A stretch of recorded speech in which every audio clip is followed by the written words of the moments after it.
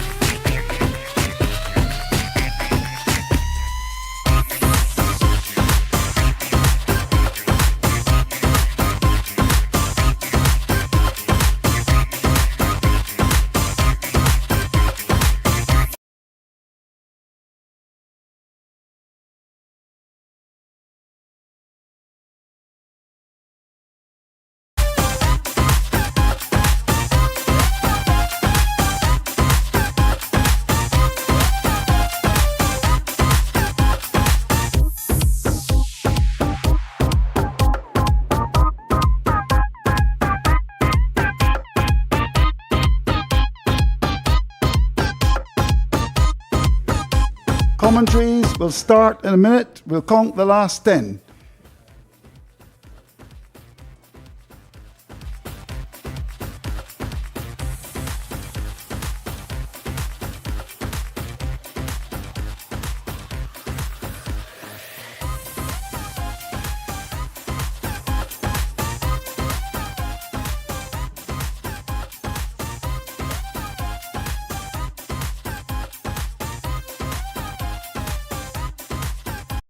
Nine, 8, 7, 6, 5, 4, 3, 2, 1. This is cricket on the Cut and Drive Network as we bring you ball-by-ball commentaries of the West Indies South Africa series. The action is about to begin. And now, for all the excitement, let's join our commentators on location. Guyana is pregnant with golden sunshine.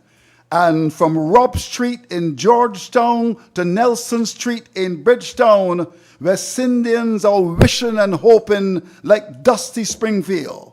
This is cricket on the Cut and Drive Network. We are in the home of the Tiger Shivnarine Chanderpaul and the Big Cat Sir Clive Hubert Lloyd. I arrived in Ghana late last night, and you know what? Not a drop of rain. And this morning when I did my early morning jog, it was so sweet to be in Ghana again. The last time I was here was back in 2017. And you know what? We had COVID. We had all those things happening. But I'm happy to be back in Guyana. We are among some wonderful people. We are at Providence. We're just about ready for the action in the game between the West Indies and South Africa. And it's my distinct pleasure to welcome a very good friend of mine, a man that I've known for quite a long time. Can you introduce yourself, my brother? Matthew Kusoon. Your smile is as broad as Providence. How are you, my friend? Good morning to you. Hi, Andrew. Good morning to you. Good morning to everyone right across the Eastern Caribbean and especially in Jamaica as well. Picking up the commentary live. Yes, good weather. Conditions are very good here at Providence. Only the third test match to be played at the National Stadium at Providence. You would have known, of course, from studying West Indies cricket in times gone by. The first test match versus Sri Lanka here in 2008, and then the second in 2011, which involved Pakistan. But a 13-year drought in terms of test cricket at Providence in Guyana. Finally, a test match, the third to be played here, and the 34th test match between West Indies and South Africa overall. So it's very good to be here. South Africa, let's update you. They've won the toss and they've elected to bat. And they've made two changes. They've brought in Dane Pete and Nandre Berger. And out is Rickleton and Ngidi. On the other hand, the West Indies, one change. Shamar Joseph comes in for Kemar Roach. I'll go through the teams here in a moment. The players are out in the middle, and it will be Jason Holder who will start the bowling from the media center end. And the sun coming back here now at Providence. Just a little small amount of spectators on hand. The umpires for this game, Hassan Raza from Pakistan, Sharfadullah from Bangladesh. As Holder comes up, he's in now and bowls to Markram, and Markram is forward and defends into the offside. First delivery. Naeem Chan is alongside me, the man from the east coast of Demerara. Good morning to you, Naeem. South Africa winning the toss and electing to bat. Obviously, I would want to say the right decision because they do not want to bat last on this pitch. Yes, I think they'll be calculating that the pitch will get quite possibly lower as the time goes by. But a nice match in the making, Matthew. Both sides have got just a few seasoned players to tag along the very inexperienced players. Holder, right hand over the wicket. That's a full toss, driven through the offside. Runs here for Markram to get South Africa off the mark. It goes over the ropes now, and that's 4 good-looking runs to get a very experienced player who would have captained South Africa as well off the mark, and South Africa up and running 4 without loss. Well, two things there with that particular scoring shot. One is the exquisite off drive from Markram. Markram is a top quality batsman.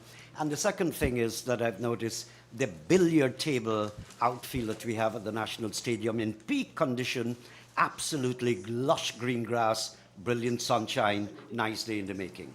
The right-hander settles 3 slips in the gully. There is a point and a mid-off. That's on the leg stump. Squares him up, gets it between third slip and gully. It's heading out towards the boundary. The fielder giving chase gets onto the ball now, and the batsmen come back for 3.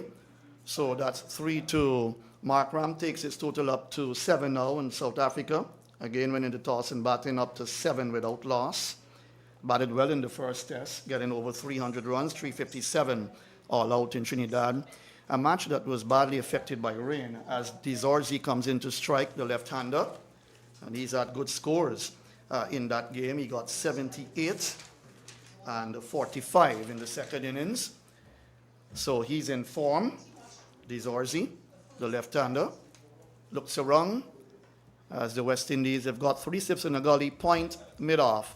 There's a mid-on, mid-wicket, and a long leg. Holder comes up, he's in. The left-hander gets the ball outside the leg stump, just rides it down into the leg side for a single. Gets himself off the mark. South Africa now 8 without loss. And when you look at their makeup on their side, very good, strong batting lineup, Naeem. When you look at Dizorzi, Markram, Bavuma, the captain, who got 86 in that first test. Stubbs, Bedingham, Verdi, and the wicketkeeper Mulder, Maharaj, Rabada. Of course, Dane Pete coming in, and Nandre Berger, the fast bowler. Here is Holder, comes up now. He's in balls too. Markram, he's on the back foot, gets it out into the offside, and there is no run. So hello to everyone right across the Eastern Caribbean, picking up the commentary. Test cricket needs to be supported in the Caribbean region. And you look at England, just concluded Test series, sold out crowds, even though the West Indies did not perform well, Naeem Chan. And it shows how the top teams in the world would always support Test cricket. I think this particular game, Matthew, both sides are rallying around some very seasoned players. A few debutants here and there, young players in the making. Holder comes up, that ball shapes back into the right-hander outside the off stump, taken by the keeper. No chance of a run. The first over comes in, and it's 8 without loss here at the National Stadium. So as I mentioned before, like Bavuma, 58 test matches, he's about the tallest standing test cricketer in South Africa at the moment. Markram 38 and Maharaj 51, Rabada 63 test matches. The rest of the people, like Zorzi, he's just 5 test matches old. So this is test match number 6. And they'll be rallying around these players that have been there for quite a while, like the West Indies, with people like Jason Holder, Craig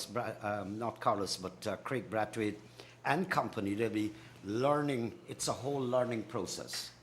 Yes, and the West Indies, of course, also trying to rebuild. They've made lots of changes along the way. But with the likes of Craig Brathwaite, the captain, leading the way along with Jason Holder in the side, you need stability. Good to see Kavim Hutch coming good as well. Good fighting player for the West Indies coming in now into the test arena. Attorney is coming into his own as well. Jaden Seals will start, had a nice little tour of England, picked up a number of wickets, comes up, he's in balls to Zorzi, who gets a ball that lifts over the off stump, shoulders arm, allows it to go by, to be taken by the keeper, no run. Just getting back to the umpires, Hassan Raza from Pakistan, Sharaf Abdullah from Bangladesh. The television umpire is Richard Illingworth. The reserve umpire is Gregory Brathwaite, and the match referee is Andy Pycroft. So you've just joined us. Roach out and Shamar Joseph, the local boy, in for the West Indies, and for South Africa, Dane Pete, the off-spinner, in along with Nandre Burger, and out is Rickleton and Ngidi. White Tot struggled in that first test up in Trinidad. Here is Seals, comes up, he's in, balls, and that's on the off stump. Jumps into line is Zorzi, plays it down on the offside of the pitch, and there is no run. Let's talk about the pitch so far. Naeem, how has it looked so far? Early days yet? Well, as I mentioned before, I think both captains know that it will be quiet and nice to bat on initially, and then you might start having the problems on day number 3, 4, or maybe 4, 5. So that's why I think South Africa opted to bat first. You've got to hope that the game can go very deep, of course. Here Seals comes up, Zorzi flicks it away, down backward of square, he won't get a run. As the fielder comes around to his left to field. That's Moti, who's in the side, of course. Didn't have a good game in Trinidad. Didn't get a wicket, of course, and it cost him in excess of 100 runs. But that wouldn't be the reason for just dropping a player from the side. You've got to give someone a chance. He did play pretty well in England. Picked up 2 prize cubs in Joe Rutan, of course. He picked him up twice. And, of course, Ben Stokes, the captain. I think lots of Guyanese too would have wanted their stars in Shamar Joseph and Gunakesh Moti to be in the side. Seals comes up, that's outside the off stump, taken by Joshua De Silva, and there is no run. So you've just joined the broadcast, and to everyone right across Guyana as well, you're driving on the busy streets of Georgetown and around the country. Good time to pick up the commentary and enjoy cricket, test match cricket. Naeem back at Providence after 13 years. Absolutely. I was looking at Seals too, if I may just add. And Seals is not a tear-away fast bowler, Matthew. But what he does, he gets the ball to cut back appreciably into the left-handed batsman, causing him to flinch. That's Zorzi. He comes up, in, outside the off stump. No shot offered by Zorzi. And again, no chance of a run. Brilliant sunshine at Providence. So that first test played in 2008 against Sri Lanka. They won by 121 runs. We were here. I think Jayawardene got 100, as well as a young man by the name of Warner Pune, I think. He got a century on debut. And of course, the West Indies lost that game. And then, of course, in 2011 against Pakistan, West Indies did beat Pakistan by 40 runs in that test match. A long time ago. Here is Seals, comes up now. He's in balls to the batsman, that's Dizorzi, gets the ball on the off stump, plays it back to Seals. That completes over number 2. And here at the National Stadium at Providence in Guyana, Markram is 7, Dizorzi 1, South Africa winning the toss and batting their 8th without loss. Well, that's sprinkling of spectators, especially in the green stand, one of the more popular stands because it's closer to where the players walk into the pavilion. So actually a sprinkling. We expect this to build, nevertheless, because you've got a few Guyanese inside of the final 11. But just to let you know that these two sides have been competing since 1991-92, coming out of the apartheid system from South Africa, of course, and entering international cricket. And believe it or not, the West Indies won the first encounter, and since then they've been losing in 10. You're absolutely correct. They've lost 22 test matches, and they've only won 3 and drawn 8. And this is a crucial test here to complete the test series. And you would want to think the decider. You don't want to think that this is a match that will end in a draw. But here is Holder, continues now. He comes up, bowls to Markram, and Markram jumps into a defensive shot, knocks it down at his feet on the offside. No run, the 32-year-old Jason Holder, and debuted against New Zealand in, 2017. And he scored that double hundred, unbeaten double hundred in the first test against England at home a few years back. And he also claimed his 100th test wicket in 2019 against India. So good experience here, Naeem. Jason Holder starting the bowling from the media centre. Comes up now, he's in bowls, and he lets it go outside the off. Some good judgment on that occasion by Markram. And he's kept on 7. Dizorzi 1, South Africa 8 without loss. But in his 69th test match, Jason Holder, and he's picked up 161 wickets before this test. Good economy rate, 2.67.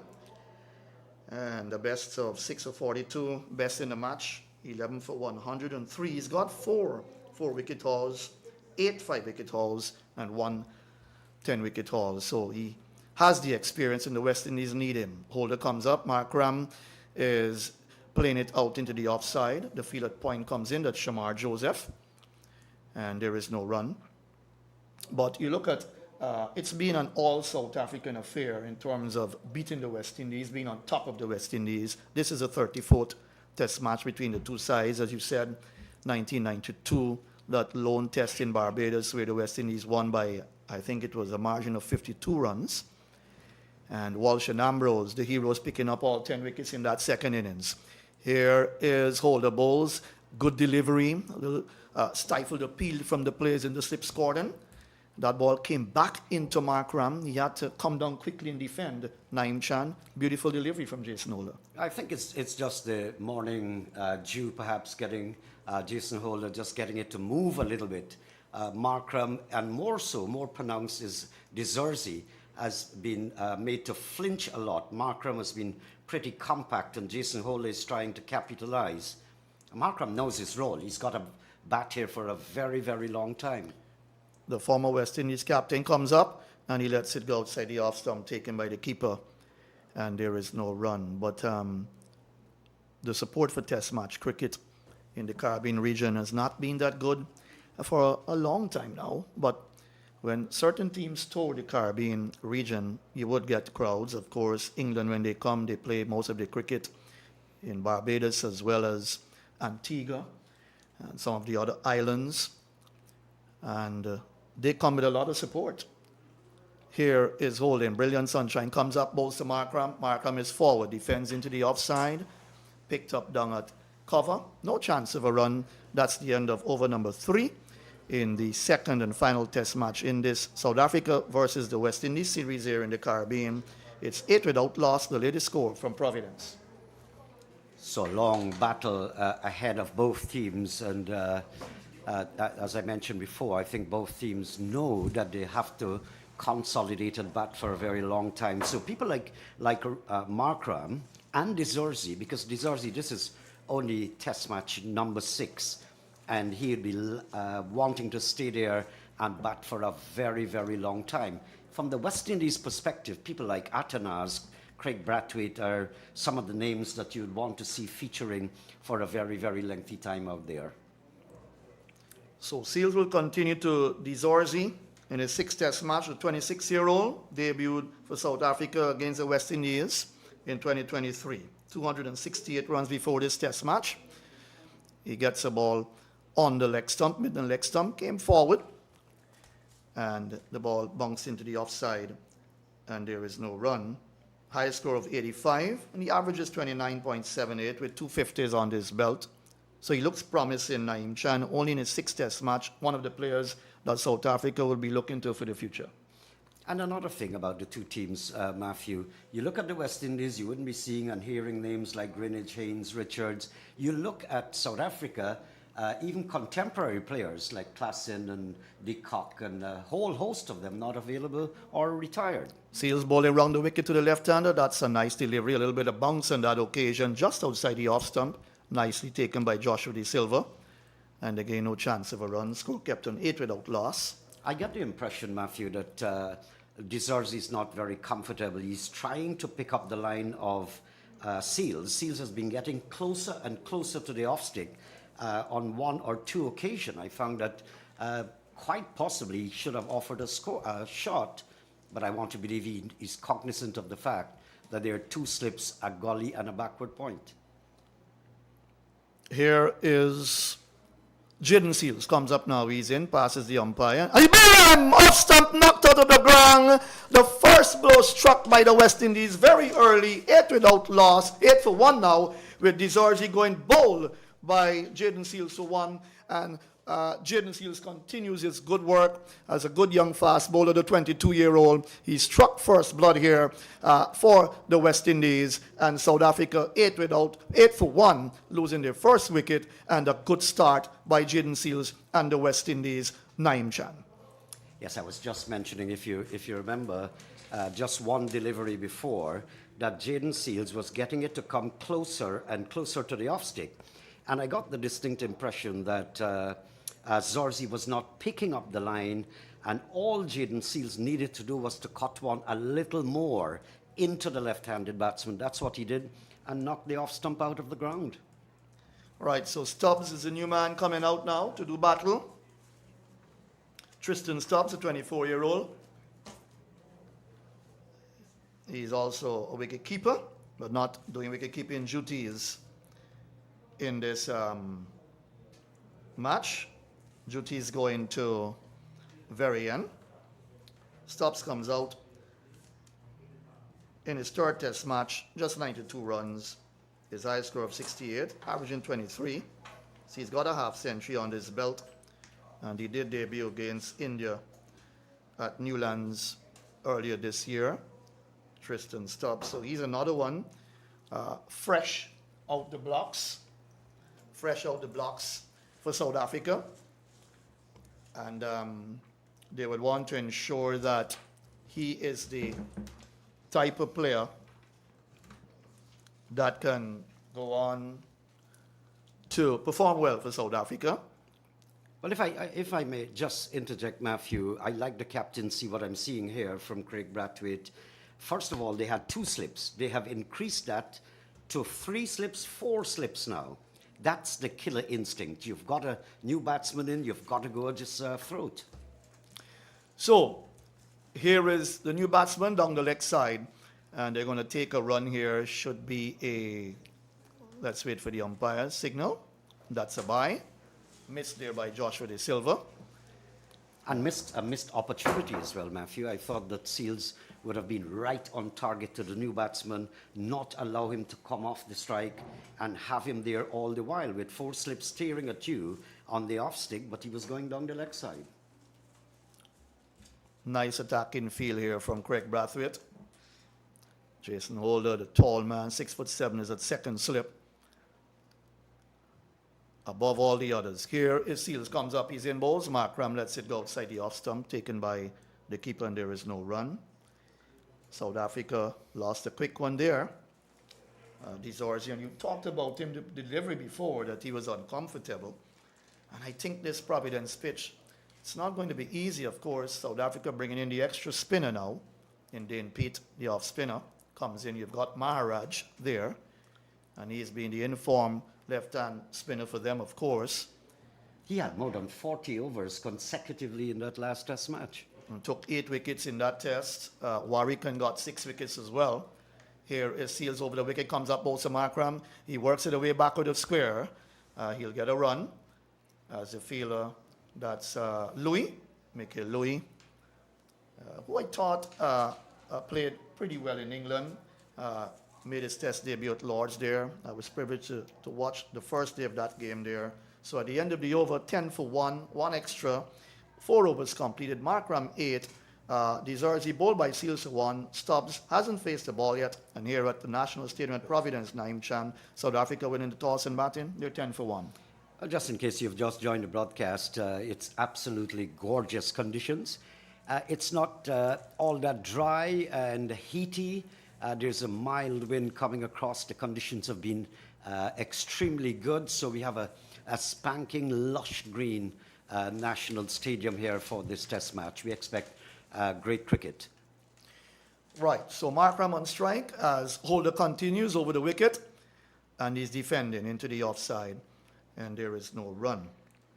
So when you look at the South African side and the way they performed in that first test in Trinidad, Markram only got 9, so he'd want to get a good score here. Dizorzi batted well in that test, failed in the first innings, now only getting 1. Stubbs got 20, and the South African captain Bavuma got 86. Bellingham 29, very end the wicketkeeper 39, and Mulder, the all-rounder, got 41. Here is Holder comes up, Markram gets the ball, squares him up, and it goes down towards second slip, all along the ground, where Warwick is. Excuse me, and there is no run.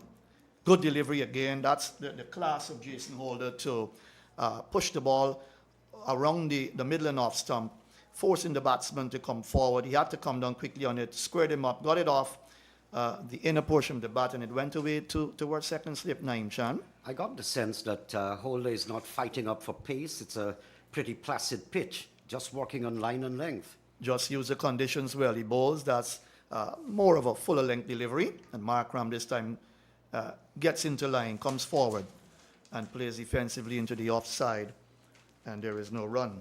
So we're talking about Stubbs, who's out there now, yet to face the ball. He got 20 in the first innings at the Queen's Park Oval, but they batted well for 357 all out, and then the West Indies 233 all out in their first innings. 3 sips in a gully, backward point. There is a cover. Holder bowls, that's outside the off stump. And again, Naeem Chan, I want to believe that what Holder is attempting to do, as you said, bowl with good control, good line, good length, and use the conditions well here at Providence. I think that's all that matters, even on a broader base, not necessarily at the National Stadium. This pitch is not facilitating a lot of speed, and Holder is a very, very experienced player. He knows that. So he's working on line and length, and he's been doing a fine job. 10 test series, these two sides, and the West Indies have not won one. Here was a drive, glorious shot through cover. Runs here for Markram. 1, they'll come back for a second as the fielder knocks the ball back in. 2 fielders giving chase, and they will get a third. Good looking shot, driven through the offside. That's the class of someone like Aiden Markram, who has very good sound technique, Naeem Chan, and South Africa will depend on him to get a good score in this test after failing in Trinidad. Absolutely. He's had 38 test matches before this, but he has a prolific background. When he came into the side, he's just 30 years. He had scores of 97, 143, 125 in his first 3 test matches. In fact, Markram is the only under-19 captain that have taken the title for South Africa in 2014. You're correct about that. Holder comes up, and that's Stubbs gets his first delivery. He lets it go outside the off stump. 13 for the loss of 1. 5 overs gone. South Africa winning the toss and batting. 13 for the loss of 1. And they've lost a very early wicket in Dizorzi, bowled by Seals for 1. It was 8 for 1 then. That's the latest score from Providence. Well, Jason Holder also deserves a wicket. He's been right on target, but equal to the task is Markram. He's leading by example as captain, and he has his head right on his shoulders. He's a thinking batsman. There is no extravagance. He has laced 2 drives, exquisite drives through the offside field. 1 went for 4. So he's a solid batsman. He's come in here at a good time and would like to lead South Africa for hours out there, batting through the entire day perhaps. Seals 1 for 1 from 2 overs. Will continue. Markram is 11. Yes, you talked about him. He led South Africa as captain in that under 19 World Cup. They won that title. And then he debuted for South Africa in 2017, his first test. One of the youngest captains. And of course, Graham Smith was one of the youngest captains, of course, for South Africa. So at age 23, that's outside the off stump, taken by the keeper, no run. The second youngest to captain South Africa after Graham Smith. And he currently captains the T20 team. Did a pretty good job in the World Cup, I thought. And unfortunately not going on to win that T20 World Cup, which was concluded not that long ago. But I thought his captaincy ability was pretty good.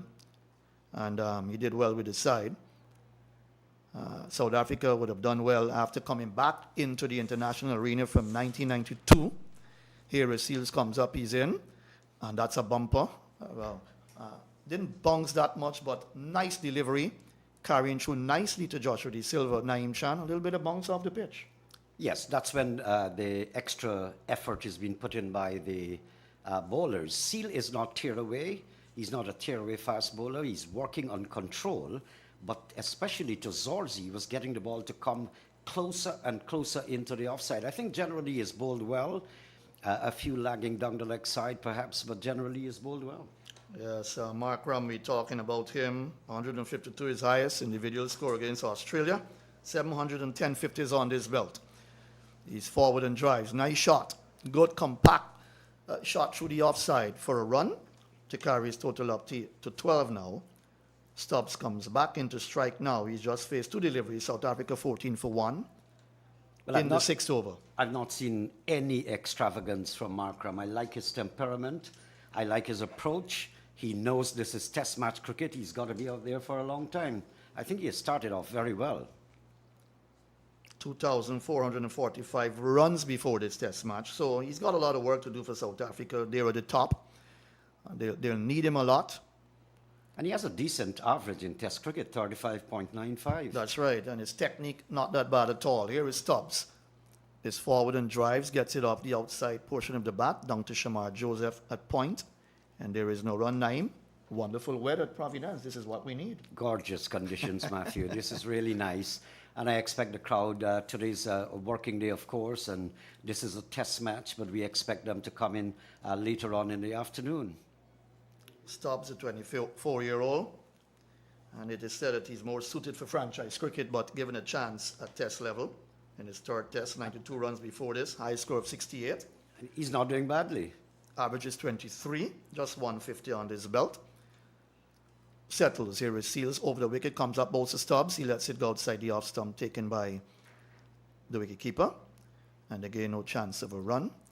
Let's look at the Providence playing area here. Naeem, looks beautiful, doesn't it? Absolutely. This is nothing short of a billiard table. But just on the pitch, something was going through my mind.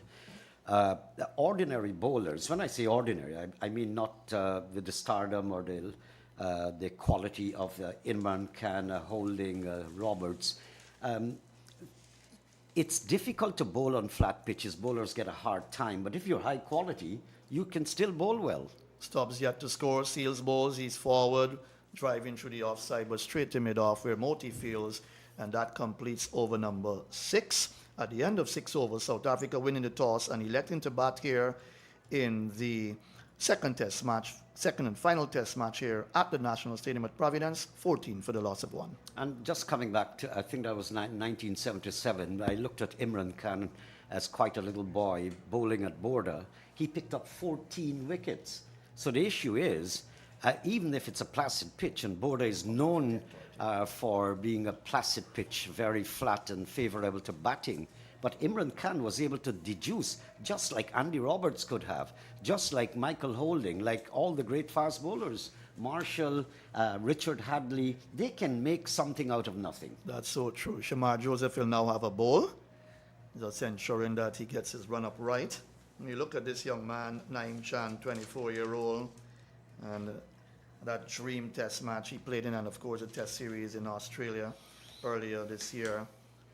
And they're saying that this is the man that won a test in Australia after 30 years for the West Indies. Some of the big names who would have played for the West Indies in times gone by, they were very emotional when Shamar Joseph took that last wicket.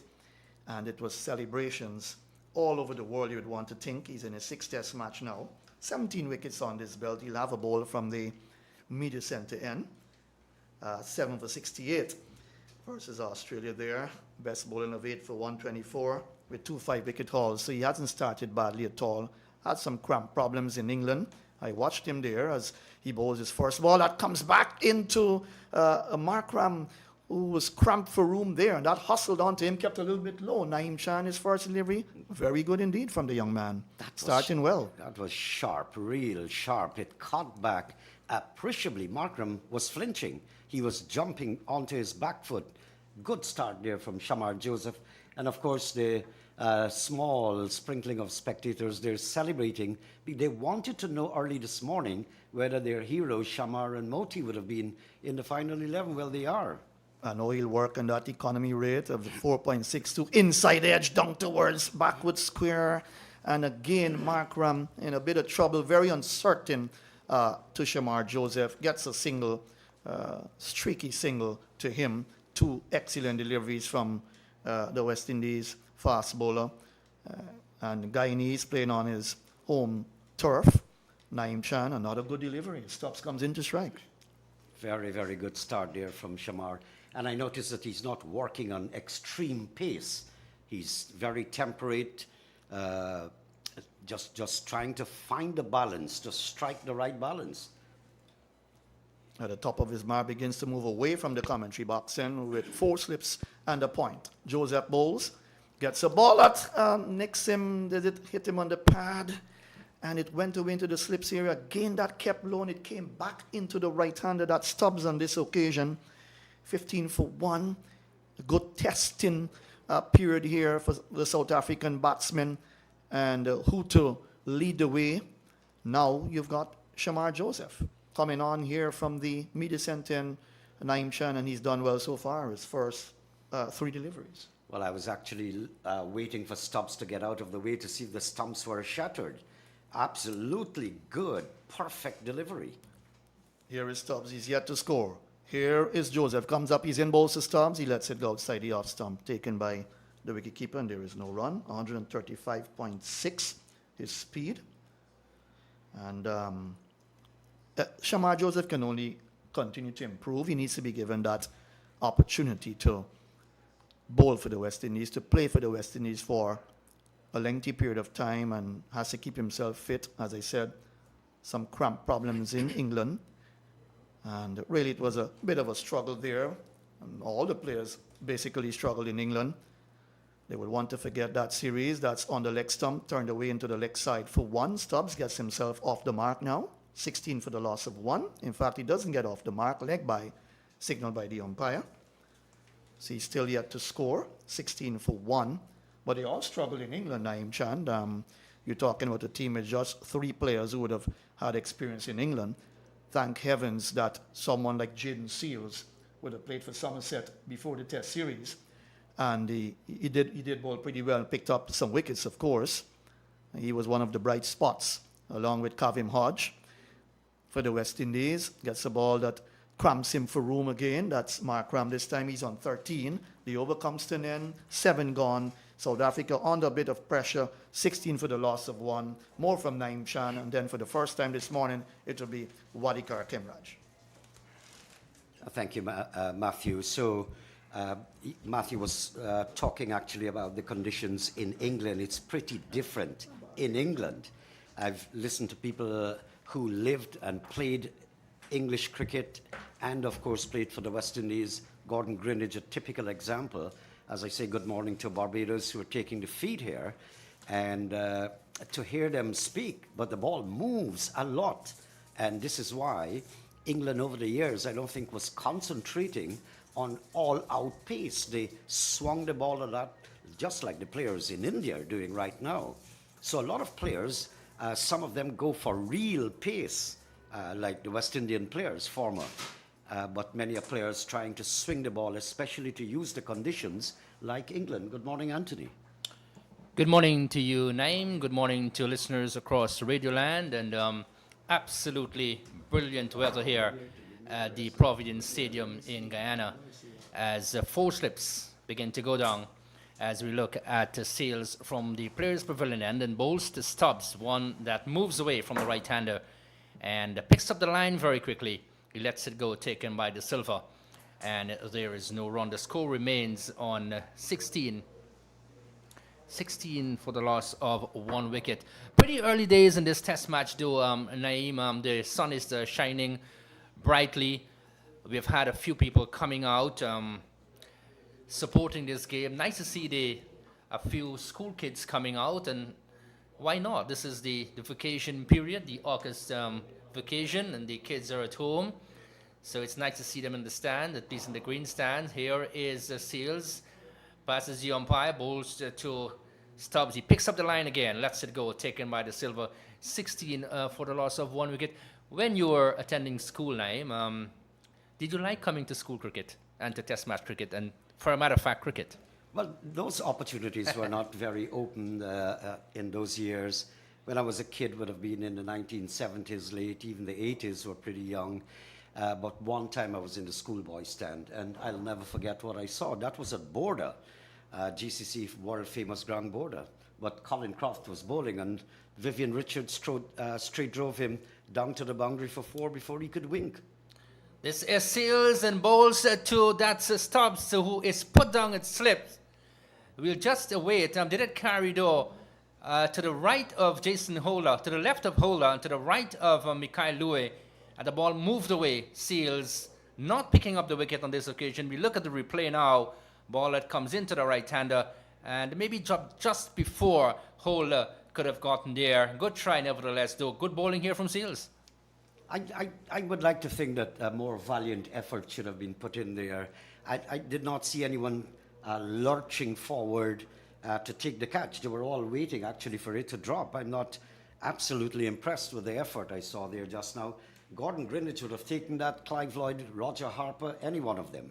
Here is Seals looking for his 54th wicket at the test level. Bowls to Mark Ram, and that's Stubbs. He is coming forward, not in complete control. He's had his problems this morning, even though the sun is shining brightly.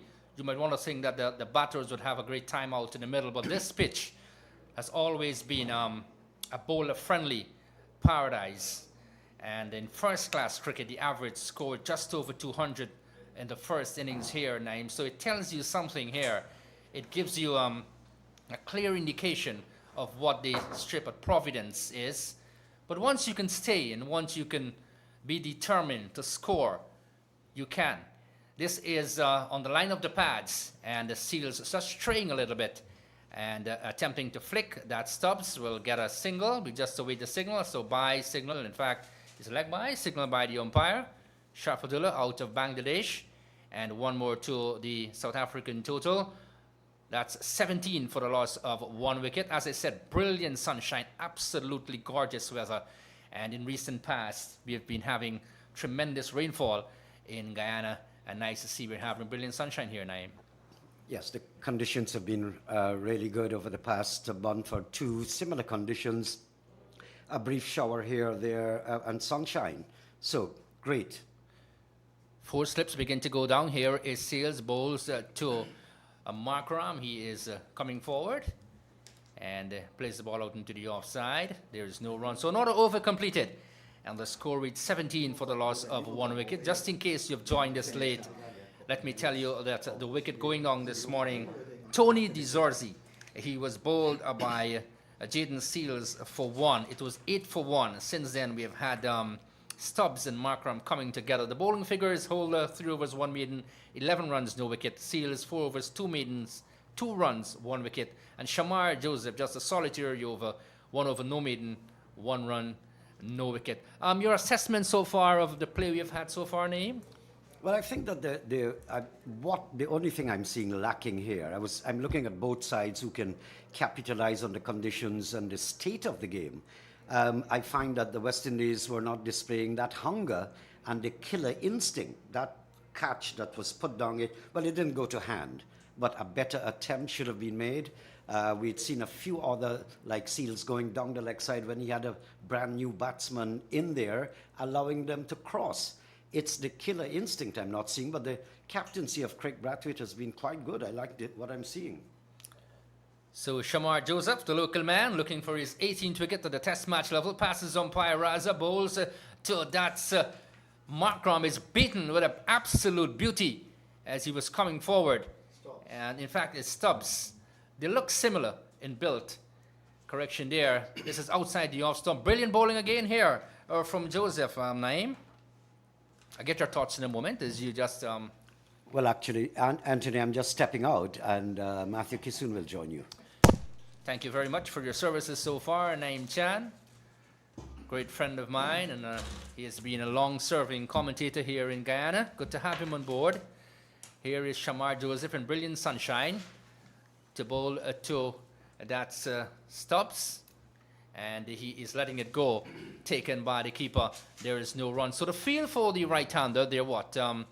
I make it 4 slips because if you look at a gully, which should be a little bit wider, that 4th slip is just closer to the fielder who is a 3rd slip.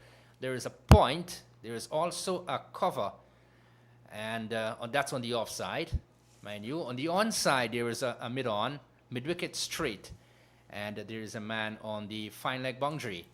Here is Joseph, passes the umpire again, and he picks up the line and lets it go. That's Stubbs, and taken by the keeper. No run. 17 for 1. Early days in this test match. We just hope that the spectators would come out.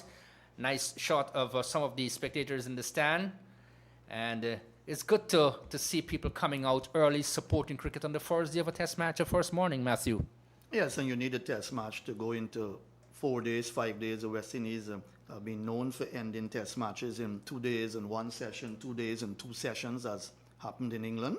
Here is Joseph bowls to Stubbs. He's coming across, then stabs it straight out to mid-wicket. The fielder comes in very quickly. That's Mikhail Louis who fields. And there is no run. So as I said to you, nice to see people coming out supporting cricket. And across the Caribbean, I want to see the standard of cricket being improved. We call for this every single day. And, come out, support the cricket. You never know what might happen one day. People tend to cling on to the shorter form of the game. Test match cricket is real cricket, I can tell you for sure. Here is Joseph, passes the umpire, bowls to Stubbs. He gets a full pitch delivery, and he's on driving this. And the fielder, that's Brathwaite, who knocks it down at mid-on. There is no run. Good, tidy stuff here from Shamar Joseph. Yes, he's bowling well. Stubbs yet to score. He's faced 18 deliveries, so they've got him under pressure. Remember, he's one of the young players in the side. He hasn't played that much for South Africa as yet. So he'll be under the microscope for South Africa, coming in at number 3. So they believe that he's got the talent to bat up the order. He's yet to score. So he's under a lot of pressure here. Markram settles, picks up the line, lets it go. Shoulders, arms, taken by the keeper, Joshua De Silva. Not over has been completed. At the end of it, it's 17 for the loss of 1 wicket. 17 for 1. South Africa winning the toss and batting here at the Providence Stadium. That's the latest score. The West Indies are bowling pretty well. Good control so far in these first set of overs. And putting South Africa under pressure, removing Zorzi, of course. Seals picked up that wicket. And you need someone like Seals to play for long periods in the West Indies side. He's had a little bit of injury here and there, but he's someone that will need to take West Indies cricket into the future in terms of the fast bowling department. No Kemar Roach. More or less, Roach is on his way out. But one of the things West Indies would need to do very consistently, which they haven't been doing, is to pick up 20 wickets in a test match. You've got to pick up 20 wickets if you want to win a game. And they need to do that. They haven't been doing that. They didn't quite bowl well in England, spray the ball all over the place, especially Alzari Joseph, who was the vice captain there for that series. He's not in this series. And they really didn't bowl, they didn't live up to expectations with ball in hand at all. Holder continues from the players' pavilion end and bowls to Stubbs. He's pushing the ball out into the offside, straight to cover.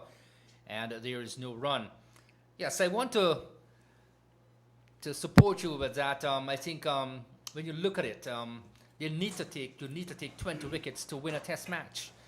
And you must have some potent bowlers, and you must bowl in good areas and put the pressure on the batters. And the West Indian bowlers of late, they've not been able to do that. We did see it in England, which of course were challenging conditions for them. But they're home now. We want to see a difference. Here is Holder, passes the umpire. And he's driving upwardly, straight to backward point, where Modi knocks it down. And they'll get a single. And that's Markram, who gets a single there.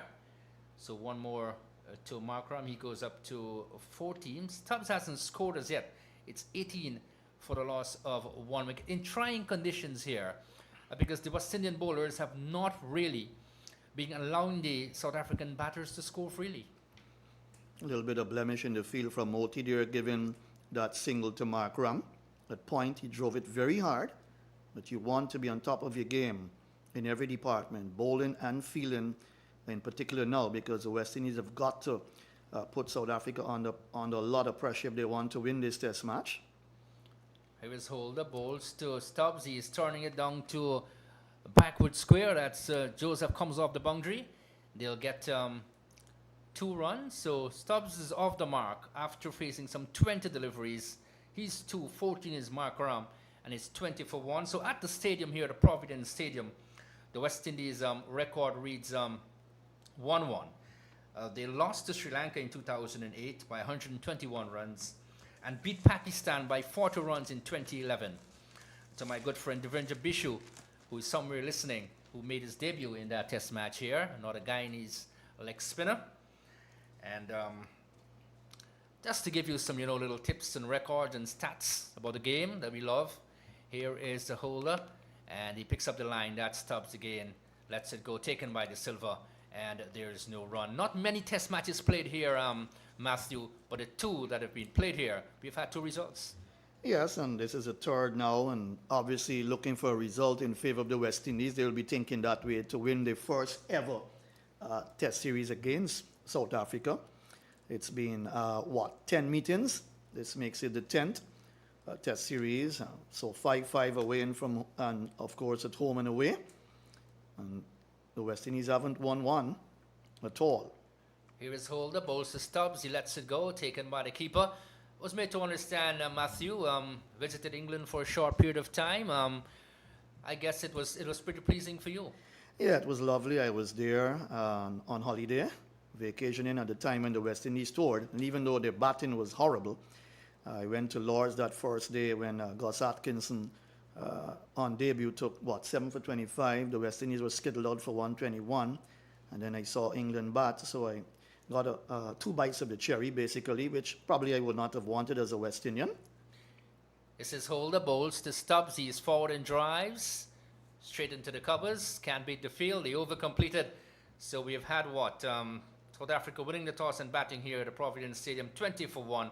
Markram is 14, and the Stubbs is on 2. Yes, continue, Matthew. Yes, and of course, you would have wanted the West Indies to perform better, but they were skittled out for 121. That was a horrible test match. That ended in, 2 days in a session, I make it. But the second test match, which I missed at Trent Bridge, I decided not to go to that test match. That was the one that you saw bright sparks in the West Indies camp in terms of their batting, where the 2 Dominicans put on 175 runs for that partnership, with Hodge getting 100, 120. And Atenez, he got 82 in that game, along with, Joshua De Silva as well got 82 in that game as well. That was a good game, but they didn't bat well in the second innings, and they lost the game on day 4, being bowled out for 140 odd. And then I went to Edgbaston first day, where they batted better. They got up to 282 all out, and they had England 38 for 3 at the close of play on that first day. This is Shamar Joseph, continues from the media center end and bowls to Markram. He's coming forward. And Shamar Joseph, of late, following his practice session, his net session, bowled really quick and might have influenced the selectors to play him in this test match at home and all of that. So far, he's bowled really well, not giving it away. And a few moments might have had the luck of having a wicket or two. He continues. We've just lost the sunshine for a bit. He's up there, bowls to Markram again. He's cramped for room as he looked to stab the ball out into the offside. He remains on 14 of 29 deliveries. Well, at this level, it doesn't matter how many balls you face. The runs are important. Stubbs is on 2, and the score is 20 for the loss of 1 wicket. And in the previous test match, at the first test, the Zorzi, Bavuma, and Stubbs were the 3 batters from South Africa who got half centuries. And that will tell you something, that the bowlers again stood out in that match, even though the match was curtailed by rain. Here is Joseph, passes on Pyraza, bowled. So that's Markram, he lets it go and he's bowled. Beaten and bowled, Shamar Joseph celebrates. And the West Indies, they're in a huddle. Congratulations, Shamar Joseph. He gets his 18th test match wicket.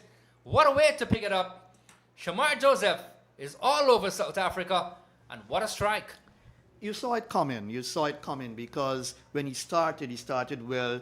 He was pitching the ball just outside the off stump, getting the ball to come back into the right-hander. A lot of movement into the right-hander. And he had Markram in a lot of trouble, cramped for room, playing on certain shots. And now finally picking him up. He stuck to the task well, Shamar Joseph, and he struck here at Providence, picking up his first test wicket at Providence, his 18th test wicket now. And that really is good for this young man. He would want to control the way he works on himself personally. He'll have to do a lot of work in terms of staying fit and ensuring that he can really play for a very long period for the West Indies. But to pick up the prize scalp of Markram was very precious for him. And you saw the way he would celebrate, and he would want to continue where he left off in Australia. Didn't produce the goods in England. I think he picked up about 2 wickets or so. But at the end of the day, Shamar Joseph is a young fast bowler that the West Indies will be looking to for the future. And he's got to manage his body well and ensure that he can be fit enough to keep bowling for the West Indies for years to come. Beautiful wicket to get. That ball came back in very sharply. And really, Markram couldn't do anything about that. He tried, but by the time he thought he could have played that delivery, he was bowled. So beautiful delivery from Shamar Joseph. It hit the top of the stumps, the off stump, and the bails dislodged. Beautiful wicket for him to get, and the West Indies now are looking good with 2 wickets under their belt. Yes, absolutely. So when you look at it, I want to believe too, and this goes sometimes with the weather, the conditions of the weather, the change of the weather. You've just lost the sunshine for a bit, and when this happens, Matthew, the faster bowlers, they tend to have a spring in their step, don't they? The conditions are cooler, they're running with lots more venom and all of that. And poor judgment there from Aiden Markram, and he went back to the pavilion. His struggle continues, Aiden Markram, after having a prolific start to his test match career. Temba Bavuma, the South African captain, and perhaps one of the shortest player in stature in world cricket, taps away. He's right-handed. Here is Joseph. And bowls to the right-hander. He is, fishing outside the off stump. That was a nothing shot for me. And he wasn't sure about it. And taken by the keeper. Good bowling again from Joseph. The score remains at 20 for 2. That was a half-hearted shot. I don't think he was certain about that one. Looking for the movement from Joseph. But Temba Bavuma, the South African captain. Does he remind you of a guy who played for Zimbabwe too? Short. That's the Tender Taibu. Mm-hmm. And of course, Gus Logie. I think he looks a little bit shorter than Gus Logie. Here is Joseph, steams in, bowls to Bavuma. He's dropping the partners, an appeal. He's out like before. The dreaded finger of Hassan Raza goes up. And I think he's going to consult with his partner, that's Stubbs, to go upstairs or not. But I want to believe he will be sent on his way. Let's see what will happen. He has 15 seconds to do so. Does he make the T signal? No, he's going back and taking the decision. Well bowled, Shamar Joseph. What we're seeing here, Matthew Kisoon, is the West Indies are all over South Africa. Yes, 20 for 3 now. You have a look back at that. Yes, he was struck on the crease, the right pad, and the decision given, that looked out to all of us, I would think. The umpire was very certain about that decision. He's gone for a duck. The captain, after getting 86 in that first test in Trinidad, with 20 for 3 now, we'd want to think that the West Indies will need to continue working hard here. You don't want to give South Africa a chance in their first innings. The West Indies are not known for batting well twice in test matches. And they would want to bowl them out for a cheap score. 20 for 3, losing 2 big wickets, especially in Markram, and of course now the captain, says a lot about what they can do. With ball in hand, the West Indies can bowl out teams if they work hard at their bowling. We saw in England, they didn't have their lines and lengths right. They weren't good enough. They sprayed the ball all over the place, and the England batsmen capitalized on poor bowling. Now you see a different kettle of fish here in Shamar Joseph, bowling well from the media center end, the northern end of Providence, and he's worked up some pace, and he's been able to bowl bang on target as the new man comes out now, Bedingham. David Bedingham, he's here to face the music. He's here in beautiful Guyana, in South America, as he looks up and sees Shamar Joseph, who is about to prepare to bowl to him. He taps away, he's right-handed. We've lost the sunshine. Here is Joseph, he's up there, bowls to Bedingham, he's coming across and taps it straight up the wicket for Joseph to field. What an over from Shamar Joseph, excellently bowled. It's 24-3, and what a game we're having. Yes, 2 for 1 from 3 overs. That's what the doctor would have ordered for someone like Shamar Joseph coming into this test, replacing Kemar Roach.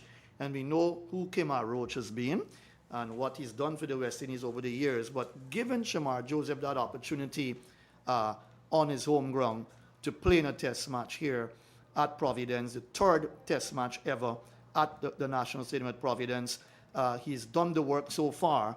And I think it's all about how Craig Brathwaite manages him now to ensure that he can put the South African batsmen under a lot of pressure. When you look at Verriende, the keeper to come, Mulder, Maharaj, Rabada, Pete and Berger, the top order is strong for South Africa, but they're whittling now. They're wobbling at 20 for 3, with only Markram getting 14 so far, and this is what you want to see from a West Indian standpoint.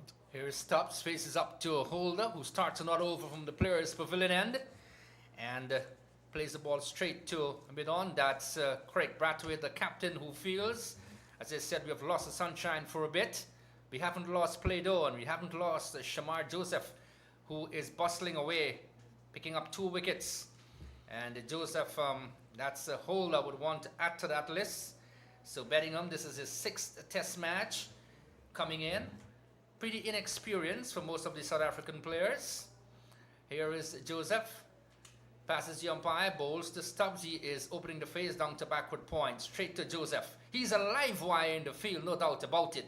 When he's batting, he can give a smile or two. When he's in the field, he's running, throwing himself around. When he's bowling, that's when you want to see him. And it's good to have these sort of cricketers, Matthew. Not only good in one particular area, but in all-around cricket, is always nice to see. Switching places with his fellow countryman in Gudakish Moti. So he's come down to long leg, and Moti now coming into the point position. So 3 sips and a point. Backward point, beg your pardon. Cover and a mid-off. Then you've got mid-on, mid-wicket, and a long leg. Here is Holder to Stubbs. He is coming forward. And Tristan Stubbs has been kept on a tight rein here by the West Indian bowlers. And that is understood because their back's against the wall right now. And they need to get out of this. They need to dig out of this, find a way. And that's what Test cricket is all about, Matthew. Remember the old great games. And then when teams were way back, they came back with a fight, with a bang. You have to have that sort of character to go through these sessions. Here is Holder. Passes the umpire to bowl to Stubbs. He is coming forward. One that lifts on him. And just placed out into the offside. No run. Still 20 for the loss of 3 wickets. Test cricket What a lovely game it is. At its best, of course, they won early moments in this test match here. The West Indies are in the driving seat so far, 20 for 3. What they have to do now is to work away very hard at the other batsmen to come. Don't give them anything. Good lines, good lengths are what you need. This is what England did when they bowled against them in England. Good lines and good lengths. Here is Holder, bowls the Stubbs. This is forward and strokes it straight to mid-off. And fielded by Seals, who comes from the mid-off area. He collects 24-3. At this point in time, I want to say thank you to these sponsors. The Sports Network in Berbice, Guyana. The Sports Network, we do coverage for radio, TV, and the internet. And Red Rose Advertising, also out in Berbice. Your success is our business. It's nice when corporate Guyana can come on board and support cricket. Here is Holder, bowls the Stubbs. He's coming forward, pushes the ball onto the offside. The score remains at 20 for 3 and not over completed. Yes, it's good to see South Africa giving their younger players an opportunity. You know, they've pushed themselves up to what? I think number 4 in the rankings. The West Indies are down at the bottom in World Test Championship. And they're at the bottom, basically. So with the break now, they're going to have a drinks break. You look at what the West Indies would have done so far after South Africa won the toss and elected to bat here at Providence. Zorzi went for 1, Markram 14, and Bavuma duck. It's all been the first hour of play would have produced a good effort from the West Indies in terms of their bowling department, not strain the ball around the place. And when you bowl good lines and lengths, Anthony, you're going to pick up wickets. You're going to force the batsmen to play at every delivery. And what we saw Seals did from the south end, he bowled Zorzi with a beautiful delivery. And then Markram and Bavuma snapped up by Joseph, because Joseph came on from the media center end, and right away he got movement into the right-handers. That's one of his top deliveries that he would bowl, getting the ball to move into the right-hander. Of course, that will be away from the left-hander, and that's what he did in Australia. Got good movement. The pitch suited him well, of course, and extracting the sort of pace here and bowling good lines and good lengths is what he has to continue doing, and he's being rewarded with 2 wickets. Now with the drinks break, what would they be saying to themselves? You've got to deal with Stubbs, who's 29 deliveries. Bellingham has got a test 100 on his belt, and he's also got 250s, 376 runs before this test match. So he's got 110, his highest individual test score.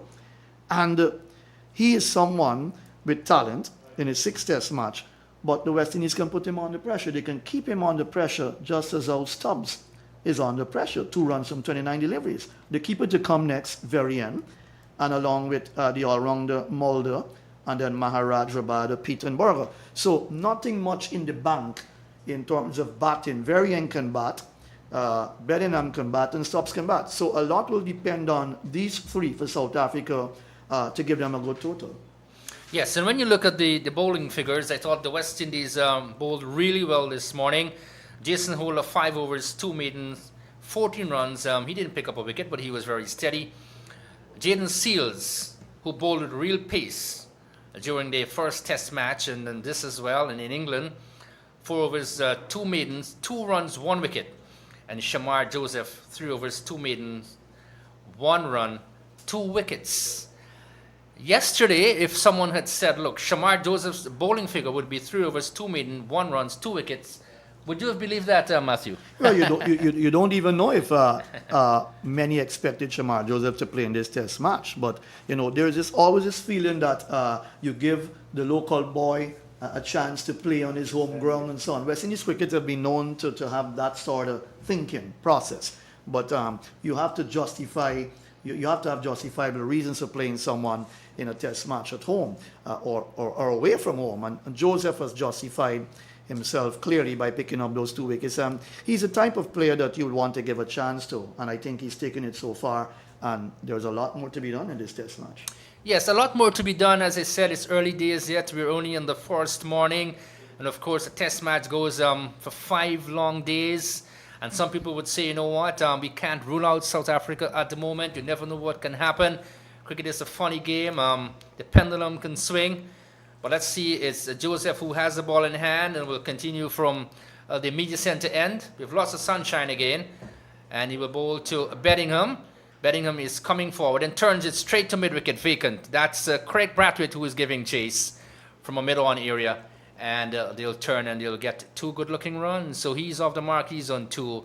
And the score reads 22 for the loss of 3. The 30-year-old, we said he can bat. He also does wicket-keeping duties. He did have a stint with Durham in terms of his cricketing career, and he did well there. You remember Durham? Brian Charles Lara would have scored 501 against them for Warwickshire. And I was there. That's at Edgbaston. Here is Joseph, comes up, bowls to, that's Bedingham, and he is beaten outside the off stump. Might have kept a little bit low as well. We've seen the two-pace nature of the Providence Stadium pitch time and again. And the captain, that's Craig Brathwaite, supporting his bowler. 3 slips. I might just be saying it's a white forward slip. There is a point, there is a cover on the offside. And on the onside, there is a mid-on in the captain, Craig Brathwaite. There's also mid-wicket, which is rather short. And there is a man on the fine leg boundary. Here is Joseph. He steams in, passes the umpire to bowl to Bedingham. He's coming forward, beaten outside the off stump. There's an appeal. Not out, says the umpire. That might have passed rather close to the bat. We'll just await the replay. And it's pretty close. Would the West Indians take the review? I don't think they'll do so. But good bowling again from Joseph. Beaten all ends up. It was a beautiful delivery. And when you look at it on the replay, pitched up nicely. Look at that. That one came back into him, went between bat and pad. Made a little bit of height onto him, but in no man's land. That went between bat and pad.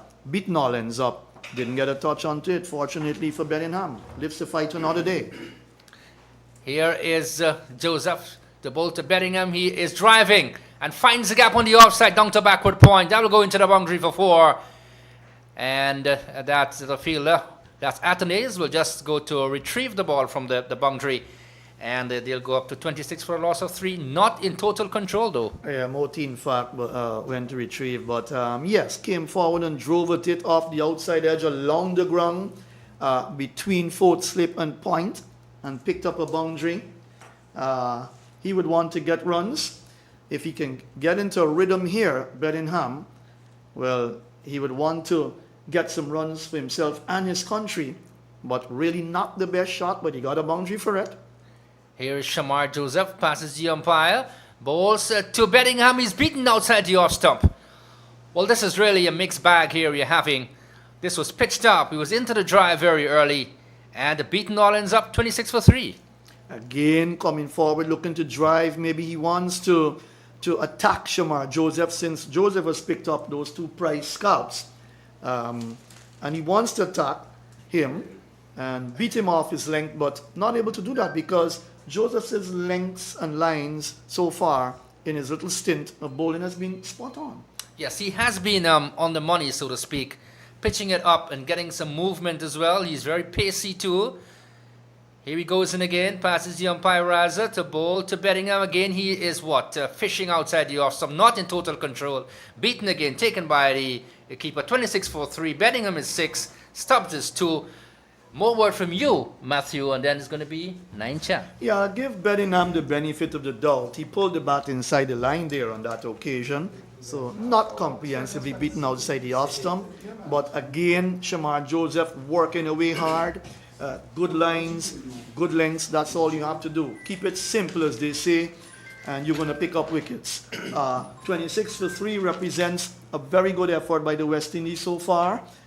Just what, an hour and about 7 minutes gone on the very first day of the second and final test match here, South Africa versus the West Indies in the Caribbean here. Of course, there's white ball cricket to follow, the ODIs and the T20s, but with the bowling of Seals and Joseph so far, of course, Jason Holder held his own as well and bowled pretty well. The West Indies are on top in the bowling department. Good day to you, 9. Yeah, Absolutely. They have had a great morning so far. It'll be interesting to see, but I don't think Craig Brathwaite might go that way. Interesting to see what the spinners will do, because both South Africa and the West Indies are focusing on spin, but the Pacers this morning, they have done extremely well. So Craig Brathwaite is sticking with them. We're going to go some more and see how far we get. Seals has been brought back into the attack. Nice, brilliant sunshine. He's up there now and bowls to Stubbs. Stubbs is letting it go outside the off stump. We'd seen a few deliveries, Matthew, from Seals earlier on where he was lagging, straying down the leg side, but he has bowled pretty fast. He was competing actually with Shamar Joseph, just about 136 kilometers. Yes, but one thing about Seals, you'll get him to come back good, and that's what I like about this young man from Trinidad and Tobago. He is a fighter, and at age 22, he's got a good future. I think that his little stint in England for Somerset did him well, and that helped him to perform reasonably well in England as well. Here he is now into Stubbs, beaten outside the off stump. Nice, genuine delivery. That one made some height off of a very good length, and Stubbs was prodding forward in no man's land, taken by the wicketkeeper. Good ball. His first stint at Lords, when they had to bowl at England after they were dismissed, I thought he bowled well. That would have been the Place Pavilion end. Not in fact, that was from the other end. He was bowling up the slope, and he bowled well. I thought he had the batters in some trouble, beating them outside the off stump here and there. But then when he had another stint of bowling, he sprayed the ball around a bit. 4 slips. Here is Seals into Stubbs. Stubbs is just playing it gently into the onside. There is no run. So Craig Brathwaite is continuing with the aggression, which I absolutely agree with. You can't have a side down 3 wickets, all the star batsmen back in the pavilion, and give any kind of respite here to the South Africans. Yes, just a few short pitch deliveries as you look at the way they've bowled so far. And they've kept it good discipline.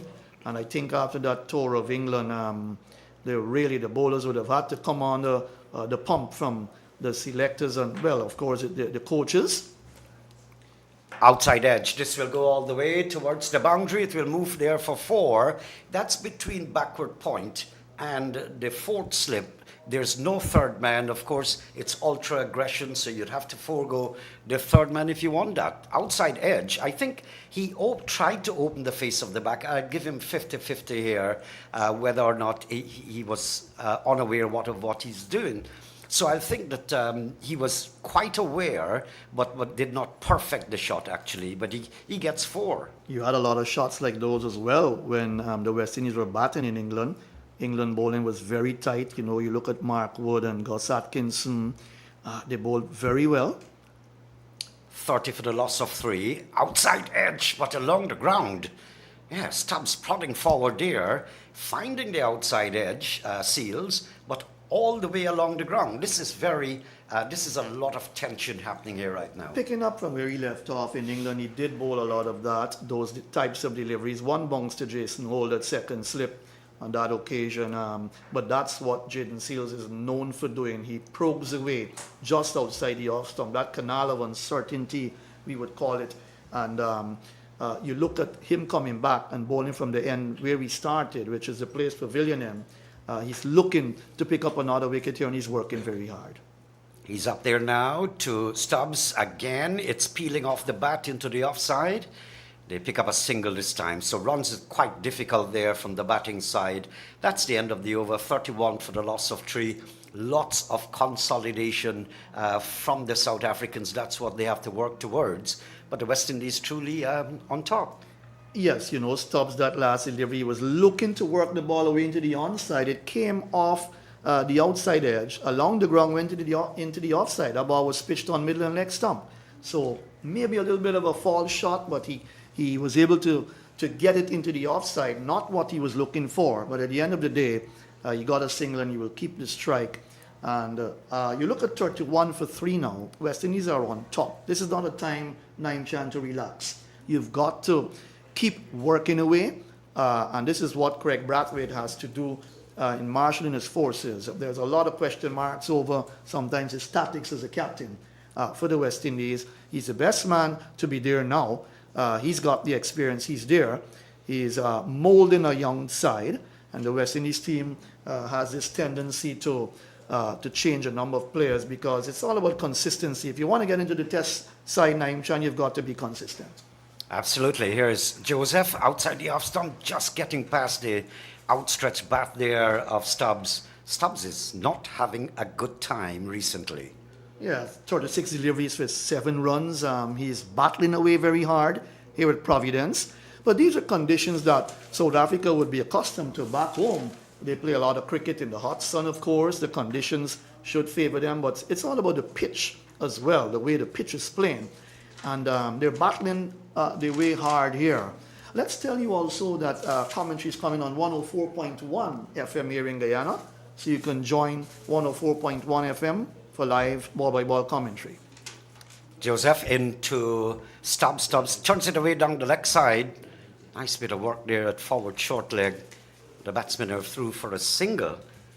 That's Bobby Vera radio station, Light FM, 104.1 FM. So you can switch over if you're not there as yet. Pass the news around. Bobby Vera's radio station, Light FM, 104.1. Shamar walks back to his mark. Brilliant sunshine streaming down at the National Stadium.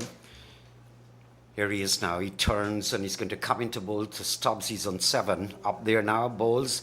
And Stubbs is in control this time because it's a little bit wide of the off stick. Rising delivery. And he lets it go outside the off stump.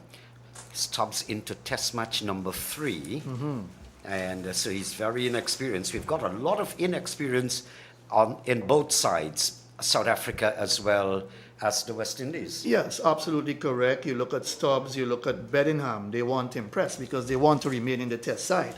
You know, you don't have any de Kock at the top anymore for South Africa. They've lost some good players as well. So it's time to replace them with players that can impress and improve. Shamar, test number 6, outside edge. Again, a bit of bad work down at the slip cordon. This will not go for 4, but they've gone back for 2. Will come now for 3. I'd love to see the replay in our monitor there, but it came off the edge of the bat, along the ground, and straight through the cordon. Actually, one bounce to Holder's left side, and then it went away from him down to the boundary. They picked up, 3 runs? You look at it on the replay. One bounce to Holder to his left, a little bit low. And a little bit poor too. You can't take these catches. You've got to stop them. We've seen this is the second time I'm seeing that in the slip cordon. Yes, he should have stopped it. Actually, it wasn't a catch. It didn't carry to him, but he should have stopped it at the end of the day. Well, forgive me for sounding a bit aggressive, but I've come from an era where we had great slip fielding. This is outside the off stump, and Beddington this time is fending at it, misses it outside the off stump, taken by the keeper. Yeah, Bedingham looking to play a cut shot, and the ball cut back into him, kept a bit low, going through to the keeper. He's under some pressure in his 6th test match, but these two will have to try and work hard for South Africa, in the batting department to give them a respectable total, because the way it looks right now, the West Indies bowling definitely on top, and it's all up to South Africa to buckle down, these two batters now, and really work hard. They need to.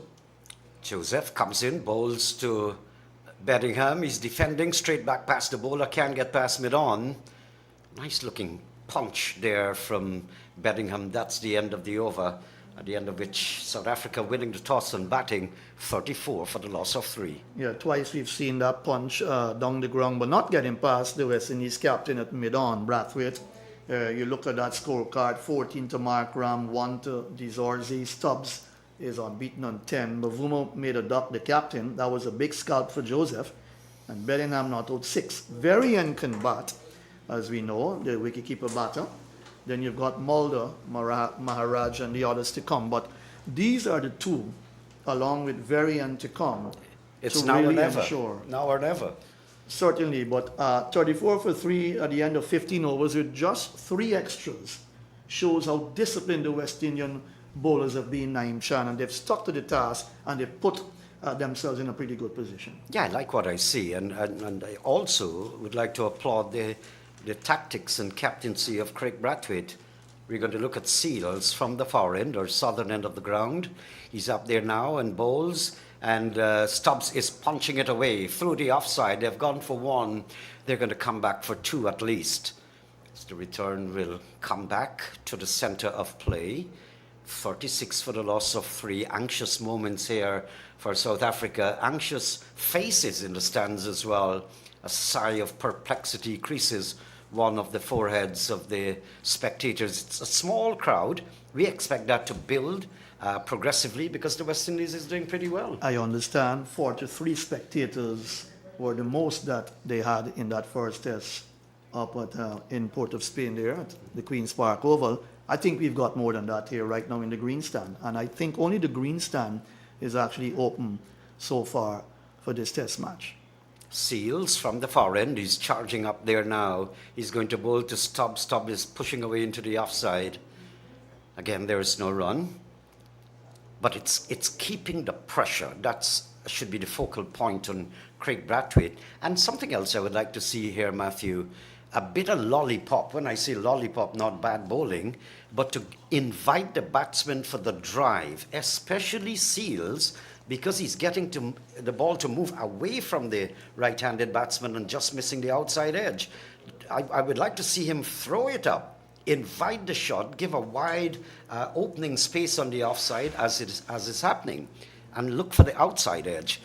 Seals up and bowls to Stubbs. Stubbs that one is pitched up, but he can't get past cover, and there is no run. But invitation, we have you with your backs against the wall. I'm inviting you to go for a drive, like inviting you to a party. Of course, and the fast bowlers are on top here for the West Indies. No need to think about spinners yet. If you've got South Africa in this position at 36 for 3, and it's been all fast bowling from the West Indies, well, keep them on. Just rotate them around nicely and show that they manage themselves well. The captain has to manage the way his fast bowlers bowl away at South Africa. Steve, Seals into Stubbs. Stubbs drives. That's a magnificent shot. It peels the green, lush green grass that is from the National Stadium at Providence. I think that's about the best shot. We saw a cover drive from Markram earlier in the innings, but this is simply the best. I think the third boundary in the inning so far. I hope I'm correct, but that was a beautiful stroke. What you call the square drive through the offside, beautifully played by Stubbs, and he's beginning to look good. He's got, 16 from 43 deliveries, so he's batting. He's looking to buckle down, concentrate, and build a nice innings. That's what you've got to do. What I like about Stubbs is that he knows this is test match cricket. I'm not anxious. We're not in a hurry. Here is Seals. He's going to bowl to Stubbs outside the off stump, wide enough for Stubbs to think about it and let it go to the wicketkeeper. So much talk about West Indian players not interested in Test cricket now, and so you've got to field probably a second string side to play Test cricket because of white ball cricket, franchise cricket, where you're making all the money. I would want to think that Test cricket is still exciting. It is. When you look at some of the Test matches around the world and the results from some of the other sides, Test cricket is here to stay. It doesn't matter how much of an impact white ball cricket has had in the world. Test cricket is just about the best in terms of cricket. Seals comes in to bowl to Stubbs. Stubbs, again, it's wide, and he lets it go outside the off stump. There is no run. And that's the end of the over. Over number 15, 40 for the loss of 3. Just to go through the scorecard for you. South Africa won the toss and decided to bat. Zorzi bowled by Seals in over number 4 for 1. It was 8 then for 1. Then Markram bowled by Shamar Joseph. Shamar Joseph was brought in at the 10th over and bowled Markram. All ends up 14 he made, 20 for the loss of 2. And while there was no increase to that score, Bavuma, who had a good knock in Trinidad and Tobago, was LBW again off the bowling of Shamar in the same over. At that stage, Shamar had picked up 2 wickets for 1 run. So we had seen some good aggressive bowling from the West Indies for the morning. And of course, if you've just joined us, this is test match number 2 as I welcome again to the microphone Wadikar. Good morning again to you, Naim. Good morning to listeners across Radio Land. Yeah, it continues to be a morning dominated here by the West Indies, no doubt about it. They've been able to take 3 wickets. It's 40 for 3 now. What I'd want to see is not a lengthy partnership between these two, Stubbs and Bedingham. They can bat for long periods, we know that. So they'll want to get them back into the pavilion as fast as possible, but from a South African standpoint, they'll want to stay there for a pretty long time. They would want to stay here perhaps until tomorrow and score runs as well. Shamar Joseph is in and bowls to Bedingham. He's flicking away. I doubt whether he got a nick onto that. I think we'd wait on the signal of the umpire. Went down towards long leg, no signal, so run scored. And it was pitched up there. For the first time, I'm seeing Shamar Joseph straying down the leg side. He has been pretty accurate since he started off this morning. Yes, this morning when he started, he was pretty on. He was spot on. Perhaps just tiring it a little bit. The brilliant sunshine that's been prevailing during the course of the morning session, and putting South Africa on the back foot. He's been able to nipping the ball around, and that's important to see from Joseph. Moving the ball around, not only bowling pace. Well, it's a pretty interesting field from Craig Brathwaite. I'll come to that in a while.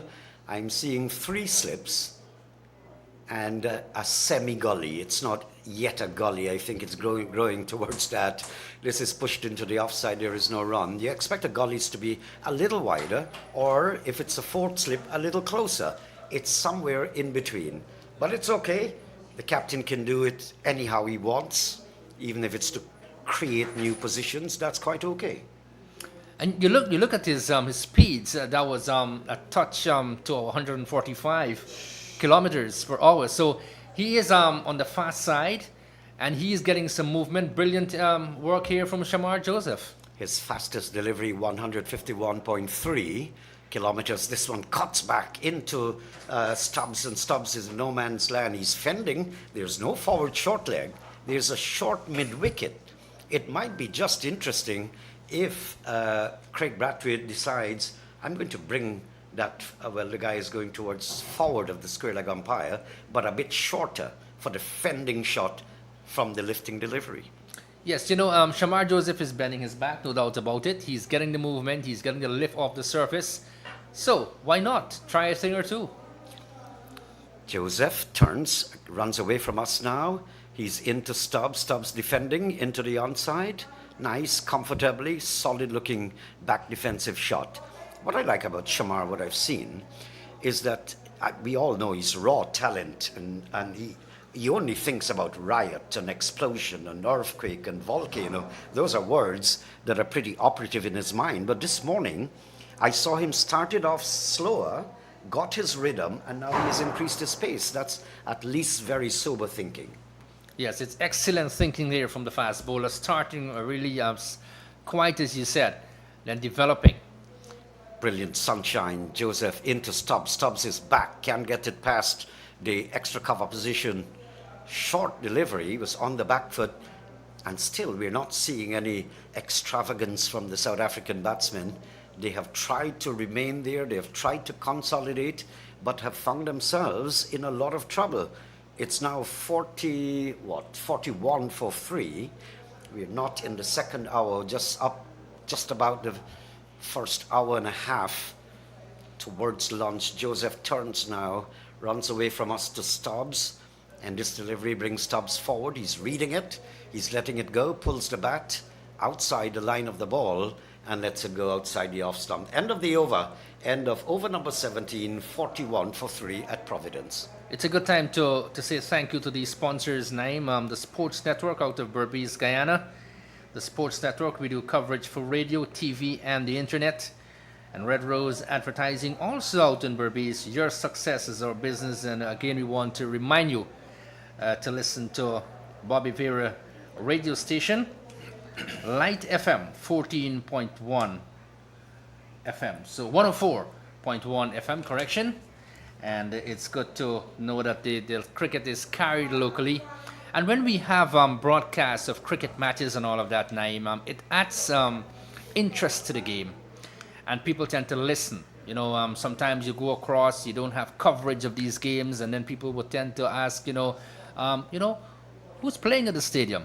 who's playing at Albion, who's playing in Berbice, who's playing in at Board and all of these things. So when you have coverage and the coverage is widespread, people follow the game, and by that time you can promote the game as well. Of course, and there's another flavor that radio adds because we have to describe what we're seeing and the listeners not seeing. So we've got to paint that picture, whereas television is quite different. You see what's happening. Change of bowling.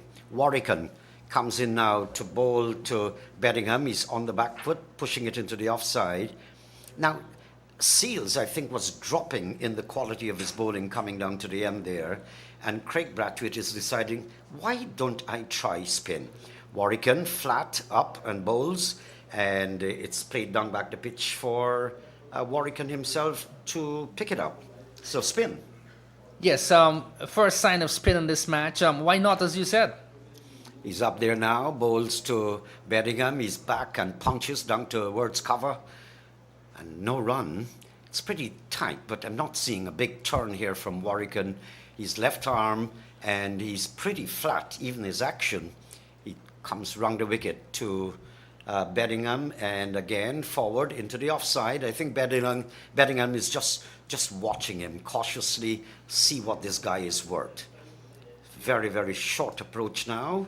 Passes the umpire. He's up there, bowls, Bedingham again forward. There's a forward short leg now, Wadikar. This is interesting field placing by Craig Brathwaite. Good to see it. Yes, you have to be able to think fast on your feet, isn't that so? Here he is again, flat delivery, worked into the onside, nicely knocked down at short mid-wicket. Looks like Craig Brathwaite, am I right? And a good bit of work, that's the end of the over. At the end of which South Africa winning the toss, 41 for the loss of 3. Yes, when you make an assessment of this play so far, 41 for 3, we've had 18 overs bowled. It just goes to show that the West Indies have had the upper hand of the exchanges so far this morning. They've been able to take 3 important wickets and to peck South Africa back. That piece of fielding just now, we look at the bowling there, Naeem. Holder 5 overs, 2 maidens, 14 runs, no wicket. Seals 6 overs, 2 maidens, 13 runs, 1 wicket. Shamar Joseph 6 overs, 2 maidens, 11 runs, 2 wickets. And Warwican just a solitary over and a maiden as well. So the bowling has been the strength of the West Indies so far. That piece of fielding just now by the captain, Craig Brathwaite, was pretty good. That is what you want to see from a captain, to lift the spirits of the team. Well, I think we'd like to see that from every member of the squad. We'd seen some bit of shabby work in the slip cordon with 4 slips, ball getting through, going down towards the boundary for 3. Earlier we saw another one where a brave or a valiant enough effort was not put in by the slip cordon. So Stubbs is going to face up to Shamar Joseph up there now and bowls to him. It's short. He's on the back foot, squares it up on the offside. They've gone for 1. They're going to come back now for 2. Nice, beautiful, lush green, flat outfield. What a spectacle at the National Stadium here. We used to boast several years ago describing the GCC ground border as the billiard table of the Caribbean. And the stadium, I can tell you this, it's perfect. Yes, and all the rain that we've had too in recent times might have given it a boost, isn't that so? The greenery. Precisely. Joseph comes in, bowls to Stubbs. Stubbs is working it through the onside. Runs here, at least 2. They've gone for 1. Turn now, they're coming back to complete 2. And of course, the ability of the National Stadium were rated as far as absorbing water. I was here during the construction of the National Stadium, and they've got about 3 feet of sand on those grass that you're seeing there. So it absorbs a really good drainage system. And of course, this was built in 2007 for the World Cup. Shamar Joseph today, in August 2024, up and bowls to Stubbs. He's punching it away into the offside, and not a single. So gradually, the South Africans are recovering from that absolute breakdown with 20 runs on the board and 3 wickets gone. The top batsmen in Dizerzi, Markram and Bavuma. But these batsmen have stayed there. That's the important thing, and gathering 1 by 1. Yes, Stubbs is 20 from 52 deliveries, but it doesn't matter. He's staying there. He's occupying the crease. He's putting on pressure. So that's nice to see. Shamar Joseph in and bowls to Bedingham, flashing outside the off stump. There's a vociferous appeal, not out, says the umpire. That would have been an appeal for LBW, I guess. But Well, I guess, yes, he was struck on the pad. He was just playing back. Might have missed just the length and the line of delivery. But good bowling again there from Shamar Joseph. They had time to take the review. I think Shamar was just questioning whether or not, we were going to go for the review. But in the end, the captain decided not to go for it. And the batter there remains stable. That's Bedingham. They'll want to see him back into the pavilion. He can bat for long periods. And that's going to be a worrying sign if he stays there. That's what the South Africans want at this stage. Bedingham settles there, and Shamar Joseph loses his run. So he's going to come back all the way towards his mark. So poor partnership so far by South Africa. Markram and Zorzi posted 8. Markram and Stubbs posted 12. Stubbs and Bavuma, none. And Stubbs and Bedingham, they've been working, taking the score from 20 for the loss of 3 to 46 for the loss of the same 3. That's about 23 added here. Joseph comes in, bowls to Bedingham. He's back and punches it. Long chase here for the mid-off fielder. They've got to come back quite possibly for 3. Yes, they're turning now for the 3rd run. But not enough power in that shot. Didn't come off the meat of the bat. I think that the batsmen are putting themselves under pressure as well. That was a pretty short ball, and I thought that Bedingham had all the time. There's a big gap on the offside between cover point and mid-off. And the whole wide area is open down at cover and extra cover. So mid-off had to run all the way to the boundary. That could have easily been punched a little harder and punished because it was pretty short.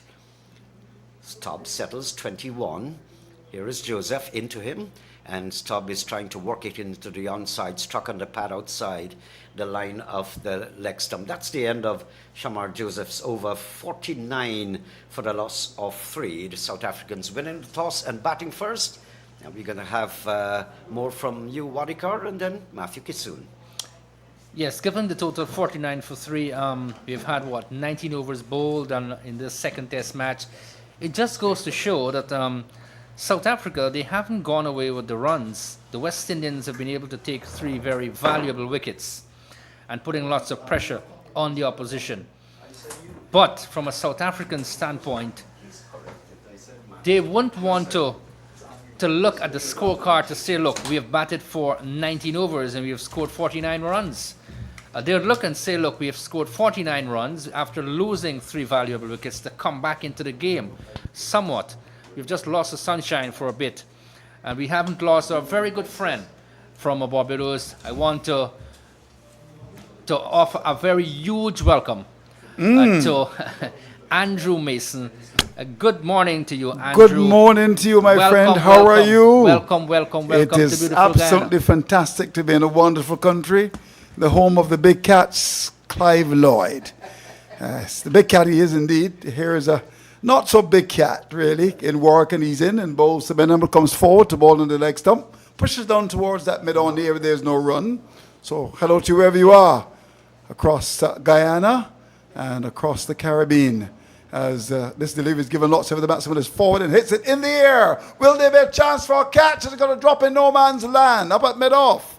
There was no commitment. There was a fielder coming off the long off boundary, a man from mid-on and a man from extra cover, and the ball dropped among them, and Bedingham lives to fight another day, and they're no consultant. That was one given some air, and it was in the air for quite a long time. Sometimes you look at it and you ask yourself, why did it happen? Well, it does happen in the game of cricket. Yes, indeed. I believe perhaps the field coming off the long off boundary, that seal should have judged that a bit better. Well, Bedingham lives to fight a battle. He's gone to 11. And the action continues. It's now up to 49 for 3. It's been a good morning. Make that 50 now for 3. It's been a good morning for the West Indies. And Warwick, who did well in Trinidad. He's got a slip in a leg slip waiting. He comes in and bowls to Stubbs, and Stubbs is down the pitch when he gets there, pods it into the offside, down to extra cover. There's no run. I shall endeavour to run through what has happened. Of course, commentators must always give those updates. Sometimes we are given lots of stick for it, and you're right about it. Here's a drive, ball given lots of air, and there's the batsman Stubbs coming onto the front foot and driving. Lovely shot down towards long off for a single, down by the green stand on the far side of the ground. Maybe you can call that the Rohan Can I stand, and maybe go to the red stand and maybe call it the, Carl Hooper stand or the Shivnarayan Chandapal stand. But of course the stadium should be called the Clive Lloyd Stadium, and I'm going to do it in your country. I'm making a call to the government and people of Guyana. Please, my friends, you gotta name this Clive Lloyd. He just got the biggest award in CARICOM. You knew that, don't you? Here's a delivery, which is on the land of the leg stump, bowled by Wark, and he goes back and Stubbs plays the ball up towards that mid-on area to end the over at the end of it. 51 for 3. That's the latest score at Providence. 51 for 3. Andrew, I have a question for you. And You do? Yes, I'm pretty sure you're going to answer. I know you love coming to Guyana. Tell us why you love Guyana. Oh, well, that's a wonderful question. You want to get me in trouble. What I can tell you is that I love the pineapples from Border Market. I'm going to go there tomorrow morning and pick up my pineapples. Are they still cheap? You have to go check for us. But you're Berbetian, aren't you? Yes. Tomorrow, bring some pineapples. I've never tasted an acid pineapple in Guyana. All the years I've been coming here. It's a wonderful place to go to Border Market. I should take maybe this guy who's going to bowl now, Jason Holder, to Border Market so he can get some wickets. He's been really not getting wickets at all, and actually playing the West Indies side because he can bat at 6 and make 25. Come on, Mr. Holder. We need more from you, my brother. 51 for 3. Hello to all of our listeners in Barbados. So here we go. And Holder, with a short tail out, begins to move in on his way with his body thrown forward. Comes in to bowl to Stubbs, and to this delivery, Stubbs is forward and drives well. The fielder coming across from that mid-off air, Joseph can't pick it up, didn't do the dive properly, the ball goes away from him, that's gone to his left, that's gone for 4, pitched up into the drive, and there was Joseph running across to his left, couldn't stop it, the ball went behind him, that's gone for 4. South Africa is slowly getting back into the pick of things, isn't that so? Not by a huge margin, but you know what? They've come together, these two. They realize that, look, 3 wickets are down. They're important scalps. We need to put our heads down and bat smartly. That was pitched up. He was into the drive very early. To the left of Shamar Joseph, got an important boundary. Yeah, he did. Here's Holder. Comes up now looking to pull his length back. And he does. Ball outside Landy off stump. It actually finds the meaty or the beefy edge and goes down towards that third step here. It was a lovely outswinger. Came onto the front foot. Stubbs, who's got 26. Benham is on the 11. And it found the outside edge, went down to that almost fine gully. And there's no run. That was a good comeback there from Holder. Yes, that's what you want to see from Holder. He started the attack this morning. Hasn't had the opportunity of taking a wicket. You want to see him take a wicket or two in that wicket column. But he's bowling well so far. The previous delivery was pitched up and was put away for 4. And he comes again to bowl to Stubbs, and to this delivery, Stubbs is allowing the ball to go outside the off stump, taken by the keeper. So good morning to wherever you are as we head towards lunch, and this is the first day of the battle between South Africa and the West Indies. You haven't had Test cricket here for a long time. A pretty long time. Remember the first 13 years. Yeah, that's a pretty long time. Remember 2008, Sri Lanka played here when they beat the West Indies. Pakistan were trashed here by the West Indies in 2011. And we've only had 2 Test matches, Andrew. Yeah, indeed. Seems as long as when Burnham was the president. Here's the delivery pitched up on the off stump, and the batsman is coming forward and drives down towards that mid-off area. Good old Forbes Burnham. I think he's got some relatives in Barbados as well. 55 for 3. What part of Berbice are you from? Quarantine Berbice. Quarantine Berbice. East Berbice Quarantine. Okay. I hope to and what is it famous for, Berbice? Famous for its agriculture. Is it famous for its rice and sugar? Rice and sugar. And pineapple as well? Pineapple as well. You have that on your mind. Oh, you I have love that on my your mind. pineapples. Here's Holder. Needs some pineapple. Comes in, bowls to Stubbs. Stubbs is forward, gets an in swinger, and plays the ball away into the onside, down towards that mid-wicket area. There is no run. Of course, 83,000 square miles of rugged terrain. Of course, It lies on the Atlantic coast of South America, bordered by Venezuela, who's trying to steal Essequibo, Brazil and Suriname. Don't you worry. We're going to get rid of we're going to get rid of the president soon. He lost. He's got to tell people he's going to lose. He's going to lose the battle. It's up to 55 for 3. Holder comes up now in bows to Stubbs. Stubbs is forward and drives. And the ball goes down to slip. And was that a catch? Outside the off stump. There was the batsman driving. Warken didn't take it. Let's have a look at that. Holder does not look happy at all. And it went down towards Warken, who for some strange reason is feeling it slip. Let's have a look at that, because that might have been a chance. Pitched up. There was the batsman going for the drive. Have a look at the monitor. Here we go, outside the off stump. There was an edge. And where's that gone? To Warkan. Is that Warkan? It is. Who is it? That's a catch. He should have taken that. Look at that, Anthony. Come on. Shouldn't that catch not have been taken? Yes. I think a schoolboy would have taken that. Pretty interesting, not taking the catch and, putting lots of pressure on Holder. But I don't know why Warwick nowadays is feeling that slip. He does it for Barbados as well. He's not that good to be a slip fielder. I don't know why they do that all the time. Come on. He needs to go down to third man. 55 for 3. Here's Warwick, comes in and bowls. Outside the off step, there's the batsman back. Plays into the on, up towards bid off. There's no run. Bid number's got 11. That should have been taken. And Holder would have been very disappointed about that. That should have been gobbled. Even you, Anthony, at your 10 days of 62 would have taken that. Here's the delivery, which is outside the off stump ball by Warken, who looks a bit flat like those pancakes I had this morning. And the ball goes out towards cover. We invite Guyanese to come and watch the battle here between South Africa and the West Indies. 55 for 3 as we head towards lunch. Warkan comes up now, bowls to Benenham to this delivery. He's back and pushes from the line to the leg stump. Up the pitch, the bowler comes across to pick it up. He's kept an 11. Stubbs has got 26. And it's now up to 55 for loss of 3. So here we go. I think we're just about to have another change. We're going to move from a Barbitian to a man who's from Georgetown. Of course, Georgetown, Guyana. As this delivery is on the leg stump. I think he's a Demerara man, the commercial center and capital of Georgetown. Of course, we want to say hello to all of our friends in Demerara, one of the 3 counties of this wonderful country. It's Essequibo and Berbice. Here's a delivery on the land of the off stump. And this is Warken, who comes from St. Vincent. He was born in St. Vincent, but spent most of his life in Barbados. He speaks like a Bajan as well. He's got a big beard like Castro. He comes up now, he's in, and bowls the ball into the leg stump, worked away.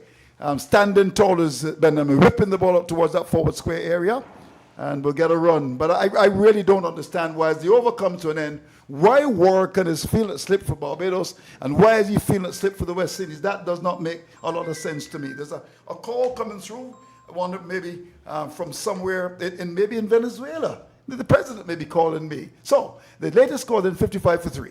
Yeah, you're talking about Venezuelan elections. And what happened there? Well, the majority of probably the voters from Guyana come from the Demerara area, highly populated area, of course. But yes, I think when you talk about Warwikan, from the inception, even though he did pick up 6 wickets in that first test in Trinidad, when his name was included in the squad, I think a lot of eyebrows raised. Yeah, indeed, yeah. But I just don't know why he's feeling the slip. I mean, I've seen him drop some catches for Barbados. He's not a slip fielder, and they keep putting him to slip. So Markham bowled, Joseph 14.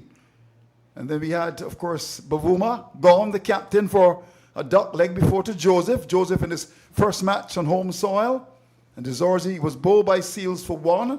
We look at the figures. Holder, 6 overs, 2 millions done for 18. Comes up now. He's in and bowls. A ball which is on the line of the off stump. And there's Benham going across the line, pushes into the offside, down to cover. There's no run. Seal, 6 overs, 2 millions, 1 for 13. Shamar Joseph, the chief wicket taker, 7 overs, 2 millions, 2 for 19. And Warkan, 3 overs, 1 bid, none for 3. Great economy. So we welcome all of you, wherever you are, from Rob Street in Georgetown to Broad Street in Bridgetown, listeners up in Jamaica, and listeners all across the world on the West Indies YouTube channel.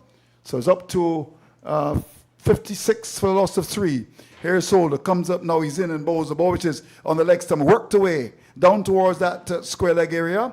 The fielder from backward square comes across to pick it up, and the batsman will get a single. The score goes up now to 57 for 3. Bednam comes in to strike. He's 13. Stubbs coming to strike. He's on 26. Bednam has got 13. How's the pitch played so far? Can you tell me? I think the pitch is not playing that badly at all. You've had the odd bounce, uneven bounce, but I think it's not that bad at all so far in day one, to be honest.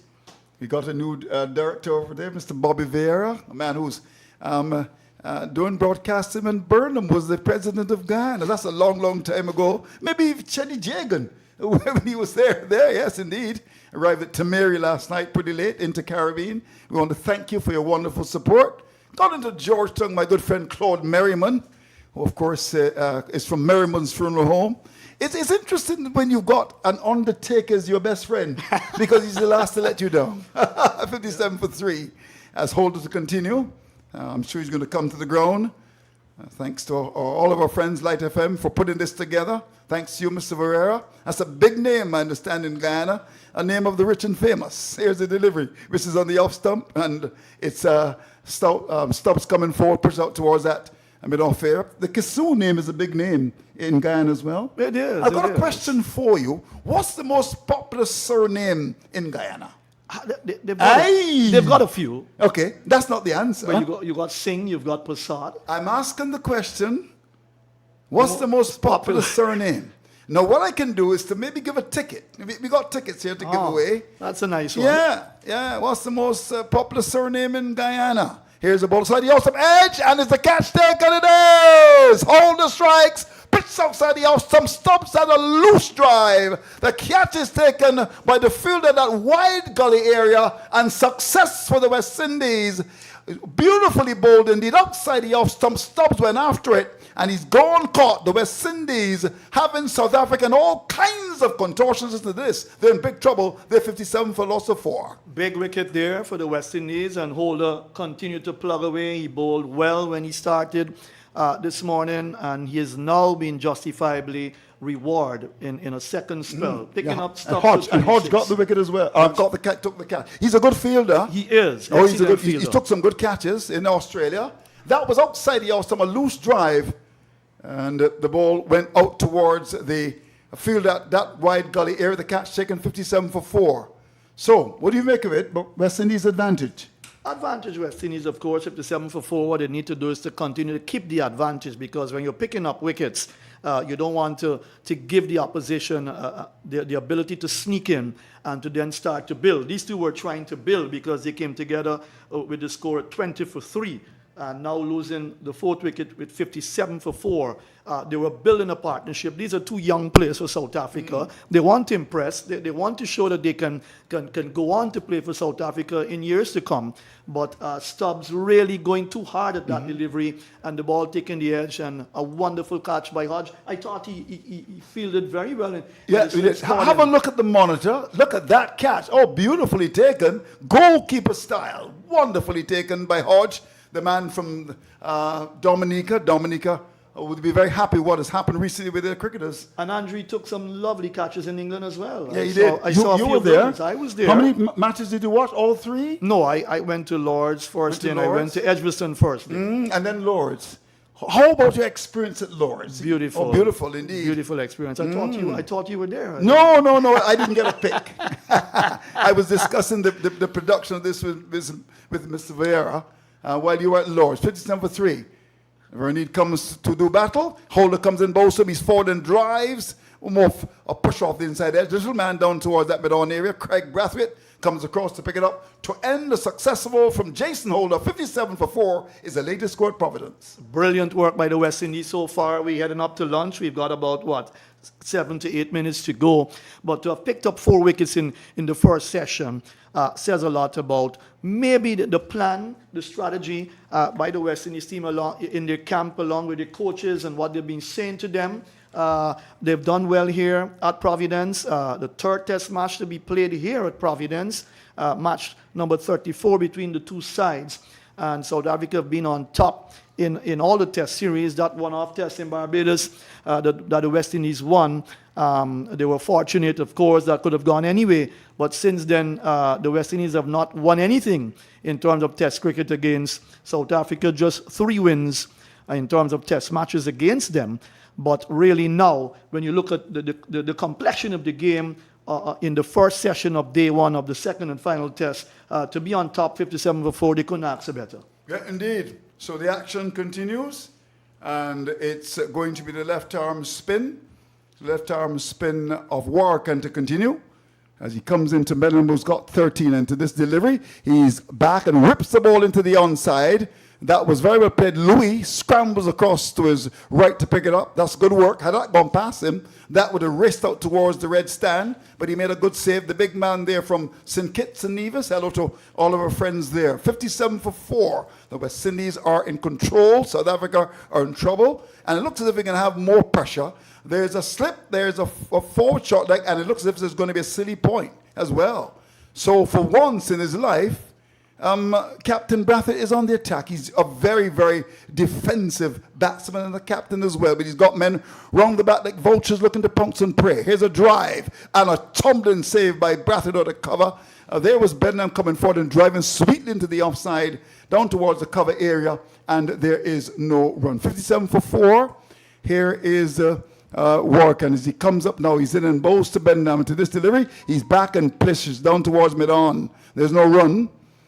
So coming up towards that lunch interval, I'm sure the West Indies will be quite happy what has happened so far, as it's going to be the left arm spin of Wark, and as he comes up now, he's in and bowls one given some air. Here's the batsman coming forward and pushing up towards Holder, who throws at the stumps at the non-strikers, and Holder comes in for that mid-on area, but it was played slowly up towards mid-on. He had to move across to his right, and the batsman had time for a single. They took it easily. The ball went behind the non-striker, so it was the striker's call, and they got a run.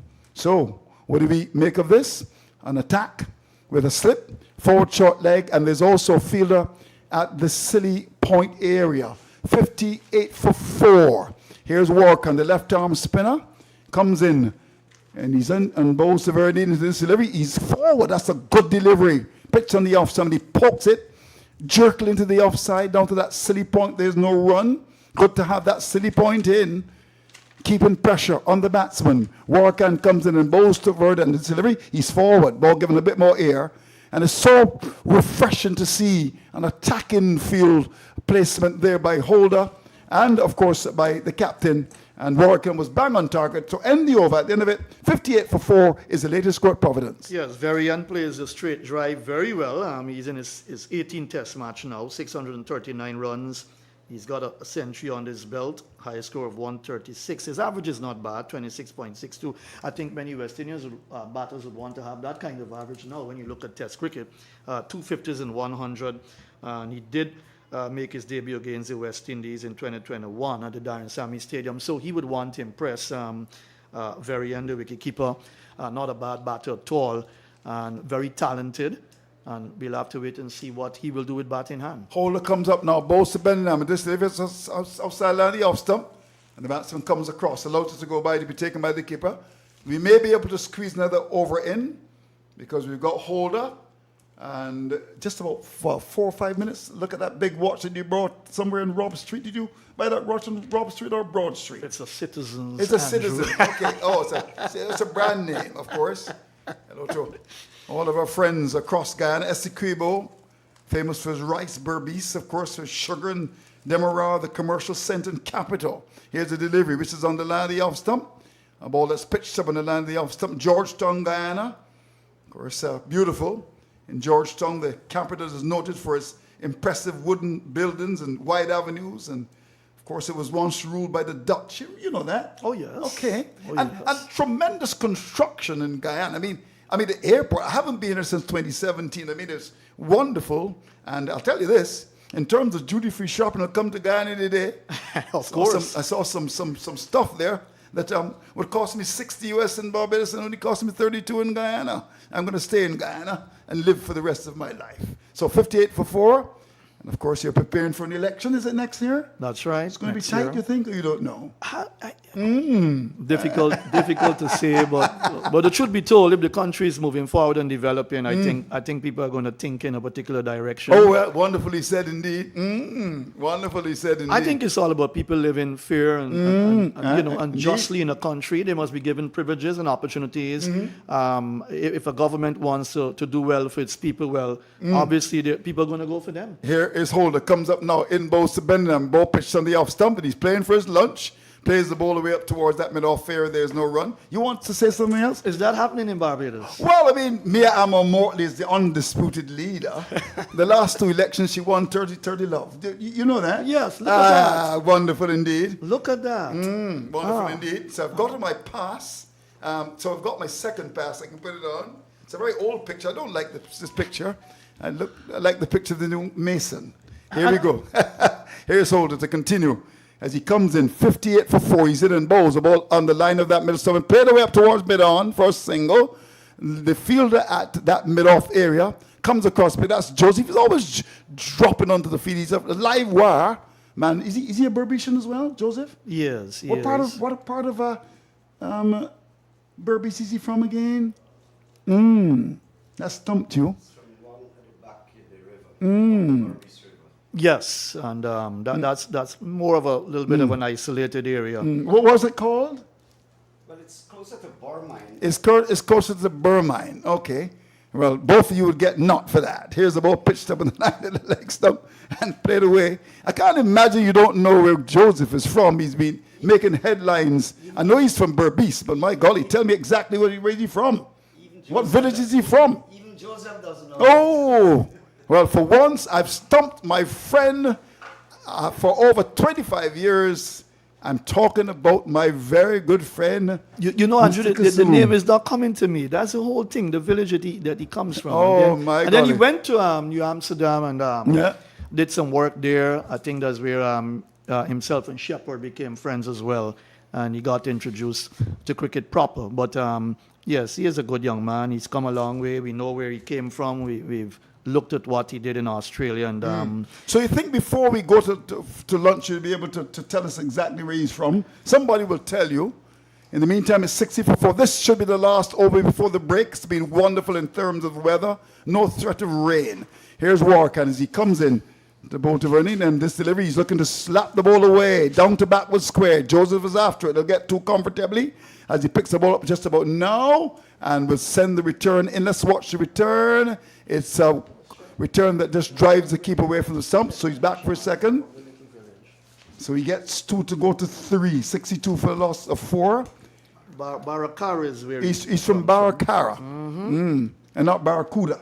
not Barracuda. Indeed, that's a sweet fish. Little village. Little village. Here is a delivery which is given some air. This Warkan bowling coming forward is Verdine pushing out towards that cover area. So how many balls left? About 4 left in the over. This should be the last over. It's up to 62 for 4. Here we go. As Warkan comes in and bowls, and Vernon is back and plays the ball into the offside. Out to cover. Gets the run. Feel that cover has to come across to make the stop. That stop is made. Looks like Casey Carty, the man from St. Martin, which is good for his duty-free shopping as well. And a single is taken. 63 for 4.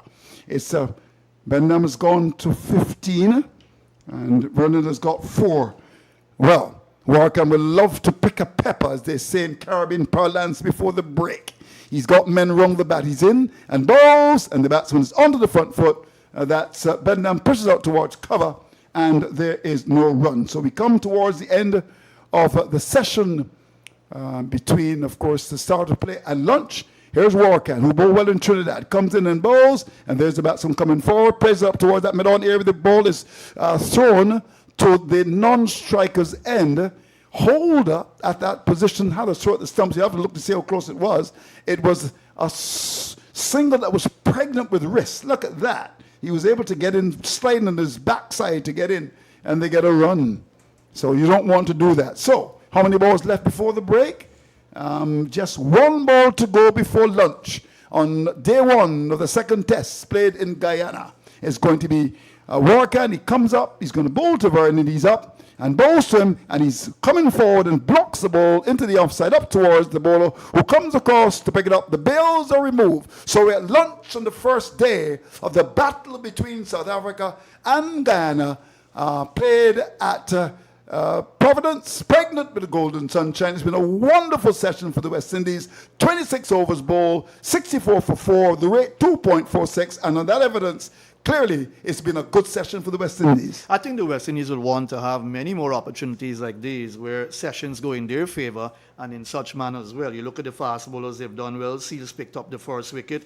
Then Joseph followed, removing Markham, and Bavuma bowled very well indeed. And then Holder putting things together to end that session, picking up the wicket of Stubbs. So the fast bowlers have done the trick. Warrington has bowled a couple of overs, but when you look at Bedingham unbeaten on 16 and Verrier on 4, it will be left up to these two to really come out back and do battle for South Africa. But it sums up a wonderful session for the West Indies on the first day of this test match. Andrew Mason, one would hope that they can continue when they resume after lunch. But Warrington with none for 8, Joseph 2 for 19, and Holder 1 for 21, with Seals 1 for 13. Certainly they've done the job for the West Indies. Yes, and it's good to see that Shamar Joseph got an opportunity to play his first test match on home soil, and he must be very happy. He should have played in Trinidad, in my view, because the reality is I can't imagine that you would want to play Holder and Roach in the same side, samey bowlers, and I was very disappointed. So, Markham bowled Joseph for 14.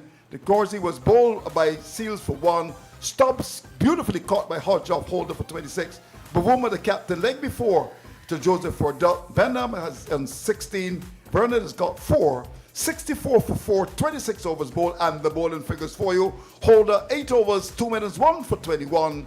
Seals 6 overs, 2 minutes, 1 for 13. Shamar Joseph, the hometown boy, 7 overs, 2 minutes, 2 for 19. And Warren, the left arm spinner, 5 overs, 1 maiden, none for 8. A good session for the West Indies. Beautiful session for the West Indies. They would be proud of that moment, but it's left to them to come out back now and perform well after lunch. We'll have to wait and see, but Bellingham would want to impress. He's out there and he's 16. Verrier can bat as well, the wicketkeeper batter for South Africa. It's left up to them and the other batters to come down the order to give South Africa a fairly decent total. And you're looking at a Providence pitch, Andrew Mason, I think first innings about 200 plus, just about 223 here batting on this pitch here at Providence. So they'll want to get close to 200 plus, but that's a long way off for them right now. They're struggling, 4 wickets gone, and they've still got to work very hard. So thank you very much indeed. Thanks to all the commentators, of course, for being very much a part of this. We're going to continue the action in about 35 minutes. Please join us then.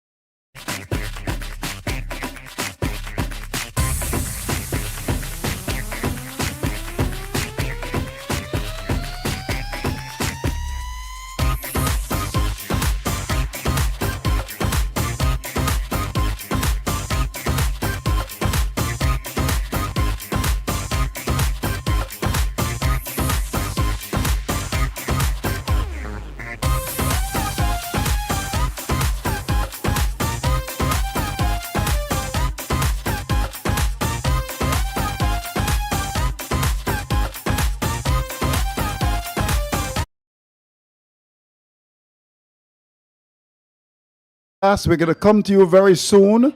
Standby stations, we're going to come to you. Well, the players are not quite on the field yet. So let's say in about 2 minutes' time, we'll come to you for broadcast. Stand by. I'll count the last 10. All stations stand by for broadcast.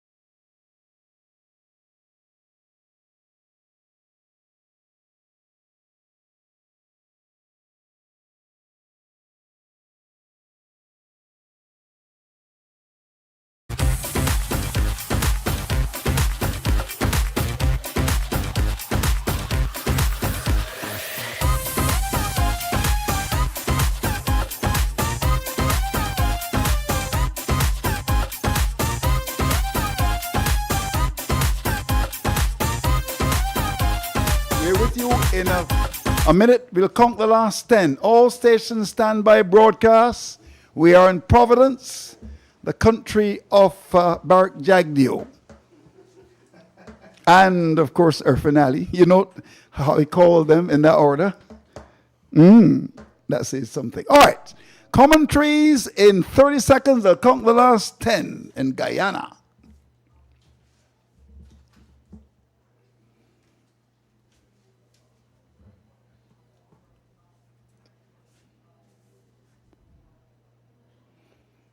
"15 seconds and counting. Stand by all stations."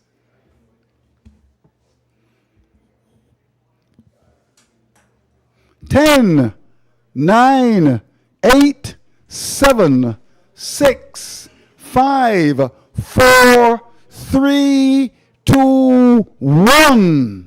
This is cricket on the Cotton Drive Network as we bring you ball commentaries of the West Indies South Africa series. The action is about to begin. And now, for all the excitement, let's join our commentators on location. Back to the Guyana National Stadium at Providence, where we're about to resume play with South Africa winning the toss and electing to bat here. 64 for 4, 26 overs or bowled. Joseph will start from the mid-descent end, and he brings the batsman forward. And there is no run. So 64 for 4 at lunch, 26 overs. Bellingham 16 not out. Very end 4 not out with 3 extras made up of 2 byes and 1 leg bye. Holder 1 for 21. Seals 1 for 13. Joseph 2 for 19 and Warwick none for 8.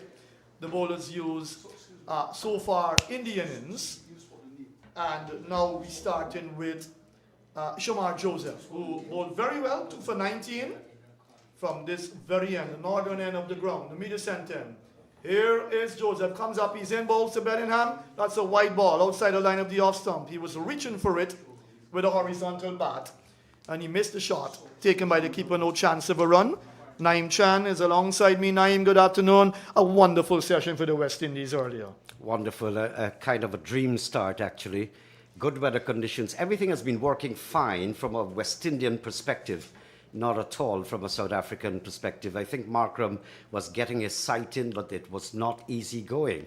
Shamar Joseph was getting it to cut back into the right-hander, and Seals was moving the ball as well. Good stuff from West Indies. Here is Joseph, bowling off the wicket, comes up now, bowls to Bellingham. He's driving down towards Warwick and beats him, and went right through him.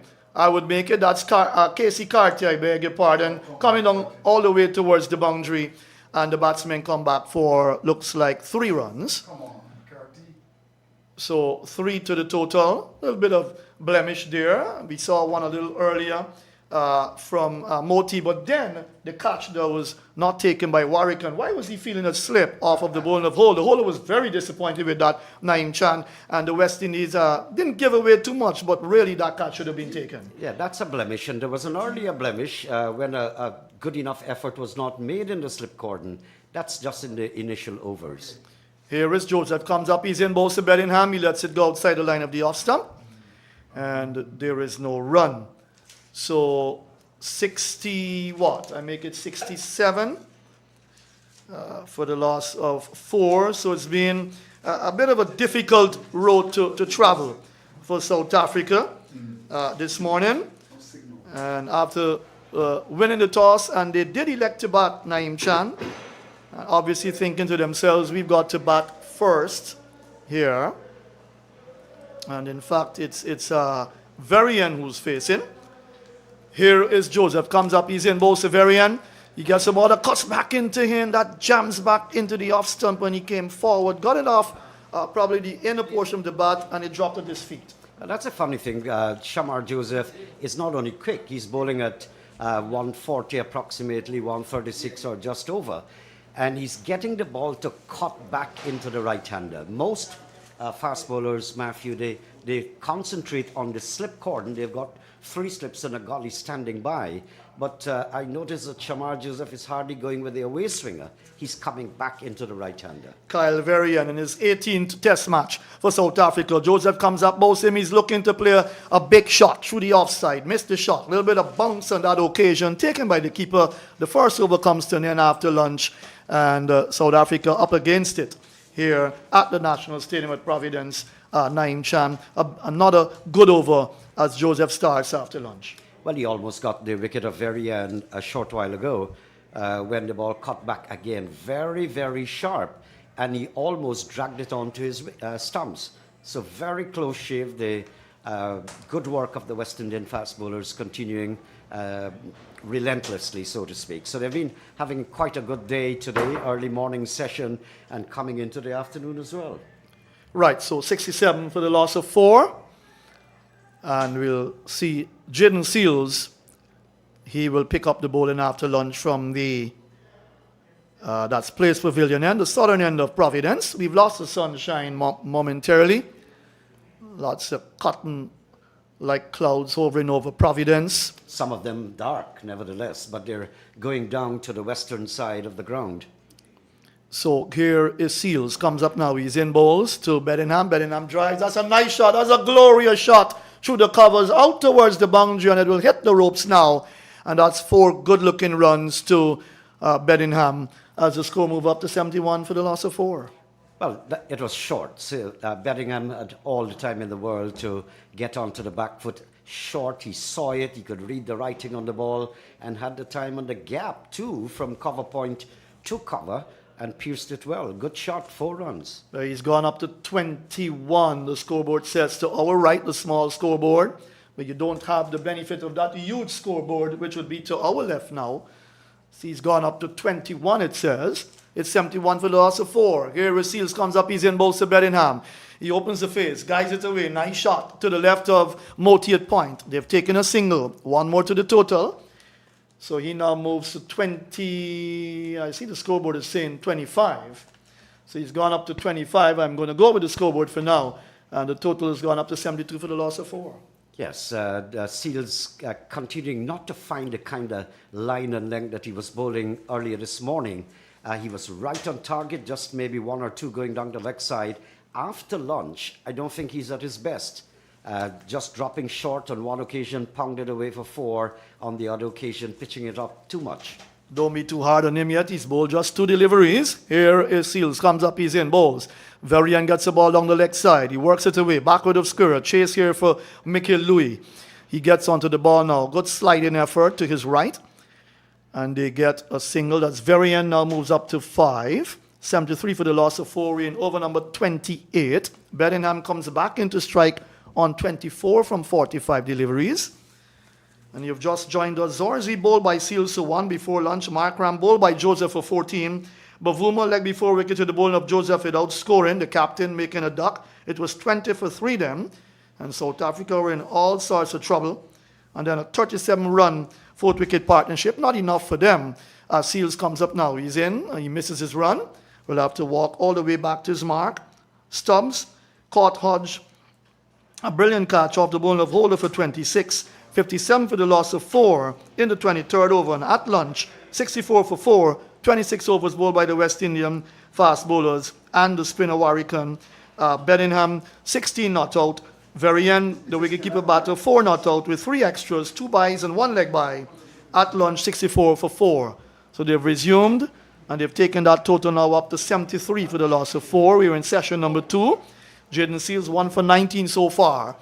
Here he is, comes up now. He's in bowls. Bedingham drives off the inner portion of the bat, mistiming that ball as it bounces away down to Michael Louis at forward short leg. No chance of a run. Forward square, beg your pardon, and there is no run, Naeem Chan. Not timing the ball at all on that occasion. So 4 deliveries going down. The first 2, 1 short, 1 pitched up too much. 3rd delivery down the leg side. That's what I meant when I said that Seals is probably loosening up. It's just after lunch, trying to find his rhythm. The 4th delivery was right on target, right on the stumps. Yes, I recall one of the test matches in England where he was a bit ragged when he did bowl. I think it was a second spell. Here is Seals bowls. That's just outside the off stump. And Bedingham is forward in defense, plays it out into the covers, picked up by Warwican down at extra cover, and there is no run. So a lot is happening here in this test match so far. On day 1, a lot of action. The West Indies have been on top at lunch. 64 for 4. Well, they'll want to continue working hard here because Varian can bat. Bedingham is a good batsman as well. And Varian in his 18 test match. He's got a little bit of experience. He's growing in confidence outside the off stump, moving a little way away from the right-hander, taken by the keeper. That's the end of the 2nd over after lunch here at the National Stadium at Providence. 73 for the loss of 4. Bedingham is 24 and Varian 5. Yes, what I would have liked to see, initially when this 2nd over was started by Seals, they had 4 slips, then that was reduced to 3. And I would like to think that since Seals can get it to leave the right-handed batsman, that he would have been like pushing it up, offering the drive, and get it away from the right-hander to find the outside edge. But as I mentioned also, that that was a loosener of an over. Seals might very well come back, find his length, but not a very impressive first one. I guess from over number 2 for him, he will find that length. Right, so Varian is on strike.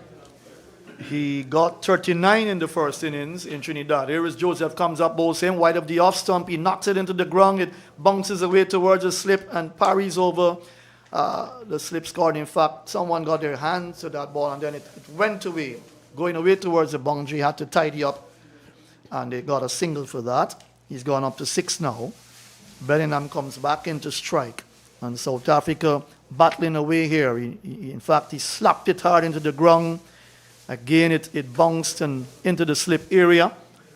And I think Warwickon had to tidy up from slip. And they've still got Warwickon in the first slip position. Here is Joseph, comes up, he's in bowls too. And that wraps him on the pad, loud appeal. And not out, says the umpire.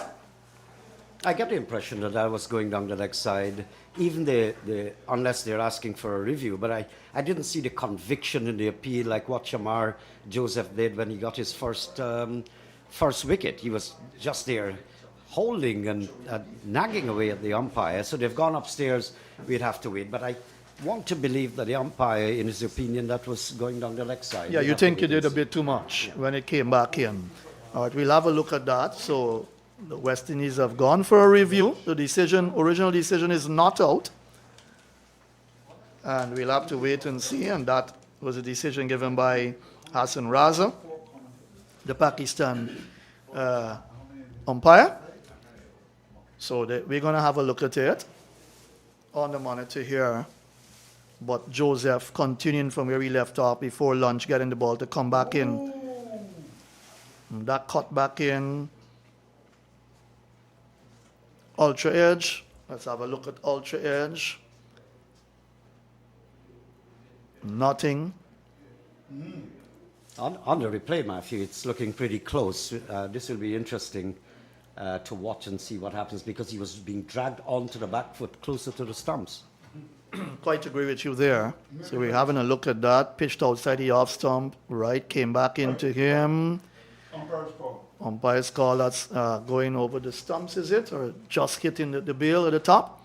So umpire's call, and it will remain not out. So the West Indies, they're losing a review. They've got 2 remaining. And of course, South Africa, they've got 3. So Bellingham lifts the fight again. 24 from 50 deliveries. And Joseph continues to bowl well from the media center end. So the crowd hasn't grown that much. Just the grandstand, I understand, is open for spectators. Here is Joseph. Comes up, he's in bowls to Bellingham. That's down the leg side. Works away, nice shot. Down through square leg. That's gone for 4. You don't pitch on Bellingham's leg stump. He's going to put you away. He's a good batter for South Africa. Early days in his test career, he's picked up a nice boundary. But it was pretty short, and Shamar Joseph asked for that one. Bellingham had all the time in the world to get in behind, in line, and just rolling the wrist. It really raced away. Nice shot in the end. Let's remind you, in terms of his early days in Test match cricket, he's in his 6th Test match, and he's already got 250s and 100. So David Bellingham, don't take him for granted, the 30-year-old. He's also a wicketkeeper. Here is Joseph, comes up, he's in bowls to Bellingham. He wraps him on the pad. I think that came off the inside edge into the pads, the right pad, and then bounced away into the offside for no run. 4 sips and a point. We've got cover. You've got mid-on, mid-wicket, short mid-wicket, and you've got a long leg. So good, intense battle here between these two sides. South Africa would have pushed their way up in the World Test Championship rankings. And the West Indies are down at the bottom. I'm not seeing a single delivery from Shamar Joseph that's going away from the right-hander. They're all coming back into him. That is so true, Naeem. I was looking for that as well. That one again comes back in, but he pitched that on the middle stump. And Bellingham just plays it away into the onside, and there is no run. And mind you, he's got 4 slips. 4 slips or 3 slips in a gully, if you like. And not one delivery. I've seen it going away from the right-hander to induce that possibility of an outside edge. And he would always be a fantastic bowler to the left-handers if he's going to do it, moving the ball away from the left-hander, as we saw in Australia, where he bowled pretty well. We know of his exploits. Here is Shamar Joseph, comes up now. He's in bowls to Bellingham. He is driving. Is he caught? He's gone. Got his man. And so, the 5th wicket going on. Shamar Joseph picks up his 3rd wicket. Bellingham goes. And 78 for the loss of 5. He's gone for 28 from 54 deliveries. And the West Indies continue to work very hard in the bowling department. They've picked up the 5th wicket. Good delivery. That was very, very close to outside the off stump. I'm saying that he hardly goes away from the right-hander, but he was fortunate there, Shamar Joseph, to come close enough to the bat and just got that nick, Bedingham prodding outside the line of the off stump. Good wicket for the West Indies. It is the killer instinct that I was alluding to earlier on in our commentaries, that the West Indies have got to utilize these opportunities and give no respite. Craig Brathwaite, some compliments for him. He has retained and maintained the aggression. He has had a forward short leg on a city point. He has had 4 slips, always waiting for an opportunity to pick up that outside edge. I think he has done a fine job. So Bedingham caught wicketkeeper De Silva of the bowling of Joseph for, I think it's 28. 78 for the loss of 5. 29 overs completed. So the final delivery picking up that wicket as Wian Mulder comes out to do battle. 14 matches, 23 innings, 367 runs at an average of 17.48. Mulder, the all-rounder, 26-year-old bowling all-rounder in his 14 tests. And with a high score of 42 and an average of 17, he's still got a lot of work to do for South Africa if he's going to remain in the side for years to come. He's come out to do battle now, but certainly Joseph picking up his 3rd wicket there for the West Indies. He has been the pick of the bowlers so far for them. Holder getting 1, and of course Seals getting the other wicket. He picked up the very first wicket when he removed Zorzi, bowled for 1 this morning, and then Joseph followed up with 2 wickets, Markram and Bavuma, as that's very end. New over starts from Seals, and he's forward and plays it into the onside, and there is no run. And then Stubbs went to Holder, and now Bedingham caught the silver. Wicketkeeper bowled Joseph, 28. So South Africa, fall of wickets, 8, 20, 20, 57, and now 78. So they've not had any particular partnership of worth, just 37 runs for the 4th wicket. So we've got the sunshine back with us here now at Providence. Here is Jaden Seals with 4 slips going down. Comes up, he's in another flashing shot through the offside. Magnificently played for 4 by very end, the wicketkeeper batter. That was superbly played outside the off stump and driving gloriously through the covers for 4. That's a lovely shot, Naeem Chan. Well, we hadn't seen an extravagant amount of beautiful shots. We saw one from Markram, we saw one from Stubbs, and now this one. So they have not been coming in quantities, but quite so much in quality, which tells you a little bit. There's some measure of sobriety in the South African batting lineup there. They have not been extravagant and wild. Yes, here is Seals, comes up, he's in bowls. Varian is up on his toes and drives. That's gone for another boundary. Effort there from that Moti at point. It beat him and it went into the boundary behind point for 4. That's another good looking shot. Well, again, I think Seals, while maintaining quite a nice pace somewhere in the vicinity of 136 km, he has been either guilty of dropping short or pitching up too much. 2 4s resulting from those same 2 balls. After the luncheon interval, I don't think Seals has found his length, which we saw him find early this morning. Bedingham, 3 boundaries for his 28. Faced 54 balls to that. Caught Joshua De Silva, bowled Shamar Joseph. Here is Jaden Seals. Comes up, he's in balls to Varian. Varian is lapping the ball around, down towards Shamar Joseph at long leg. And he gets a run to carry his total up to 15 now from 17 deliveries. 87 for the loss of 5. Mulder now comes in to strike to face his first delivery. Number 24 on his shirt at the back. That's Wian Mulder. And we'll have to wait and see how he will fare up to Jaden Seals. 4 slips, then you've got a point. Cover. You've got mid-on, mid-wicket. And a long leg, very attacking field. And of course, Craig Brathwaite has kept that attacking field almost throughout the game, the match so far. On day 1, he defends Mulder, plays it down towards Moti, and there is no run. Of course, Warrican would have bowled a few overs as well, just before lunch. So final delivery coming up in over number 30. Session 2 of the first day. Final test match in this series, very short test series, just 2 test matches. First one ending in a draw up in Trinidad and Tobago. Rain having the final say, basically, even though it could have come down to a win for either side, but the West Indies held on at the end to get up to 201. Here is a ball that's edged and caught! Gone! Catch taken by Joshua De Silva. Easy for Jaden Seals. And he nicked it, and he's gone for a duck. Mulder not doing anything positive for South Africa. And in the second session, 2 wickets have fallen very quickly here. Coming forward, edged the ball, taken by the wicketkeeper. So South Africa, they've lost their 6th wicket now. They're in all sorts of trouble here. They've been in trouble from the time Zorzi went, and followed by Markram and Bavuma when it was 20 for 3. They're now 87 for the loss of 6. Well, it's good to see that Seals has picked up his 2nd wicket. He was right on target this morning. I think he lost it after the luncheon break, but he's bounced back, picking up the wicket of Mulder. In effect, what he has done is start to expose the tail of the South Africans. I'm looking at the partnerships here from the South Africans, absolutely unimpressive.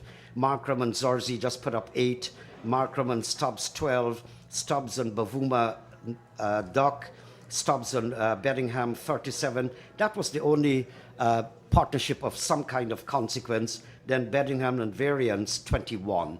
So it has not been an impressive display by the South Africans. Of course, we are cognizant of the fact that they've got a pretty young team playing around a few players like the Markrams and the Maharaj and so on, who have played some, and Bavuma, who have played some cricket, test cricket, and has got some experience. So quite a young side, unimpressive playing here today. I don't think, Matthew, that the pitch has been the devil's advocate. It's nothing so nasty. The ball has been cutting back appreciably from Shamar Joseph. Other than that, it's nothing extremely dangerous. I thought if they should have displayed some more stamina. This has been poor.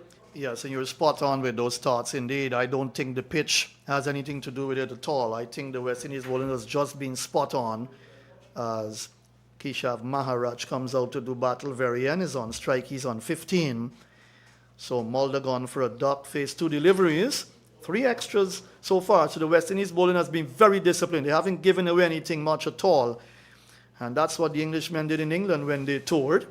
But they give away a lot of runs. They give away a lot in terms of their bowling. It's quite different here now. Here is Varian on strike on 15. Joseph bowls. He's edging. Just 1 bounce to the field at 4th slip. And then it bounces, went away behind him. They came through for a single. Again, excellent bowling, but he edged it in the air. 1 bounce to the fielder at 4th slip.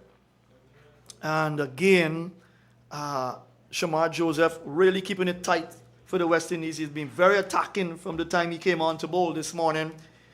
And look at that. On the replay, edged to 4th slip, bouncing just in front of him. He was actually on the back foot there when he edged that ball. And it went away for a single. So he gets the 16th run. Maharaj comes in to strike, the right-hander. And that's outside the off stump. Left-hand orthodox bowler who's been very successful for South Africa in the past few years. He's done very well. He's come on with his bowling. Maharaji can bat as well. No rabbit with the bat at all. Number 16 on his shirt. And he's done good service for South Africa over the years. Naeem Chan, he'll have to bat now. And he can bat. Very stubborn batter. I think if he wants to stay there, he can. 2 right-handers out there now. Here is Joseph. We've got the sunshine with us once more. And he's got him, has he? Yes, he's bowled him. Clean bowl. Joseph got that one to come back in a game. He had no answer for that. I think he was looking to probably prod at it. The ball came back so sharply into him and disturbed the stumps. And Maharaj is gone. He's gone for a duck. And South Africa in all sorts of trouble here. Will they get to 100? We'll have to wait and see. The score is 88 for the loss of 7. Well, Shamar Joseph reminds me of a war zone, a ticking time bomb waiting to explode. There's some words that you seem to think about whenever he's bowling or whenever he's on the field. Kind of a live wire, Andrew Mason described him as, but he's like volcano, earthquake. You think about violent eruptions whenever he's on the field. He's raw, he's rude, and he puts a lot of life into cricket. There's no doubt about it. Good performance here. That was wicket number 1, 2, 3, 4. Right, 4 for 28 in his 10th over. Shamar Joseph is doing the work here at Providence. Rabada comes out to do battle. He's no rabbit with the bat as well. But when you've got someone like Joseph bowling like that, good lines, good lengths, it's going to be difficult for even a good batter to negotiate him. And so when you look at the tail enders coming, that says a lot in having someone like Joseph on to continue attacking 88 for 7. Now we'll have to ask the question, will they get up to 100? And even if they get past that, how many more runs they can get after 100 if they get there. But Rabada coming out now to do battle. He's been around for some time. 63 test matches, actually. Kagiso Rabada, what a wonderful play he has been. He's in his 64th test now, 926 runs. He's a left-hander. His highest score of 47. Don't worry about his average. He's got 295 test wickets on this belt. This time he has to bat. That's on the leg stump from Joseph bowling round the wicket now to the left-hander. And he plays it out into the offside, picked up by Casey Carty. And there is no run. Let's look a little bit more at him. He's 29 years old. And 6 for 16 on debut against Bangladesh. He took a hat-trick as well in his 64th test match. And you look at his ability to bat, well, he's got, 926 runs, and now he's in his 64th test. Here is Joseph Bowles, that's on the leg stump. He's forward, defends nicely down on the onside of the pitch, picked up at mid-on by the captain, Craig Brathwaite. And there is no run. Naeem Chan, you can talk about Kagiso Rabada. What a bowl he has been for them. And of course, South Africa will be looking forward to him with ball in hand eventually, but they would want him to get some runs now. Exactly. He's been a campaigner, exemplary campaigner for the South Africans, 295 wickets, as you mentioned. Joseph comes up. Rabada again gets the ball on the leg stump. He plays it into the offside. He defends. Carty picks up. No chance of a run. That's the end of a successful over for Shamar Joseph. He's picked up 4 for 28 from 10. Rabada yet to score. And Varian on 16. 88 for the loss of 7, the latest score from Providence. I think the South Africans have been exposed to genuine quick bowling. It's a young side. I've said this before. It is something that we need to note. They're playing around people like Rabada, who has got 63 test matches under his belt, Markram, Bavuma, some of the experienced people, like the West Indies, playing around, some of the youngsters playing around the more seasoned players like Craig Brathwaite and Jason Holder, a few others. And so it's a learning process, I believe. What is noticeable here, Matthew, I've seen only one spinner introduced, but as we mentioned before, where is the need to introduce a spinner when the seamers are doing so pretty well? Absolutely correct. Varian will face up now to Jaden Seals. Seals 2 for 28 from 8 overs, starts his 9th. 3 slips go down. Here is Seals, comes up, he's in bowl to Varian. He's driving down to mid-off. And there is no run. A few more spectators have come in, Naeem Chan. It's just day one, of course. And I think based on the complexion of the game as the match progresses, you'll have more spectators coming in if the West Indies are truly on top. Yes, and if they're batting today, which is very likely, you will see a trickle of people walking into the stands. Let me just tell you what's happening with the tickets. They're on sale at the National Stadium by gate number 2. It's $2,000. Exclusively, it's the green stand, and $1,000 for the junior. And you don't buy a season ticket these days, $6,000 for the 5 days. Here is the ball that's flicked away, nice shot down through mid-wicket, heading out towards the boundary. 2 fielders giving chase, and the return will come in, and the batsman come back for 2. That's a nice shot on the leg stump, and he flicked it away nicely. That's Varian. Good batter, good touch player, 90 for the loss of 7 now. The wicketkeeper batter looking to fight and battle his way through for South Africa to give them a little decent total. It's 90 for 7, 9 Chan, and he's gone up now to 18. Yeah, this is indeed a bad showing. Good stuff here from the West Indies, from Seals, from Shamar Joseph, Jason Holder, as usual, always on target, puts 110% into his game. Good work. Here is Seals, comes up now. He's in bowls to Varian. Varian is on the back foot and plays it down towards cover where Warwick fields, and there is no run. So the West Indies would want to end this short test series with a victory, and for the very first time beating South Africa in a test series. They haven't. 91, 92. Well, that was just a one-off test match that they won. I think they in called it a Barbados. series. They call it a series as well? Yes. A one test. Wow, beautiful. But they've played, this is now the 10th meeting, these two sides in test match cricket. And the West Indies haven't won a series, just that one-off test in Barbados in 92. That's a bumper, and it comes off of his shoulder, and it bounces away towards short backward square. Now he throws the bat. He had to let go of the bat, and they held his shoulder. Very end. That was very aggressive from Jaden Seals. He's known for that. He's got pace. 90 for 7, the Trinidadian, the 22-year-old. And that was an excellent delivery.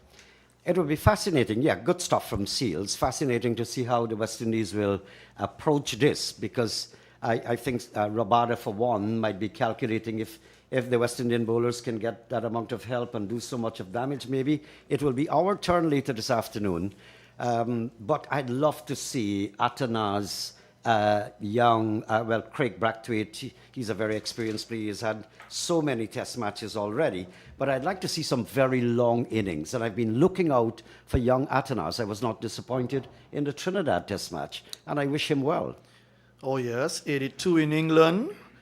And in one of the tests, of course, that was the second test match. And 92 in Trinidad just the other day. Here is very young. Gets a short little delivery, and he handles it well. He pulls it wrong towards Shamar Joseph down at long leg. He gets a single. One more to the total. But yes, Naim, I quite agree with you. Difficult times for West Indies in terms of their top 4. You're getting runs from Kavim Hodge.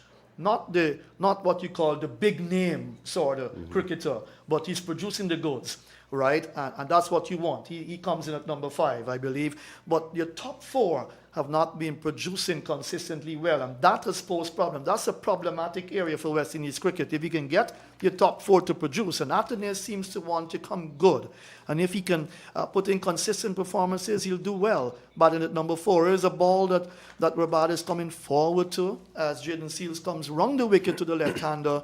That completes the over. 32 overs gone.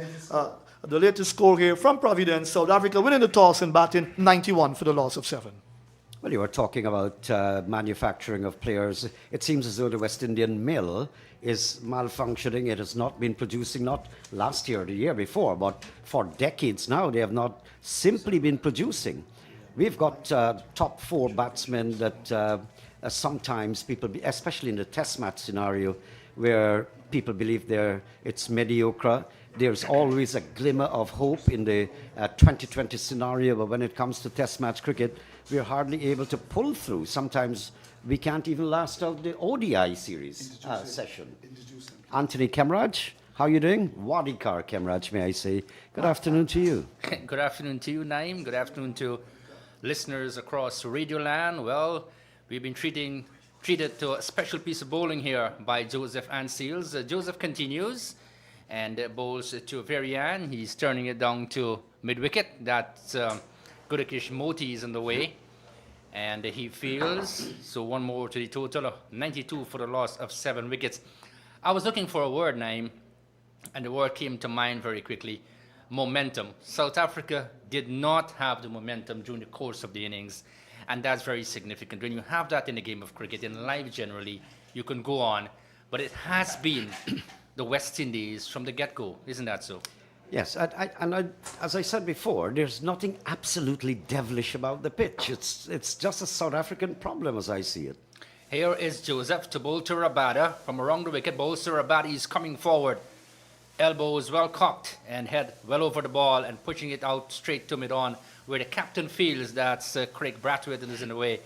And we've just lost the sunshine here at Providence. We haven't lost play though in Shamar Joseph. He is bowling and bowling really well from the immediate center end. And I was asked by a very good friend in Berbice, yesterday preparing for the cricket and all of that, would Shamar Joseph play this match, Anthony? And I said, you know what? There's a likelihood that he's going to play. And look what he's doing today. Here he goes in to bowl to Rabada. 3 slips, the gully, go down, outside the off stump, picks up the line very quickly and lets it go. I want to compliment our very good friend, Bobby Vera, for a splendid lunch. And also must tell you that Bobby has been in the broadcasting field for only 48 years. Only. Wow. Very good man to chat along with. Yeah, my grandpa and great-grandpa told me much about Bobby Vera. He's been around for a long time. Stone Age, it seems. Here is Joseph, goes in, bowls to Rabadi, gets a bumper, lets it go, taken by the keeper. But when we have these sort of people around us, the hospitality becomes much more flavorable. And, it's so nice when Guyanese can put that to the fore. My very good friend as well, Andrew, is also experiencing that. So lots of people here to experience that name. Yeah, Andrew has been around for a long time. My grandpa used to tell me about him too. And I didn't even realize that August of 2024 would mark 40 years for me in broadcasting as well. Wow. Here is Joseph, goes into bowl to Rabada. He picks up the line, lets it go, taken by the keeper. No run, 92 for the loss of 7 wickets. So there has been a steady procession of wickets to and from the pavilion ever since the South Africans won the toss this morning, deciding to take first strike after that first game ended in a draw, a game which was curtailed by lots of rain in Port of Spain, coming here looking to win this test, but they're severely being set back by some splendid bowling and absolutely, I must say, brilliant captaincy. Here is Joseph, passes the umpire to bowl to Rabada down the leg side, and looking to tickle it on the onside as it goes through to the keeper, Joshua De Silva. The score remains at 92 for the loss of 7 wickets. But Naeem, I mentioned earlier, South Africa did not have the momentum, and up to now, it's still in the West Indies' favor. Absolutely. Well, the scoreboard will tell anyone that. I was a little bit disappointed in the last over from Shamar Joseph. He's very good at taking it into the right-hander and away from the left-hander. Rabada faced up to him there for the entire over. He's got 4 slips in the background. I did not see a sharp lifting delivery, encouraging or luring the batsman to flinch and just push his bat just to get the outside edge. Didn't see that. So Varian, he's on 20 from 24 deliveries. So he has been the one to pick things around for South Africa. Here is Seals. He's up there, bowls to Varian. He's driving uppishly straight to Warwican in the covers and can't beat the fielder there. The score remains at 92 for the loss of 7 wickets. Rabada batting well. He's yet to score, but he can occupy the crease. He's no rabbit with the bat. And nice to see the spectators coming in, at least the kids. This is a time of school vacation and all of that, the August vacation. And you want to see the kids coming out. That's the best way to sell your sport and to sell the game of cricket, to have the kids being involved. Because after all, the most prized resources are our young people. Here is Seals in brilliant sunshine again to bowl to Varian. He's coming across, then opens the face straight to a Moti at backward point. And you get 1 more run, 93 for a loss of 7 wickets. I'd love to talk about school days, Naeem, coming to cricket and all of that. It's good to see the spectators in the green stand. Yes, well, let me just repeat then for the people who are not in the ground listening to our broadcast. It's $1,000 for people underage people, meaning under 18. After that, it's $2,000, so you can come down right at the National Stadium, gate number 2, and buy your tickets there. I went down there and bought a few for some friends for Saturday. Well, I would love to see that, Naeem. Here is Seals to bowl to Rabada. He is bowled! Middle stump knocked back, one that came back into the left-hander, and he was coming forward and through the gate. And the South African speedster goes back to the pavilion, might be saying, your turn will come, buddy. And he goes back to the pavilion. 8 wickets down now, Naeem. The West Indies are on top all the time. Yeah, and every time Seals aims directly at the stump, he seems to succeed. That is wicket number, 3 for him. He bowled better this morning. I think he was absolutely on line and length and was getting the ball to come back, to leave the batsman on occasions. He was splendid this morning.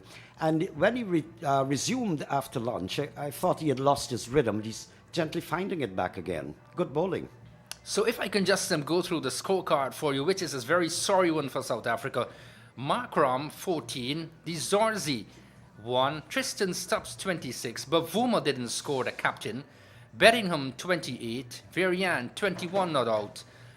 Mulder didn't score. Maharaj didn't score. And moments ago, Rabada didn't score as well. It's a sorry scorecard for South Africa. But this game of cricket is always a funny game. We never know what can happen. A partnership here or there can just bring things back for South Africa. But at the moment, it's West Indies all the time. Seals continuing his good effort and really bowling with fierce pace and menace. And he's hitting the good areas. And that's very, very important to see. So the new man in is coming to replace Rabada.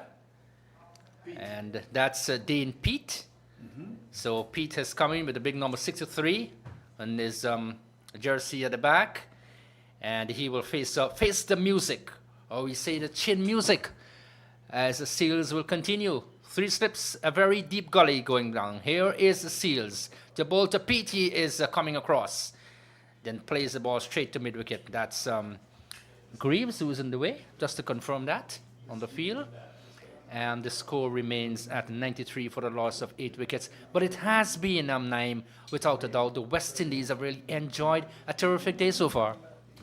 Yes, I seem to get the impression also that Craig Brathwaite, because Seals is not a tearaway fast bowler, that he could have relieved one of the slip cord and possibly get a forward short leg or a silly point up for the catch, just to apply some pressure on the batsman. 3 slips a gully, backward point cover on the offside. Here is Seals, bowls to the right hand, he's beaten.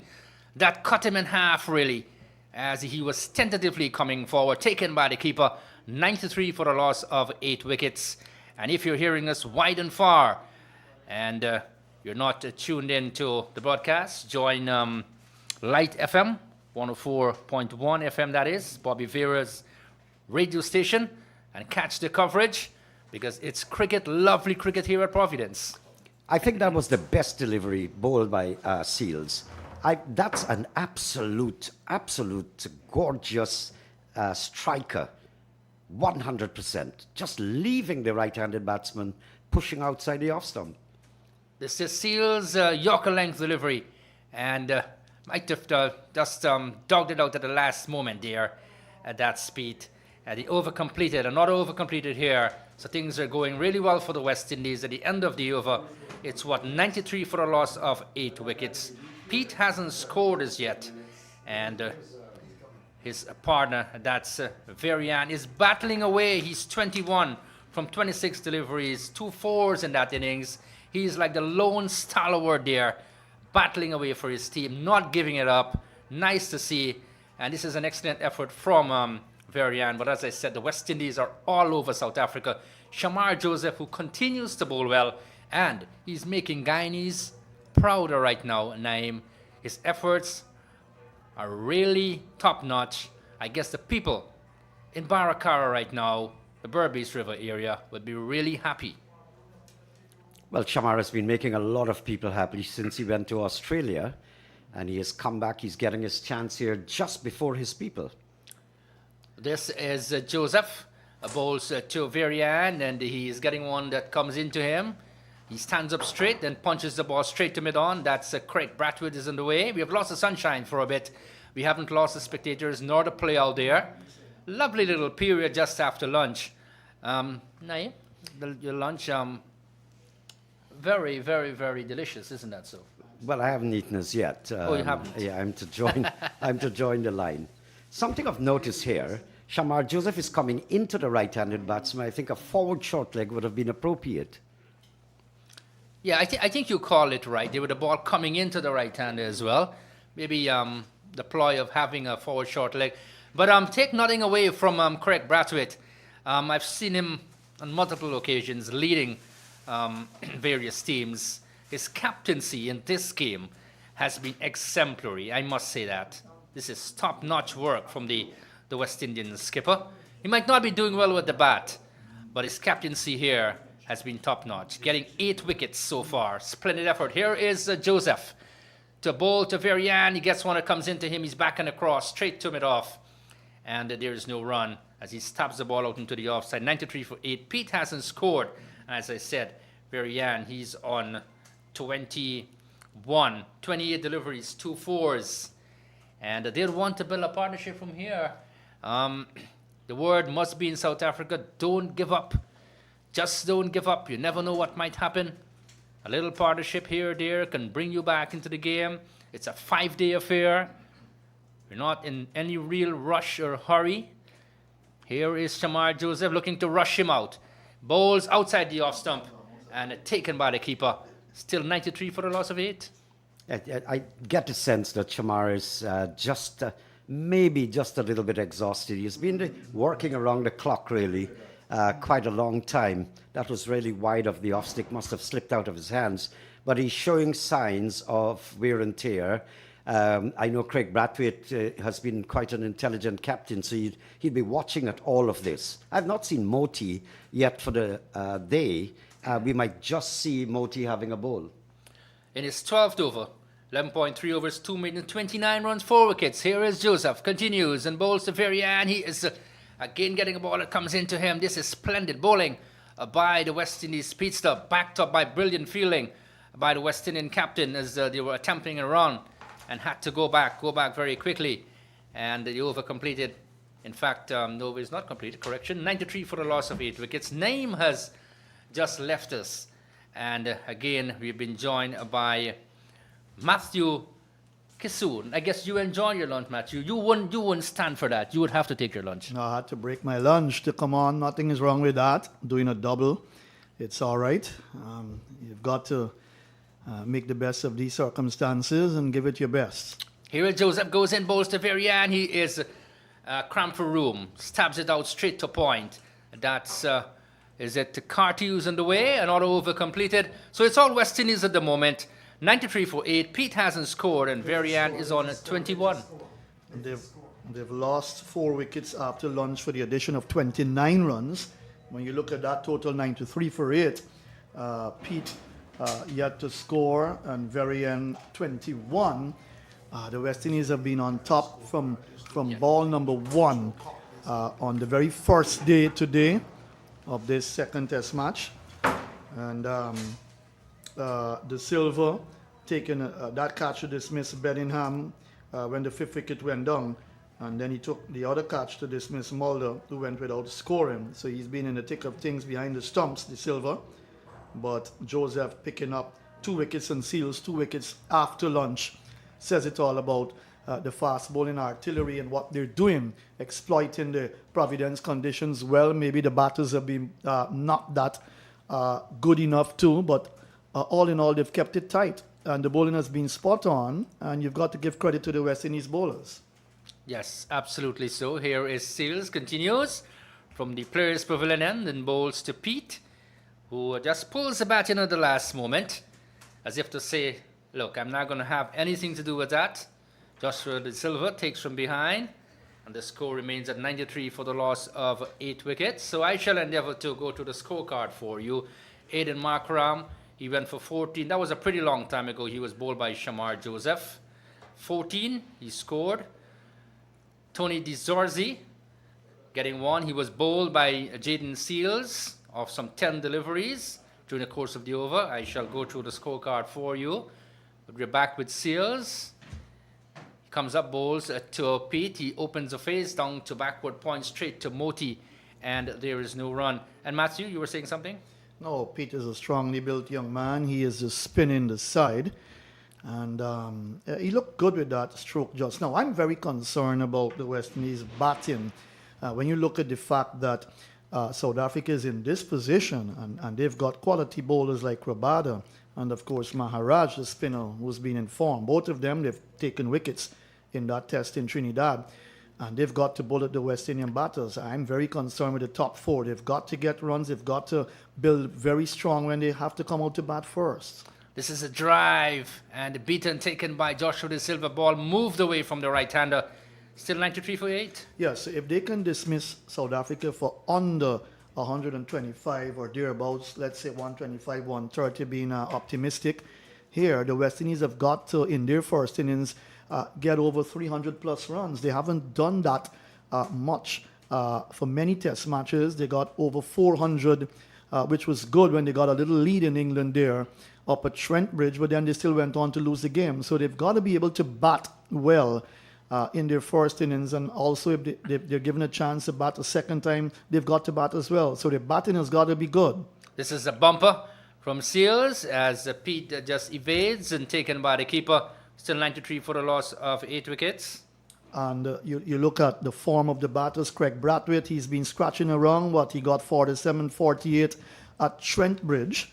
He didn't do well at Lords. And he got 61 in the first innings at Edgbaston and the Duck. And he got run out in his innings at Trinidad. So he's got to come good. The captain, a lot depends on him. He's a man that anchors the innings. And Michael Louis, early days with his test career, he hasn't looked that badly at all. He didn't look that badly in England at all. Here is Seals, bowls to Pete. He opens a face down to a vacant third man area. Will get a boundary as the ball crosses the boundary ropes now for 4. Those are 4 welcome runs there for Pete. He goes off the mark, and the total now goes up to 97 for the loss of 8. Yes, on top of that delivery and just guided it away nicely for a boundary. That's easy on any day when you get a delivery like that. But getting back to the batting woes of West Indies. So you've got Casey Carty coming in at number 3. No, Kirk McKenzie had a bad tour in England there, left out. And Casey Carty, the first cricketer from St. Martin to play for the West Indies at this level, coming in for his second test match, had a nice first test. And a lot will depend on him at batting at number 3. The number 3, number 4 batters are always your batters you've got to depend on a lot, along with number 5. Kavem Hodges in form, and you need Adonis to continue his form from where he left off in Trinidad. This is Seals, bowls to Pete. Again, he's struck on the pad as he shapes to play the ball on the onside. Another over completed, 97 for 8. Peters 4, and Varian is 21. Let me say a thank you again to these sponsors. The Sports Network out of Berbice, Guyana. The Sports Network, we do coverage for radio, TV, and the internet. And Red Rose Advertising, also out in Berbice. Your success is our business. 4 for 29 for Joseph, 3 for 36 for Seals, Holder 1 for 21. Warwickon hasn't picked up a wicket. But yes, getting back to the batting, I'm very concerned about the West Indies, and I'm sure everyone in the Caribbean and even around the world would be concerned about the West Indies batting. It let them down in England, with the exception of that first innings at Trent Bridge where they got over 400 runs. That was good, but then they didn't bat well in the second innings. They allowed England to get a lot of runs and put them under a lot of pressure to win the game, and they had time, but the batting really let them down. It's left to be seen what they will do, because to be honest with you, people like the bowlers like Rabada and Maharaj are not going to make it easy for the West Indian batters at all. Here is Joseph, bowls to that's Varian. He is bowled, and a 5-wicket haul for Shamar Joseph. He goes down and celebrates in style. What a moment for Shamar Joseph. I guess all Berbice, all Guyana, and all West Indies are proud of him at the moment. Excellent work from the right arm seamer. Congratulations to him. 97 now for the loss of 9 wickets. Congratulations again, Shamar Joseph. His third 5-wicket haul, I make it in his short test match career so far. That was a beautiful delivery. He pitched it on the middle stump. Varian came across. Couldn't believe that ball would have nicked the leg stump.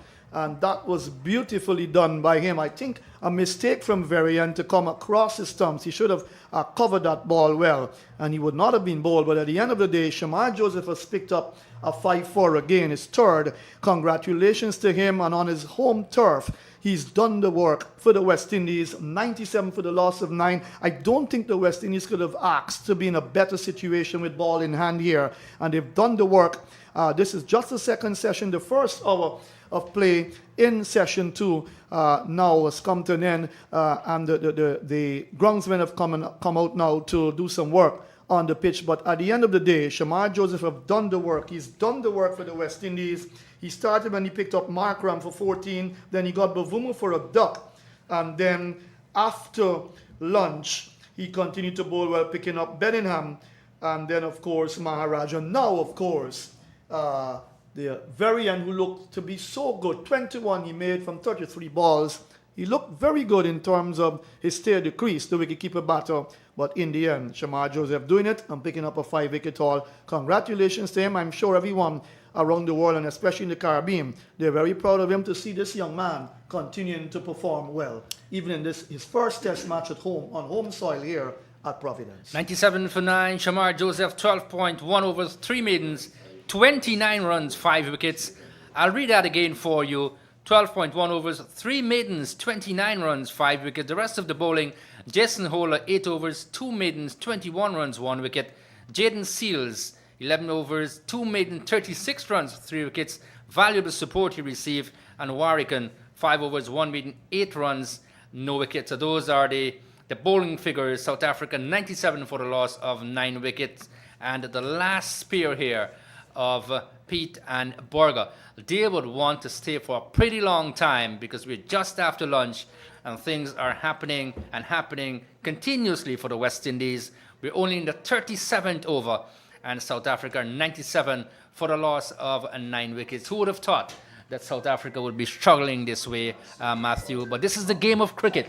This is the game we all love. This is the fantastic game that a pendulum can swing your way and swing against you.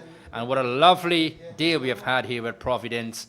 A few spectators coming in their numbers, in the green stand at least. The kids are here. Shamar Joseph taking 5 wickets on home turf. Excellent effort. And congratulations to the West Indies so far. Yeah, 5 for 29 from 12.1. And listen to this. 4 of those batters have been bowled by Shamar Joseph. So it shows his lengths have been good. His line has been good. He's got the ball to swing into the right-handers. And that has been one of his main weapon in his armory in terms of being a fast bowler. And now with the last man coming out to bat now, that's Nandre Burger. He's a fast bowler. Joseph will bowl to him. So this is Burger takes strike and might have been struck on the pad as he turns it down to forward square. Can score. So score reads 97 for the loss of 9 wickets. So excellent effort from the West Indies. And as you mentioned earlier, when the batters have their turn, when they come to face the South African bowling, they'd want to pile up a huge first inning score and put pressure on the South African bowlers. But that's yet to be seen. They first must get the last wicket. And the South Africans, they would want to put up a little partnership here, put up a little fight. You know, they'll tell themselves, look, we're not going out here. We might be down, but we're not out. As that's Burger taps away. Here is Joseph, bowls to him. He's coming forward, struck on the pad. There's a loud appeal. Not out, says the umpire. And I think the West Indies would be inclined to go for the review. They've gone for it. Yes, they have. Now, why not? I have no problems with that at all. I saw the umpire. He looked very confident when he gave not out. And then what he did, they would tend to put their hands. I'm an umpire as well. So you put your hands behind your back saying, well, in my opinion, that's not out. Let's see what DRS would say. That's what we have technology for. But if he gets the wicket, he gets a 6-wicket haul here. And that will continue to boost his confidence a whole lot. But that ball was a very good delivery. Look at that. Excellent delivery, but it looked to my mind as if it was just going where? Going down the leg side. Could have been slipping down the leg side for the left-hander. We'll have to wait and see as we watch the monitor. But no touch onto that. No bat at all involved there. He just brought it forward slightly. Maybe going on leg side. In my opinion, slightly going down the leg side. Yes, might just be slipping down the leg side. So the West Indies going for the review there. And I think they've realized that because Joseph is back to his mark as well when they had a look at it on the monitor. And you know, sometimes as an umpire, when you say not out, you know, it's tough on you when the players would just want to make that T signal and says, look, we're going upstairs. We don't trust you on that decision. But Joseph will continue. 97 for the loss of 9 wickets. Pete is 4. Berger hasn't scored as yet. We're just in the 36th over of this game. Here is Joseph. He's on the way. Balls to Berger. He's flashing outside the off stump. Might have said to himself, look, I'm not going to stick around here. I'll just throw the bat at it. 97 for 9. Yeah, he's bowled a few deliveries wide, very wide of the off stump to the left-handers.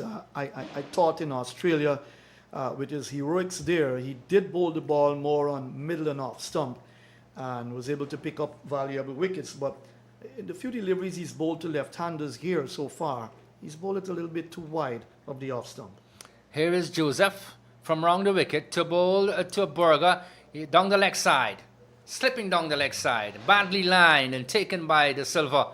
And the score remains at 97 for the loss of 9 wickets. Time and again we talk about the brilliant bowling by the West Indies seamers, but we can't leave out the captaincy effort by Craig Brathwaite. Look, the team is doing well. I don't think Craig has had to do a lot in terms of his thinking powers because everyone is performing pretty well out there. So if you're on the attack and you're picking up wickets, Craig doesn't have to use his brain a whole lot. He'll have to use his brain if South Africa were probably 150 without loss. So to say, that's where captaincy ability comes in and your skills. Here is Joseph, goes in, bowls to Berger. He is coming forward, then stroking the ball back up the strip for Joseph to field. So he completes his 13th over. 13 over 3 maidens, 29 runs, 5 wickets. Excellent effort from Joseph. 97 for the loss of 9 wickets. Another over completed here at Providence. Yes, and that's the latest score from Providence. 29-year-old Nandre Berger. A little bit about him. Apparently he did create some problems for the Indian batsmen in the 2023 Test Series there. So we'll have to wait and see with ball in hand what he can do against this West Indies batting lineup. He's only in his 3rd Test match. So he's picked up 11 wickets. He'll want to continue working on his economy rate. But he's out there. He's got to do battle, the final man coming out for South Africa. A 97 for 9, 37 overs gone.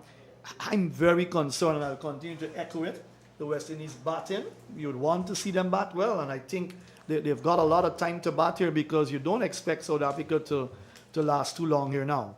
Here is Seals, continues from the Players' Pavilion end and bowls to Pete, one that moves away from the right-hander, and he doesn't play, taken by the Silver, as we have lost the sunshine here. Just for a bit here at Providence, 97 for the loss of 9 wickets here. And the struggle continues for South Africa ever since they came out this morning. They weren't able to establish a real partnership of essence, if I may put it that way, and to have some momentum in innings. The West Indies, though, on the other hand, they've had that, maintaining that ascendancy. He taps away. That's Pete. Here is Rabada, bowls to Pete. He's coming forward. In fact, stays back and stabs it out straight to forward short leg, and there is no run. The score remains at 97 for the loss of 9 wickets.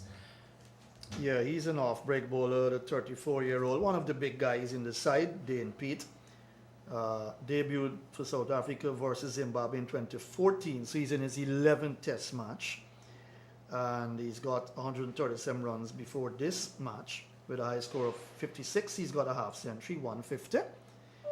But he's good in terms of taking wickets, 34 wickets on this belt so far.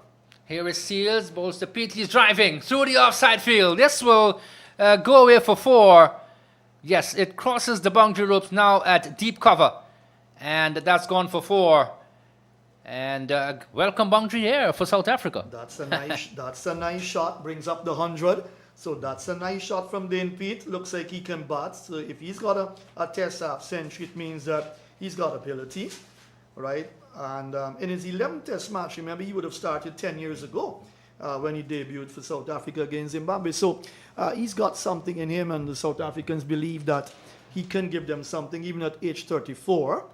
So it's not about age only now, it's the ability to perform. Pete settles. Here is Seals. Balls to him. He's coming forward. I might have had it to the outer part of the bat, as that's the fielder there at Gully.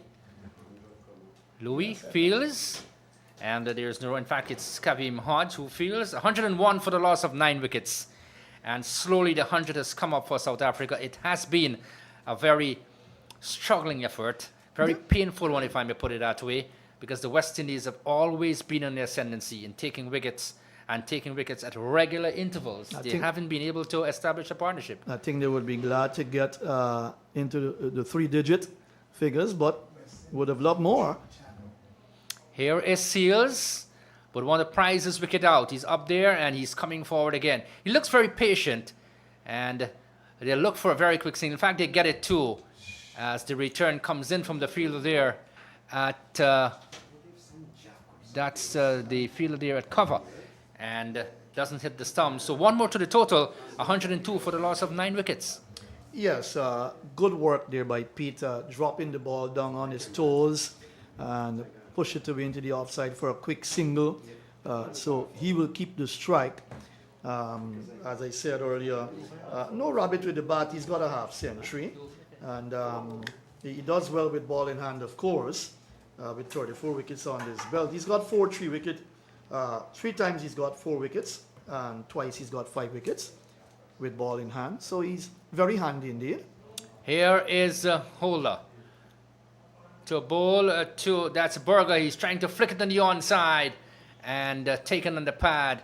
Another over completed. 102 for the loss of 9 wickets. 102 for the loss of 9 wickets. South Africa winning the toss and batting here against the West Indies at the Providence Stadium in this second test match. More from you, Matthew, and then to take you for the next maybe half an hour would be the voice of Nanchan. Right, so 102 for 9, 38 overs gone with 3 extras. So the West Indies have kept it very tight indeed. And you look at picking up 5 wickets after lunch. Bedingham for 28, Mulder for no score, Maharaj for no score, Rabada no score. So 4 of their batters didn't trouble the tins at all. And then Varian, who was looking good, Joseph picked him up. Nicked his leg stump. He went for 21, 97 for 9. It's 102 for 9. They'll be glad to get over 100. Welcome back, Naeem. Harris Joseph, he's up there now to Pete. Pete is on the back foot, strokes it into the offside, gets a single. Nice bit of work there at cover point. But a single. Pete has been really holding out 10 in 15 balls comparatively, I mean, because when you look back at the scorecard, with just a few people getting past double figures, it's really a sorry tale to tell. Mm-hmm. So Pete is there, he's on 10, Berger not yet off the mark and having faced 6 deliveries already. So the pressure is continuing on the South Africans. The West Indies have been enjoying quite a good day's play so far. Here is Shamar Joseph, tears in, he's coming around the wicket this time and turned into the onside field. And I mentioned this before, but when Shamar has a way of cutting into the slip cordon when it's the left-handed batsman, and I'm not seeing a lot of, he's not utilizing when the left-handers Rabada was one occasion, and now we're seeing here again Pete. With 4 slips standing by, you want to nag a little more outside the line of the off stump because you're cutting into that direction. Yes, absolutely correct. He hasn't bowled how he would have wanted to bowl to the left-handers so far in his bowling stint. Charges up there now, up and bowls down the leg side again this time. Just managed to come across there, De Silva, to take it wide of the leg stump. Yes, you see, that if he doesn't get it right on the offside, let's say he goes a bit too far from the left-hander on his offside, he then bowls down the leg side. So he has to get it right. And I think he wants to bowl that ball into the middle and leg stump when he bowls in that direction. But if you're going to bowl to the offside of the left-hander, you want to bowl it on the off stump and get that movement away from the left-hander, hoping he would edge the ball to the slip cordon. And what I was about to suggest I'm seeing happening, he's coming over the wicket to slide it across the left-handed batsman. Which is not bad at all for the left-handed batter, that's Nandre Berger. Not bad at all. Here's Joseph into Berger. Berger into the pads. He's turning it to backward square. They've gone for a single, and that's all there'll be. Again, he's lagging down the leg side. He's got 4 slips outside the line of the left-handers batsman. Not bowl into your field, so to say that happened in England with West Indies when they were bowling as well. They weren't bowling to the 4 slips that Brathwaite set. And what happened is that they got picked off, right? Both Holder, you had Jaden Seals as well was picked off in some of his bowling stints. They were a bit expensive, Shamar Joseph as well. But you want to bowl to your fielders. That's what a bowler has to do. That's the basics. Joseph into the right-handed Pete, into the onside, and again into the leg stump of Pete, the right-handed batsman. It comes down to Craig Brathwaite at mid-wicket shortish. No runs scored, 106 for 9. Not a score that you want to look at. It has no pleasantry inside. And I guess back in South Africa, I was just thinking just a little bit earlier, when I think of Sean Pollock and Jacques Callis, the big boys. Yeah. And now you're looking at what appears to be a South African attack that's way below that capacity. And so the West Indies case as well, when you look at our current bowlers, and then suddenly Malcolm Marshall comes into your head and Joel Garner, especially for people like those, like my colleagues, some like Andrew Mason has been around for a long time. I've been in that era as well, where you have grown accustomed to dominance. Now we're settling for an average side, bowling and batting, in the case of South Africa and in the case of the West Indies. You're absolutely correct with that, because if you look at South Africa, they've just got Rabada as their main strike fast bowler. You've got Mulder, the all-rounder, and the very gentleman that's batting now, Burger, who seems to work up pace. He's a left-hand medium fast bowler. You're not missing any cricket right now. I think that the batter that's Burger is probably having a change of something. But nevertheless, you're correct, Naeem, because if you look at those 3 to go along with Maharaj as a spinner, along with Pete, they've got their 5 bowlers there. They'll be hoping to make early inroads into the West Indies batting lineup, which has been very fragile, especially the first 4 batters. You've got to give credit to that's Hodge, who's done well. We said he's no big name player, the popular players that have the big names, that carry the big names. He's not that kind of player, but guess what? He's a guy that will graft his way into an innings. He will bat. He's very positive, and he's got a far way to go, even though he's age 31. But you want your top 4. Mikel Louis has got to come good, leading run scorer in the regional tournament, 23-24. So he's got runs at first class level. He attempted to play very nicely in England. I thought his technique wasn't that bad. He reaches out to the deliveries. He's a tall man. And then you've got Atenes, who got an 82 in England and then 92 in the last test. So he seems to be coming into some form, and you want him to be consistent. He looks up to Brian Lara a lot. He's a left-handed batter. And you want someone like Atenes to be there in the West Indies side for a long time, because you don't want the West Indies to be changing players very regular. And next thing you know, 6 players are out. You get fresh players. So you tend to, within a 3 to 5 year period, you're basically looking at a brand new West Indies side. So what you want is consistency, and that's not been the case with our batting at the top of the order. And then something has gone wrong with our equipment. We're not manufacturing quality in abundance like we used to do. That's something just reality, I guess. Shamar Joseph, full toss, worked into the onside, no run, picked up straight towards mid-wicket, or forward of the square leg umpire. That's Gudakesh Moti, who we have not seen. That's the end of the over, by the way, 106 for 9. I wouldn't be surprised. I don't know why Moti is not being tried. They brought them thinking that the Providence pitch will give a lot of turn, they'll get a lot of help. We'd seen the Pacers dominate, so they had a right, Craig Brathwaite, to bowl them as often as possible. But these 2 have been holding out, these 2 batsmen. I wouldn't be surprised. I thought that Moti would have been tried, because he flights the ball a lot, flights it and lures the batsman. But I'm not surprised that he hasn't bowled as yet, so to say, because of the complexion of the game with 9 wickets down. And Warwick can only bowl 5 overs, the spinner. And he seemed pretty ordinary, not getting a lot of turn.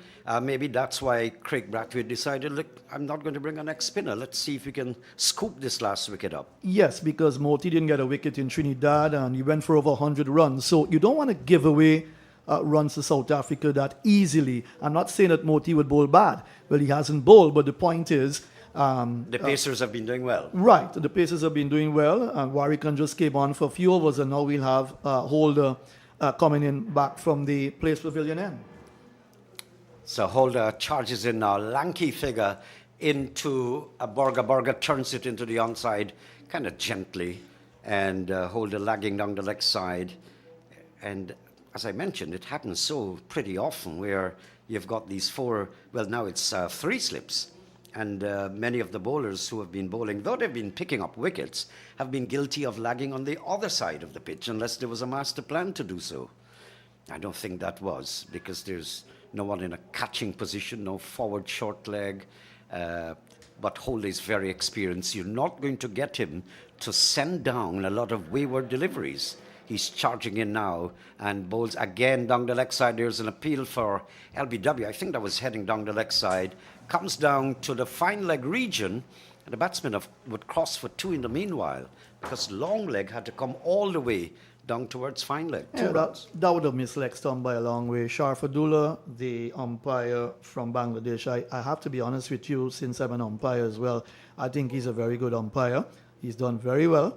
The test matches I've watched on television and his performance, I think he's good, and you're not going to get away with him with that at all. He's been spot on so far. Both umpires have been very good in the game thus far. Yes, himself and Hassan Raza. That's a Yorker from Holder. Good delivery, good batting here from Pete. Pete might be batting down the order, but I tell you what, he's been holding up and holding back the West Indies from getting the final wicket. Isn't that a frustration, Naeem Chan, when you've got that last wicket to pick up, but yet frustration steps in? The West Indies are looking for this final wicket, and then sometimes it takes very long to get there. We've seen that as a regular feature in Test match cricket. Yeah, especially when you know that you've walked or breezed through the top order. That's and then this correct. last guy, now who are you? Why are you there up to now? This is an inside edge from the bat of Pete. It goes down towards backward square for a single. And that's all they'll be. Absolutely brilliant sunshine here. Good, beautiful conditions. And as I said before, lush green grass. And all of a sudden, that total can go up to 125 before that final wicket falls, or 130, and then breeds frustration, because if the West Indies are rocked back at 30 for 4, well, then you would say 125 is a lot of runs. A lot of runs. Holder turns now. Let's see. From that great experience of his, he's in there, beats the bat of Borga outside the line of the off stump. Good delivery. Had him prodding forward, searching, and 3 men are standing behind there for the catch. That's a good delivery, at least good direction. In his bowling career now, what Holder would depend a lot on is, of course, his height to get the bounce, and also bowling good lines and good lengths. So he doesn't have the pace. He's never been a tearaway fast bowler, as we know. And if he can work on that, keep working on that discipline, he'll always pick up wickets. He's in there now, turned down the leg side by Borga, comes down towards the fine leg region, and almost got into the boundary backward square. Had a long chase to come around, 2 runs to Borga. And the score moves on now to 110 for 9. I don't think that's the end of the over, by the way. But I don't think that Holder has been able, because as I said, I've been like juxtaposing names and people. He has not been able to derive from the pitch as much as Joel Garner was able to do in the heyday. Yes, and I remember we talked about this a long time ago, because using his height and so on, you would have expected him probably to have a little bit more pace. And an awkward bounce. Right, but that hasn't been the case. But yet he's still done well as a what we would say a bowling all-rounder. He's done well for the West Indies over the years. But when you look at him now, you just know that he's got a few more days left in terms of playing for the West Indies. No put down on Holder. I think he's been an excellent cricketer in his time playing for the West Indies. He's done well. He captained the West Indies side as well. And a good ambassador, may I say. Yes, but not taking anything away from him. He has bowled well today too.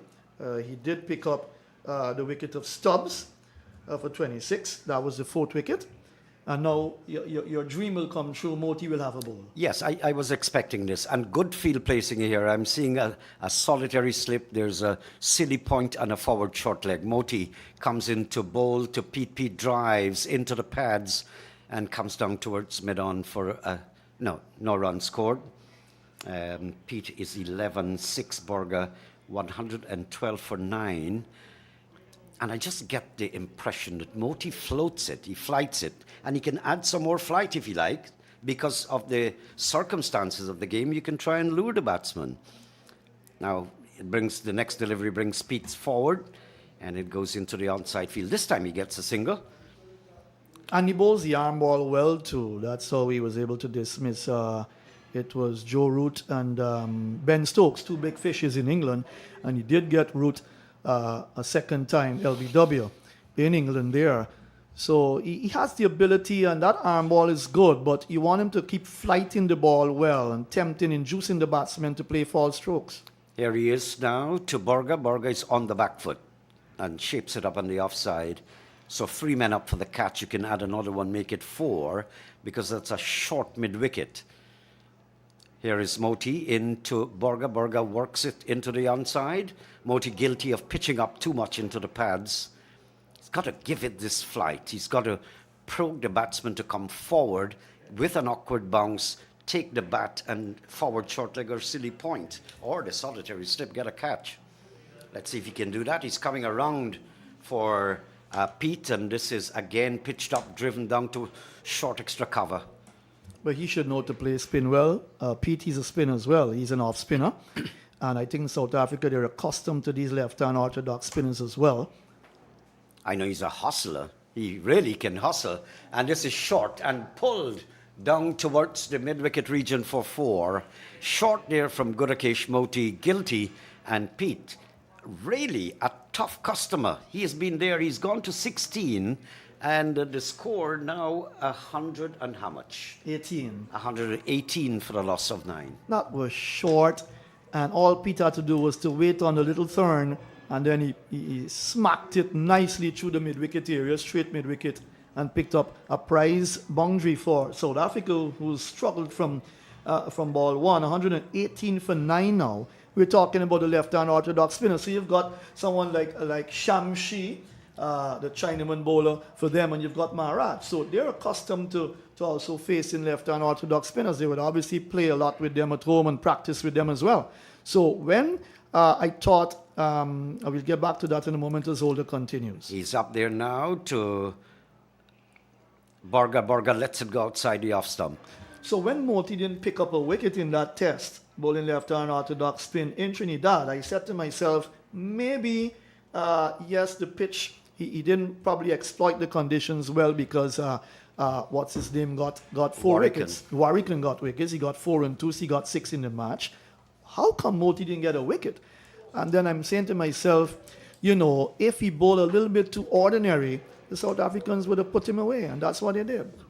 Borga watches Holder as he comes in, fishing outside the off stump, taken by De Silva. Good delivery. That's the kind of direction you'd like to see from a bowler who wants to pick up a final wicket, because he's got 3 slips standing by. And then I asked Andrew Mason the question, why play 2 left-hand orthodox spinners in the West Indies side? Of course, they brought back Warwickon for this series and justifiably got 6 wickets in that test in Trinidad. Moti didn't get any.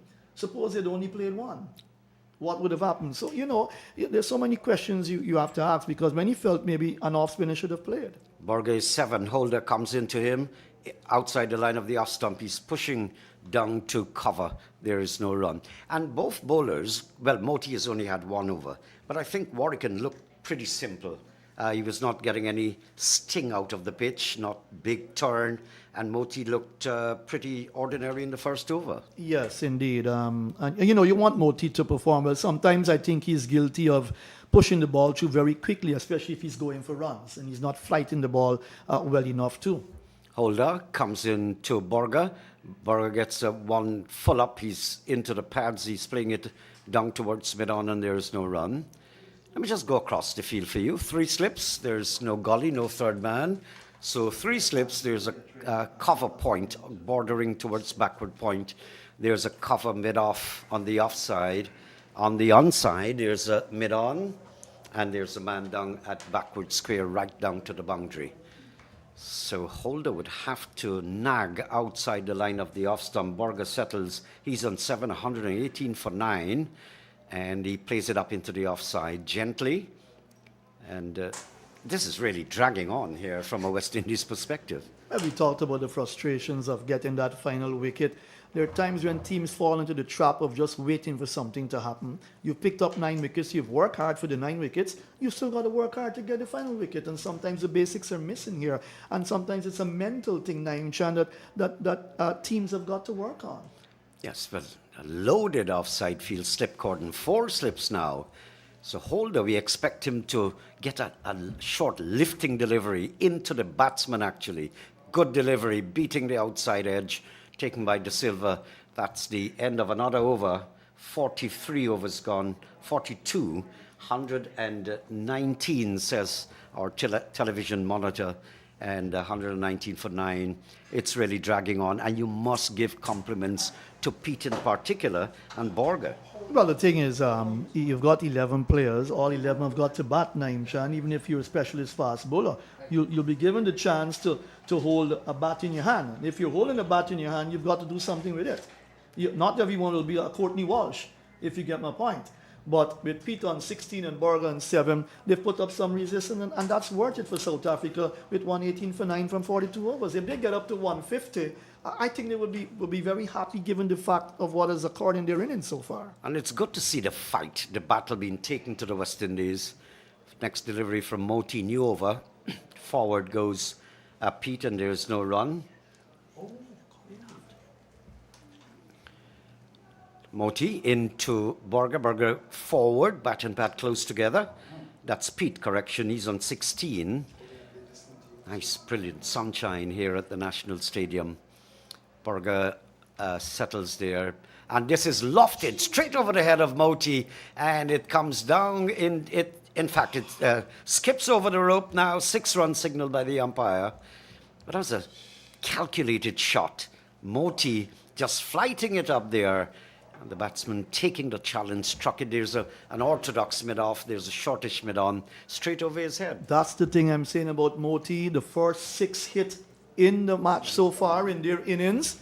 He can give away runs, and this is where he's got to be careful. Moti comes into Pete. This is turning out to be a very, very good innings from Pete.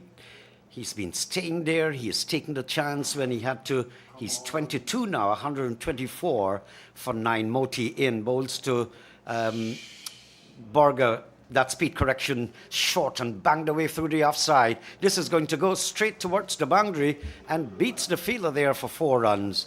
This is a good knock, good partnership.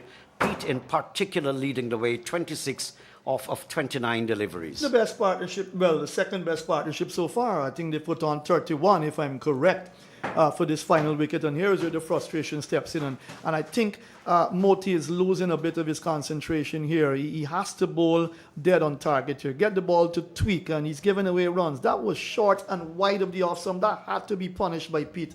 And it shows his abilities, 26 so far. Here is good occasion Moti to Pete. Pete is forward, gets it up on the offside, no run. That's the end of the over. 128 for the loss of 9 at the end of Moti's over in brilliant sunshine, nice cricket, small crowd, and the West Indies championing their cause, having the South Africans there on the back foot, 128 for 9. Yeah, you focus on Pete again, and you'll see, looking back at what I said earlier, he's in his 11th test match. He's got a half century on this belt at test level. And he's been around for a while, in and out, but he started in 2014 when he played against Zimbabwe, when he made his debut. So he's no rabbit with the bat, and he's showing his ability here. 26 from what? 30 deliveries. Borger's got 7, and that partnership is good so far. Excellent. This has been really good. Let's look at Borger now, who will take strike. Jason Holder, top of his mark. He's got 1 for 35 into Borga. Borga opens the face down towards cover point. Nicely picked up there by Greaves and fires the return, misses the non-striker's end. The batsman cross for 1. Borga is doing the smart thing. Knock the Giving ball the down, strike. give the single to Pete, who's in form, and he's getting runs very nicely. A 6 and a 4 in that last over. The doctor ordered that for South Africa, and he comes back into strike now. What is simply hold the ball in now, and he'll have to be a little bit more careful to the deceptive bowling of Jason Holder. 32, this partnership there, and this next delivery from Holder just flinches a speed, not sure whether to go back or come onto the back foot. In the end, he was flinching and pulling away the top hand, got it out into the offside. Good delivery, sharp bounce. And Athenaeus is at slip. And then you've got, that's Warwican at second slip, and Hodgett third slip, a little bit wide. Hodge is a very good slip fielder. Here is Holder now. He comes in to bowl to Pete. Pete lets it go outside the off stump. So we've had a little eruption with Pete slamming a 6 and then a 4, and now a little lull. And good stuff here from the South Africans. I'm pleased to see that there is some fight. It means, therefore, Matthew, if you think about it, that there's nothing so devilish about the pitch. That's true. And I'm looking at the partnerships here to just 37 for the 4th wicket, and now you've got, 32? Yeah, that's Stubbs and Beddington 37 partnership. Big appeal here from Holder, not out, says the umpire. And the wicketkeeper is joining in that appeal, considering whether to ask for the review. They've gone for it. I thought that might have been just looked like Holder slanted the ball into the middle and leg stump. So maybe in the mind of the umpire, that's Sharfadullah, he thought that might have gone on the leg side. But we'll have a look at it. But at the end of the day, this partnership is proven to be very frustrating for the West Indies camp here. And they want to get it over with quickly and have a bat. Of course, their batters will be tested greatly by the likes of Rabada. You've got Mulder, you've got the other fast bowler that came in.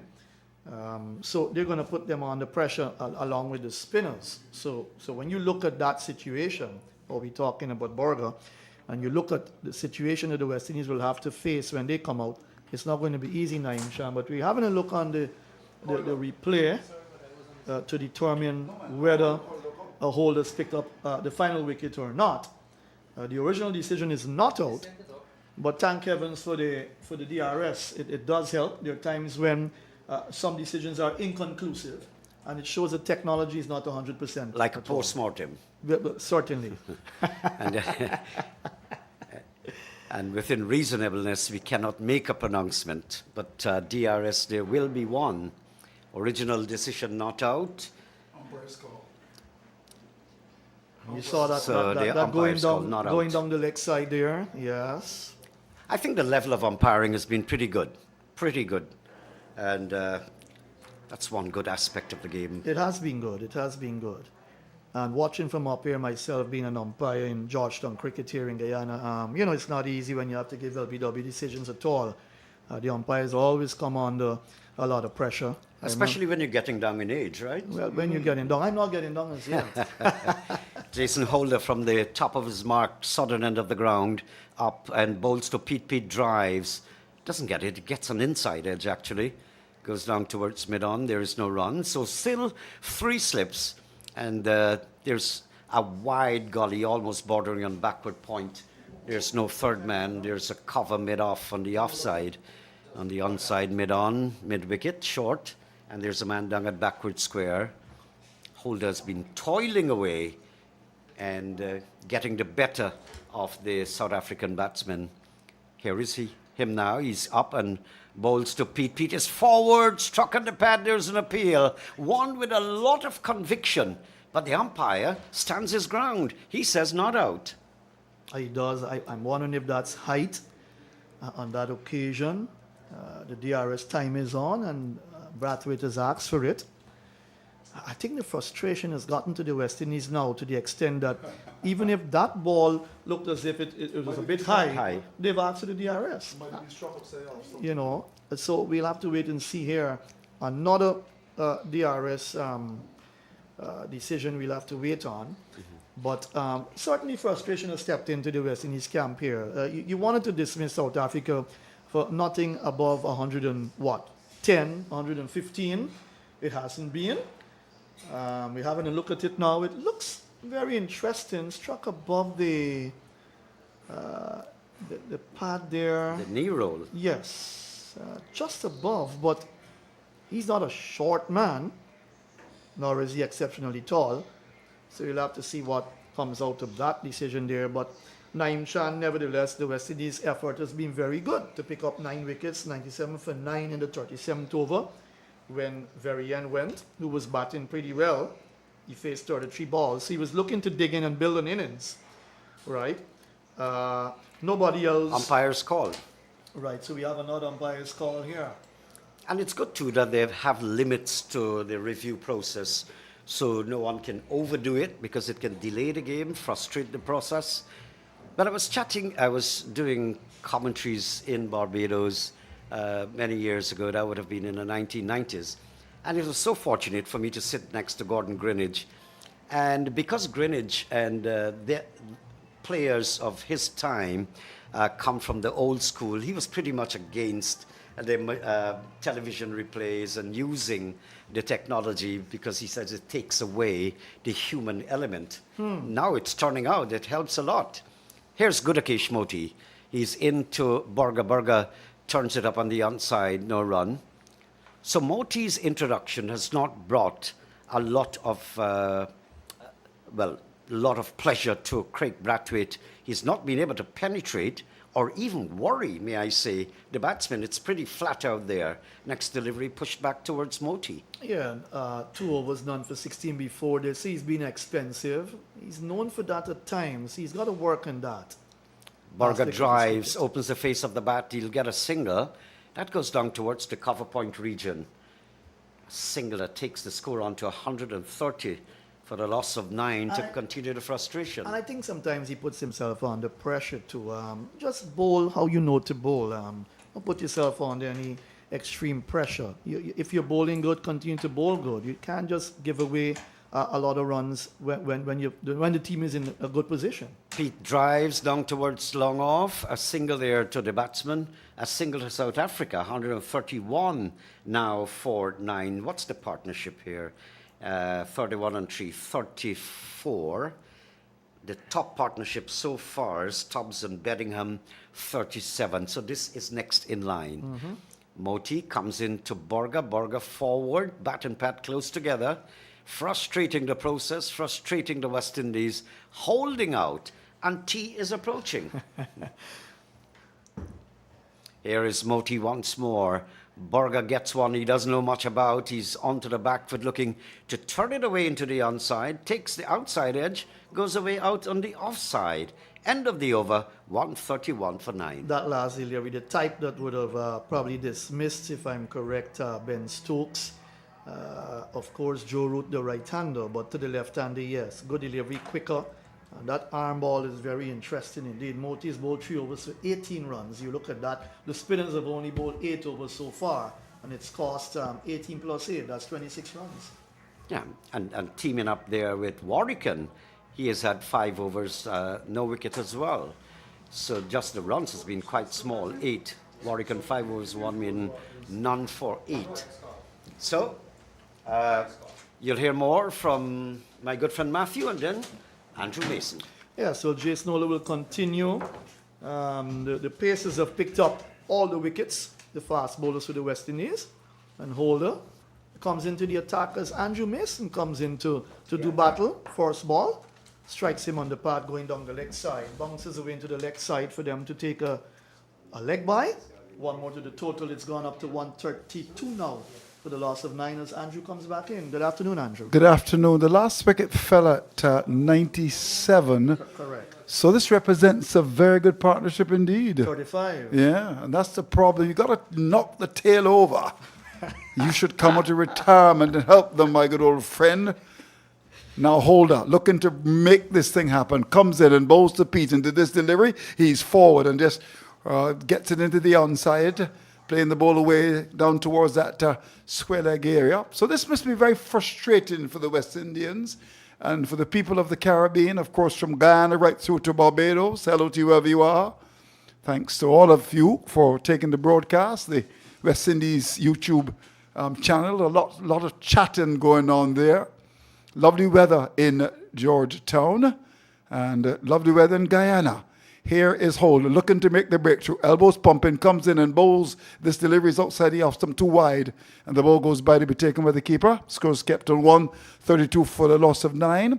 I've had very good weather since I've been here. Not a drop of rain. Beautiful. I did tell you when you called me before you came in the country, I said the weather is good, Andrew. We're going to have cricket here. It's not going to be like in Trinidad at all. We're having lots of rain in Barbados. And my garden looking pretty good, eh? Oh. Yeah. No pineapples, but I can assure you that it's looking good. Is this your rainy season, is it? No? I think it's easing out now because, and then you've got CPL coming up as Oh, well. it's finished. Okay. Here's Holder, comes in, bowls outside the off stump, and the left-hander flirting, fishing like you do, and the ball goes by to be taken by the keeper. So this is not your rainy season. When is your rainy season? Can you tell me? Generally May, June. Are you sure about that? You do get rain in July as well. They had a lot of rain in July. What about February, the love month? But you get rain December, January as well. Maybe a little So into which February. month do you get the most rain in Guyana? I would say June, July. June, July. To be honest. Bobby Fair June, on the July. far side, he's a teacher, and he says, yes, you're right, for the first time today. Here's Holder around the wicket, comes in, on his way, goes past the umpire, and bowls. The batsman has turned the ball away into the onside. Down to back was square for 1. Will he come back for the second? He will. And Moti comes across, picks up and fires the return to the base of the stumps, and they're back for the second. This is a situation where it's now pregnant with frustration for the West Indies. This is not good enough. You got to bowl the team out, and that's the problem with the West Indies. You do well. You just can't knock this last man over. 134 for 9. Pete is there. He's 27, looking good. He's found a good partner in Berger. What a name to have. Hope he's not a hamburger. He comes round the wicket, hold on his way to bowl to the left-handed Berger, and to this delivery, Berger is forward, covers up. The bat is broad as Johannesburg, and plays the ball at the pitch, and in frustration, Holder picks the ball up and throws it the stump to the striker's end, and even that he can't hit. So at the end of the over, 134 for 9 is the latest score at Providence. Yes, I need to apologize to Tony Gray. I got that name. Yeah. I didn't get that name, Barakara. He was It's listening. such a difficult name to remember, to be Okay. honest with you. But it was... It's in Berbice? it's in Berbice, Okay. yes. Up So if the I have to Berbice leave River. here to go to Barakara, how do I get there? Do I go through where? You've got to go up the east, river. The East Coast? Do I you go the East Coast? Yeah, you travel up the East Coast. Do I pass Maikoni? I think you've got to go across the bridge, You got to go across the bridge? the Berbice Bridge, and Is then it the go Berbice up, Bridge? and then you go up the Berbice River. So you- Do you go to the quarantine? No, you don't go to the quarantine. Okay. All right. You go up the Berbice River, you can go by boat.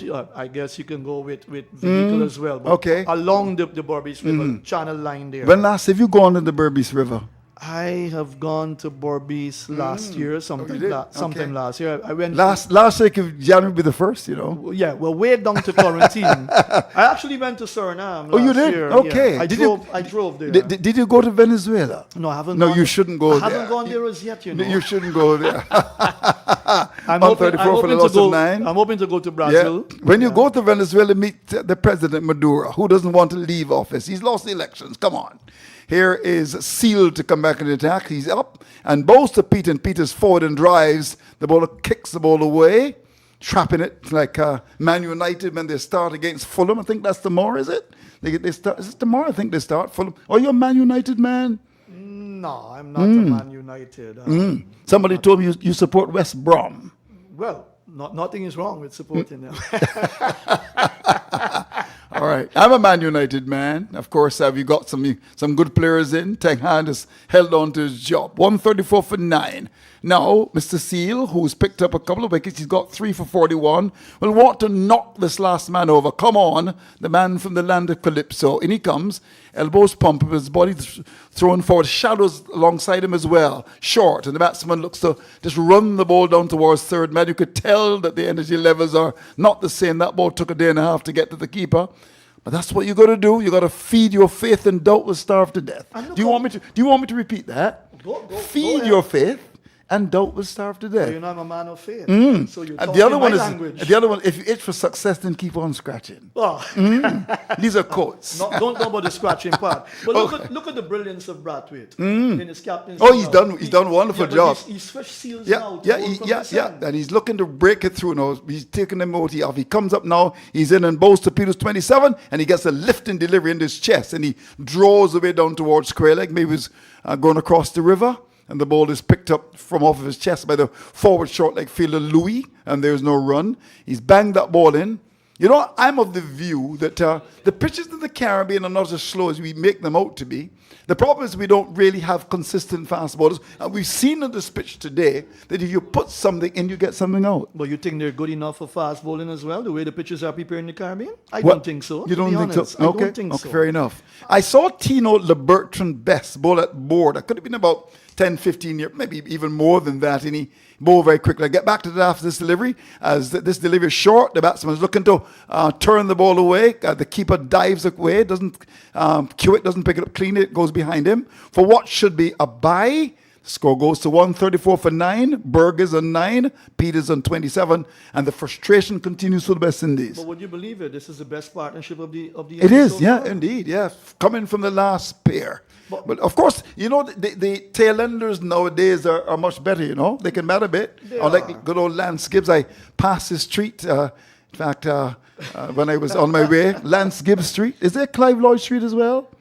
They have the Clive Lloyd Drive. There's a Clive Lloyd Drive. Right. You can't be a street. It must be a drive. Drive. Lloyd did well, the big cat. I spoke to him a couple of days ago, getting the CARICOM's highest award, and he deserves it. Of course. If you call 10 West Indians, I mean, Mr. Lloyd must have been there. He's a wonderful man and a very, very lovely guy. Here's Seal. Round the wicket, comes in, bowls to Berger. Berger allows the ball to go back. The off-stump taken by the keeper.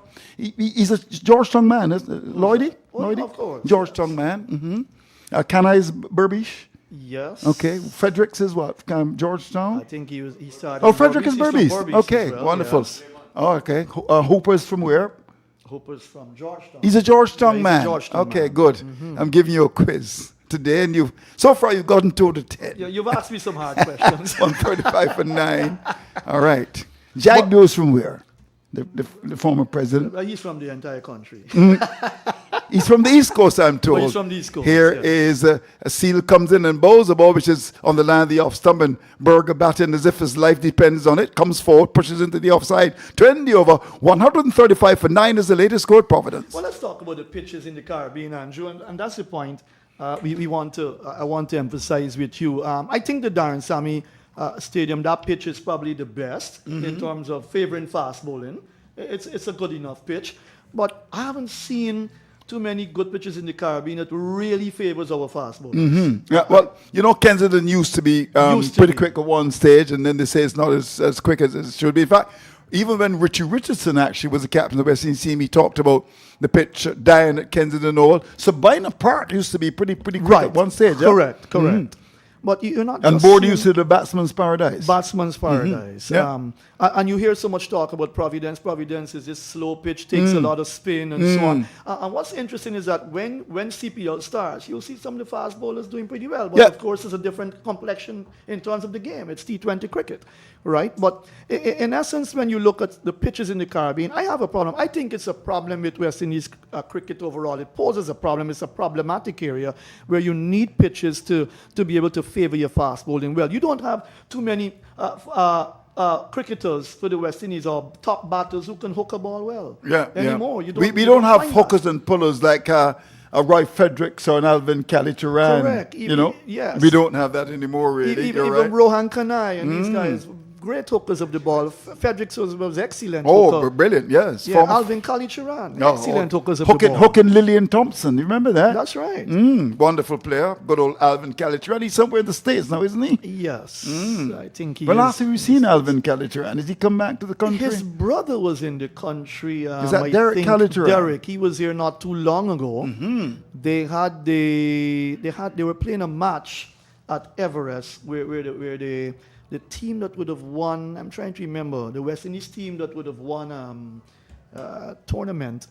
And they were playing, a celebration game at Everest. I was there. I spoke with Derek Kalicharan and some others. The guy in the team, actually. Sorry, not the West Indies team. The guy in his team that would have won regional cricket over a period of time, I think.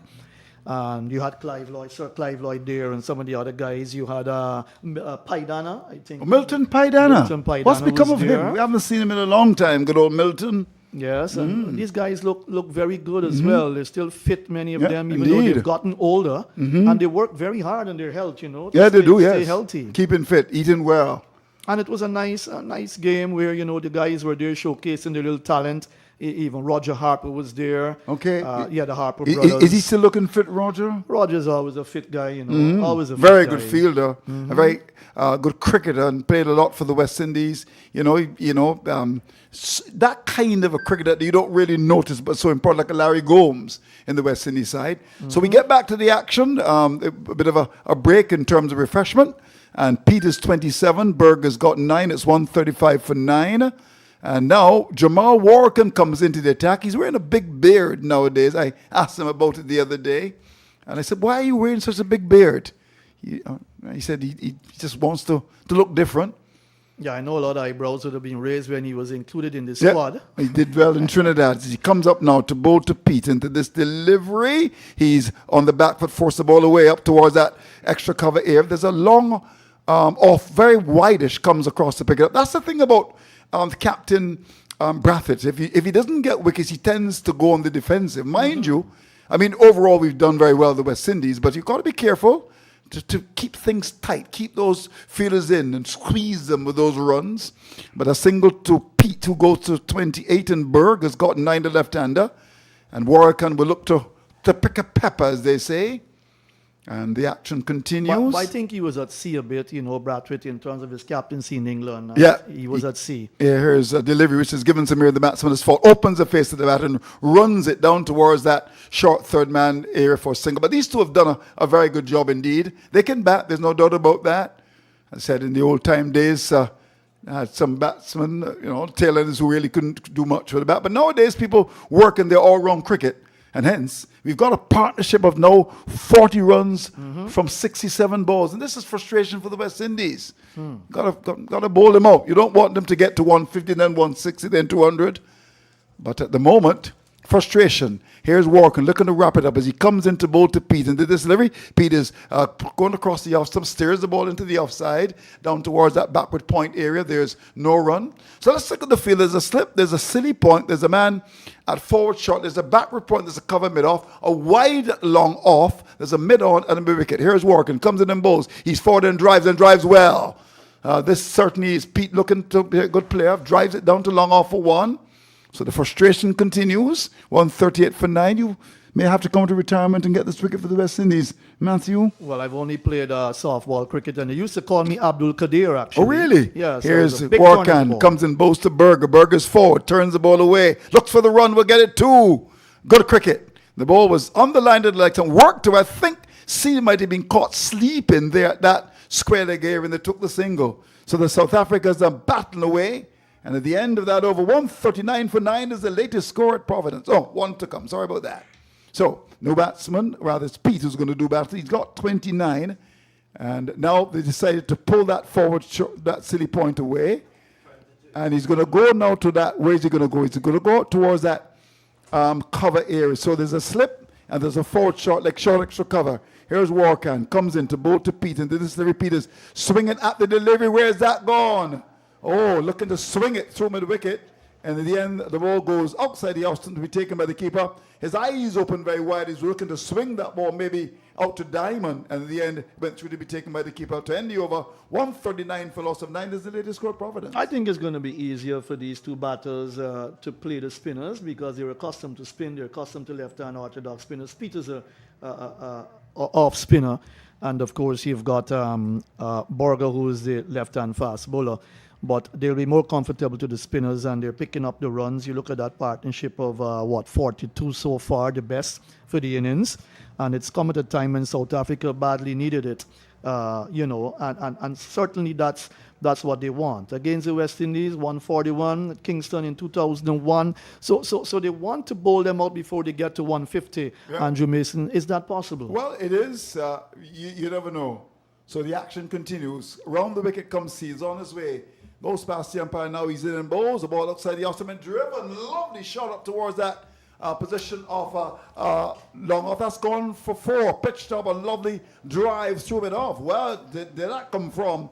Pitched up and driven beautifully through the offside, through that mid-off fair down to long off. That's gone for 4. That's what you've got to do. Capitalize on the way the fielders are positioned. No one down there. And that was a lovely shot from the left-hander. He played that shot very well along the ground. I just got the feeling that Brathwaite forgot that he should have put a mid-off in. He's going to make the change now.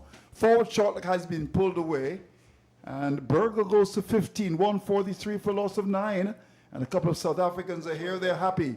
Here is Seal around the wicket, comes in to bowl to Bergen. To this delivery, he's allowing the ball to go outside the off. So this is good, sensible batting by these two, and they've done a very good job so far. You come together with a score at 97 for 9. It's obvious you'll want to fight, and that's what you want in terms of Test cricket. This is not what you see a lot, especially from a West Indian standpoint. They need to bat very long. And generally, Andrew, what you find with Test match cricket now, the bottom half of the side tend to give you a lot of runs. Yeah, that's true.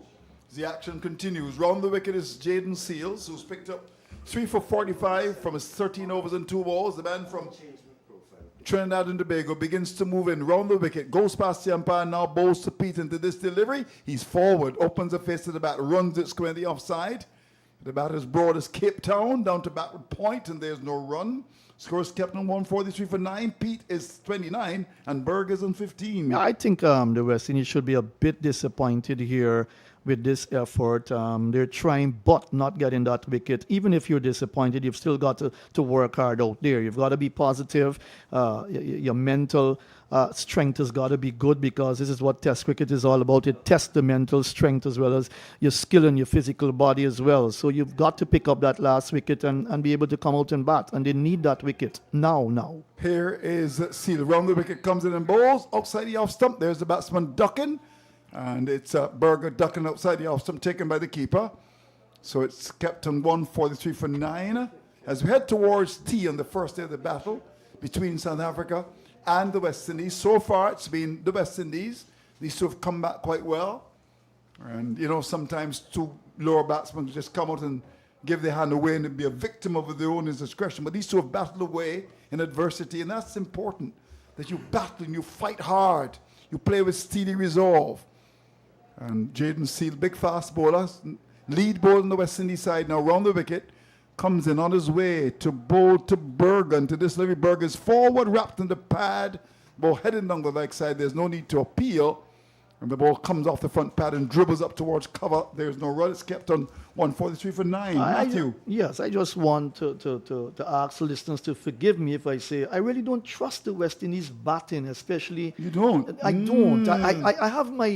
I have my own question marks about the way sometimes they go about their innings. And even if they dismiss South Africa for under 150, I just don't trust the West Indies batting. Something about the way they bat. And trust is an important thing in any relationship. You know that? They're not just... yes, of course. Indeed. Here's our good friend, Mr. Seals, as he comes up now in bowls to Berger. Berger's driving. The ball comes off the inside edge. He's a long way down. As the return comes in from the fielder, that's Louis up at that mid-on. It had hit the batsman at the non-striker's end. Pete would have been gone, but he was not able to hit the stumps. And in the end, a situation where he was able to get back into his crease. So the over comes to an end. 143 for the loss of 9 is the latest score at Providence. Yes, I'm talking about trust in the batting. Of course, the pitcher is going to play much better along the way, and that's why West Indies will need to bat very good, capitalize on whatever opportunities present itself. The pitch has to play better along the way, easier, but then you've got to face Rabada, you've got to face Berger, all right? You've got to face Mulder, right, the fast bowlers and medium fast, and then you've got to face the spinners. But I know that West Indies, they don't generally bat well in both innings, and there are times when they haven't batted well in either of their innings. As well as we saw with the test match at Lords. They didn't bat well at all in both innings, but they batted well at Trent Bridge when they got that 400 plus and failed miserably in that second innings when that game ended in the fourth day. So it's difficult to trust them. Well, you're right about that. As it's going to be your good friend Moti to come into attack. Bowls to Pete Peters on the front foot, drives up to mid-off. The bowler comes across to pick it up. There's no run. Here we go. Moti comes up now, in and bows to Pete, and Peter's back and plays it up towards long off. One easy single, too short, and pushed up to that long off area for one. And the frustration continues at Providence. And he switched to the place pavilion end now because he did bowl from the media center end. Just as Seals was switched from the place pavilion end to the media center end, he's been switched the other way around. So even though Bradford is trying things here, you get the impression that it's going through the motions sort of setting right now, Andrew. Yeah, you're right. Well, it's 32. Pete Berger's got 15. And it's going to be Moti to continue, looking to make that breakthrough. He's got a slip. There's a silly point. There's a forward short leg. So he's got an attacking field here. He's in his third over as he comes in on his way. Goes past the umpire, bows to Berger. Berger's forward and drives inside edge onto the pad. Goes down to that forward short leg fielder. Little Carty from St. Martin picks it up. There's no run, a loose shot. And now Pete will come down to have a little word with Berger. Come on, don't give it away. Here is Moti, comes in and bows him, and he's driving through the offside. Lovely shot out towards cover. We'll get one, we'll get a second. After it is Warkan, picks it up just about now. Good 10, 15 meters inside the boundary. Berger's back for his second, goes to 17, and the frustration continues. 146 for 9. Yes, Test cricket is very difficult indeed. Moti would have bowled well in Zimbabwe when he got the most valuable player there, man of the series, picked up a number of wickets in Zimbabwe. But you see, things are different now. You're playing against South Africa. This is a better side, far better side. And all your skills come to the fore now. Here is Moti, comes in and bows. He's on the back foot. That's Berger. Pushes up towards mid-on. The bowler comes across. So they've added 49 now for the last wicket. Frustration for the West Indies at Providence. Here is Moti. As he comes up now, he's in and bows to Berger. Berger's forward. Drives the ball down towards that silly point area into the knee of the fielder up there. That's Louis.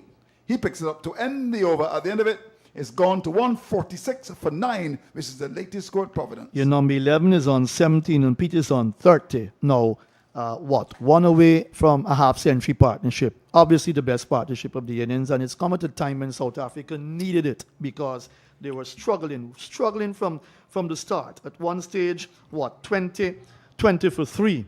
And then they moved to 88 for 7, 93 for 8, 97 for 9. Look at this partnership, Andrew Mason. That's why Test cricket is so wonderful. Indeed. Hold of 12 overs, 4 maidens, 1 for 26. Seals has been there or thereabouts. We look at his figures in a minute. And in fact, 14 overs, 3 maidens, 3 for 45. But of course, the star has been Joseph, 14 overs, 4 maidens, 5 for 33 in his first test match. At home, Warken 6 overs, 1 maiden, none for 12. And Moti 4 overs, no maidens, none for 21. Has been expensive. So, here we go.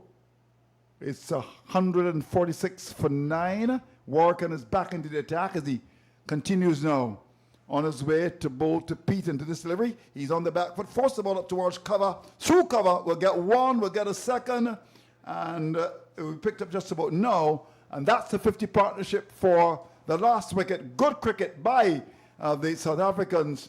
And it's now gone up now to, I make it, 148 for 9. They've added exactly 51. Pete goes to 32. Brilliant. What's going on here? Can you tell me? Brilliant partnership. Brilliant partnership. This is what the doctors ordered for South Africa. They're going to put up a fight. They've got good bowlers to try and defend this total as well. Here's Warken, comes in, bowls to Pete. Pete is forward and drives up towards that position of extra cover shortest. There's no run for him. But this is really not good for the West Indies. You gotta just knock off your enemy. Here's a delivery, which is too short, turned away in the onside. And down towards that mid-wicket area. Pete in his crease and works it out towards Brathwaite at mid-wicket. There's no run. Warken again comes in on his way to bowl to Pete. And Pete is a drive in, up to cover, can't score. Ball is picked up by Louis. How about cover? So there's a slip. And the forward short leg in attacking positions. 148 for 9. Pete is there. And Warken comes in and bowl. Oh, he doesn't deliver. He's got 32. Burgess 17. Last week it fell at 93. Here is Warken as he comes up now on his way to bowl to Pete. And Pete is going back and looking to force the ball away. A chance for a catch. And in fact, the fielder down at backward point seems to move late there. And the ball goes through and it's gone away down to backward point for 2 runs. That's what happened there. Is that Carty out there? Looks like Carty down at Oh, point. he seemed to have moved late. Let's have a look at that. Outside the off stump. There's the batsman playing the ball, square in the offside. Oh, he moved late. And they got 2. Yeah, he did. Here is Warken. Comes in and bowls. Batsman is forward. Turns the ball away for a single down to square leg. Wow. 150 is coming on the board now. We didn't see this coming, did we? I did mention earlier that if they get up to 150, that'll be good enough. That'll be good for them to get that far. And I think what they've done here, they've shown that they've got the ability, even the bottom half of their batting has shown good promise. It's T here. Is it T? No, it's not No. T. I saw the batsman going, just walking off, but it's the other player that came Maybe out. they're thinking about T. Yeah, but West Indies probably would want to go to T. Of course, they got to take the wicket, 9 wickets down. So I think what is happening, Andrew, is that they're playing for the extra half over here. Yeah, they are indeed. And Yes. you're an umpire, you should know that. That's right. You umpire locally, yeah? Yes, I actually umpired in England as well. Oh, really? Yes. So you left here, you got a job in England as an umpire? Well, or don't- someone was sick? Don't tell the world that. It's just going for the experience. I Okay. wanted the experience to umpire in And you England, and I umpire in got the England? experience to do so. Okay. Yeah, a 40-over game between 2 club sides. Okay, wonderful. Were you paid? Yeah, Wimbledon. I was given an allowance, what you call a stipend. Not a stipend. That's right. Here's a delivery which is pitched on the line to the legs and played away up towards that mid-on area. It's Moti continuing and stroked up towards that long-on area for a single by Pete to go to 35. Holder was a bit deep, but this is not good for the West Indies. I'm sure that they're very frustrated about this, don't you think? Very frustrated. If I was out there as a West Indian, obviously playing, I would have been more than frustrated. But it's the bowlers that have got to do the job. Here's a delivery bowled by Moti, coming onto the front foot easily, very confidently. It's Berger. He's on 17, plays out the pitch. The bowler picks it up. There's no run. Andrew, I don't- 152 for 9. I don't. Here's Moti. All right. Comes in to bowl to Berger, and Berger gets one pitch up and drives to cover 4 runs. Poor delivery. That's meat and drink and stroke smacked away through wide bit off. That's gone for 4. And it's on a Thursday afternoon, not even a Saturday or Sunday. But that was brilliant. And you know, Andrew, I do not consider our spinners to be threatening enough to, No. especially the better teams in Test cricket. They're just not. Why are they allowing to get the South Africans to get away here? 156 for loss. That was thrown up. That was really like a lollipop, really bowled by Moti, who hasn't really bowled well since he's come back from England. He's up now, on his way, bowls to Berger. Berger's forward, plays the ball into the offside, down to cover. There is no run. The field at cover looks like Warken. They need to get a wicket. They need it quickly. 156 for 9. Like the mighty Gabby Barbados would say, Lord, send an answer for we. Here's Moti. As he comes up now, he's in. And bowls to Berger. Berger's forward. The batter's broad as Robin Island. And the ball is played square in the offside down to backward point. There's no run. He's got 35, Pete. Berger's batting away. He's got 21. Here's Moti, comes up now in and bowls, and he's forward, no problems at all. Turn it down to third man, runs for South Africa, one. They'll get a second one, surely they will. As the return comes in from Kevin Hodge, the man from Dominica, they're back for the second. Now, it's gone to 158 for 9, which is the latest score here at Providence. You look at the Players Pavilion and you look in the South African department there, where they are. They're all admiring the efforts of this last pair. You saw it on screen just now. They're admiring. I probably think that they didn't believe that they would have gotten so much runs after being 97 for 9. But now they're sitting there and they're looking at these two players put on a good show for them and get some valuable runs to them. Why didn't they do it from the inception? They couldn't do it. It was excellent bowling from the fast bowlers, and it kept South Africa on the back foot a whole lot. They just kept losing wickets, at intervals, regular intervals, and now look what this last pair has done. They've done the job that the top order could not have done. Here's Walker and Compton and bows to Pete into this delivery. He's forward, turns the ball away from that leg stump up to mid wicket. Captain Brathwaite takes a step or two to his right to pick it up, and there is no run. Warkan again comes up on his way, bows to Pete, who's 35 into this delivery. He's driving to extra cover. Wonderful shot, gets one. We get a second. Long off comes across to the left, picks the ball up just about now, and he's back for a second. He's batting like a number 3 batsman, isn't he? Yes, he is. They both look very good indeed. They look technically correct, I must be honest with you here, Andrew. You can see Pete can bat. He can bat. He's 38. It's gone to 160 now for 9. Here's Warkan. Comes up now in and bows to Pete, and Pete is forward. Pushes up towards that cover, air ball pitch in the off stump, and just pushes to short extra cover. There is no run. Warkan again comes in to bowl to Pete, who's on 39. He's in and bows to him, and he's forward and drives up to that position of short extra cover. Again, can't score, but his bat is very broad indeed here. And he comes again, Warkan, to bowl to Pete. He's up and bows to Pete, and Pete is coming forward and drives back to Warkan. The ball comes from the bottom of the bat, and there is no run. You just get the feeling that they're just wishing and hoping that Dusty Springfield for wicket. 160 for the loss of 9. Here is Warkan, comes in and bowls. Ball pitched up. There's the batsman coming onto the front foot, and that's Pete. Just blocks it up towards the wicket, and there is no run. So the end of the over, 160 for 9 is the latest score at Providence. I think the difference with the two left-hand spinners of the West Indies have got is that Warrican tends to flight the ball a bit more.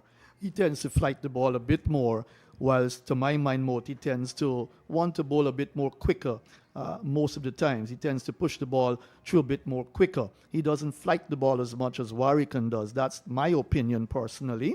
I don't know if the listeners would agree, but that's what I've seen. And what he did in that last over, he flighted the ball a bit more.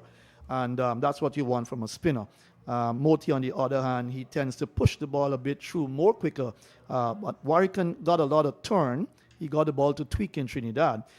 Moti, sometimes you don't see a lot of that tweaking from him. Here's a delivery which is on the line of the leg stumbers. Moti decides to go round the wicket now, looking to attack the pads. Berger's forward, the ball hits the front pad, going down the leg side. There's no damage done. Moti again comes up now, bows to Berger. Berger's onto the front foot, opens the face to the bat, looking to get a run, but there's none from Hodge. Catlight comes from short. That slip here down to short, third man picks it up, and there's no run. What they're going to do now, this short mid wicket is going to go to second slip. So there are 2 slips on the forward short leg, with Moti to continue on his way to bowl to Burgos 23, and he's forward and drives up to cover. There is no run. Looks like Warkan up there. Strange to see a spin up at cover. You don't normally see that, but he's having to tumble to his right to stop it. Moti comes in, bows to Berger. Berger's back. One of the line of the off stump just blocks it to the offside, down to cover. The vice captain of the West Indies side comes out to collect it. No damage done. 160 for 9. Here's Moti round the wicket, comes in to bowl to Berger. Berger's forward, digs it out, looks for a run, can't score. Brathwaite hops away to his left at mid-wicket, picks the ball up, throws it to Moti, the man from Berbice.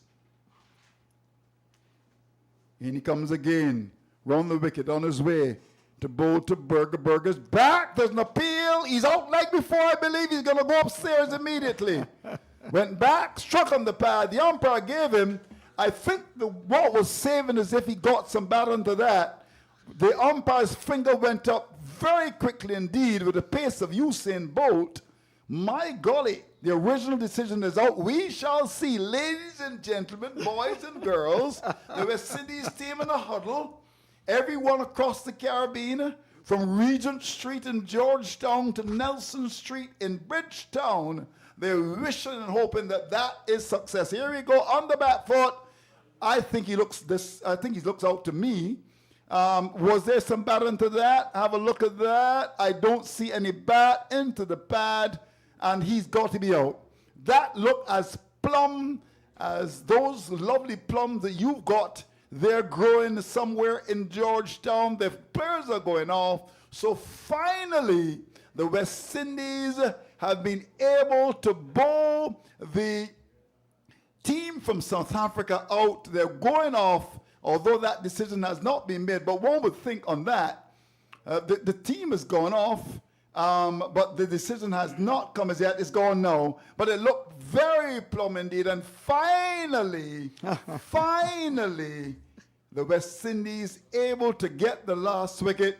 It was all about faith, because we all know that both faith and fear sail into the harbor of your mind, but only faith should be allowed to anchor. So, finally, the West Indies able to bowl South Africa out. And Moti picks up that last wicket there, 160 all out.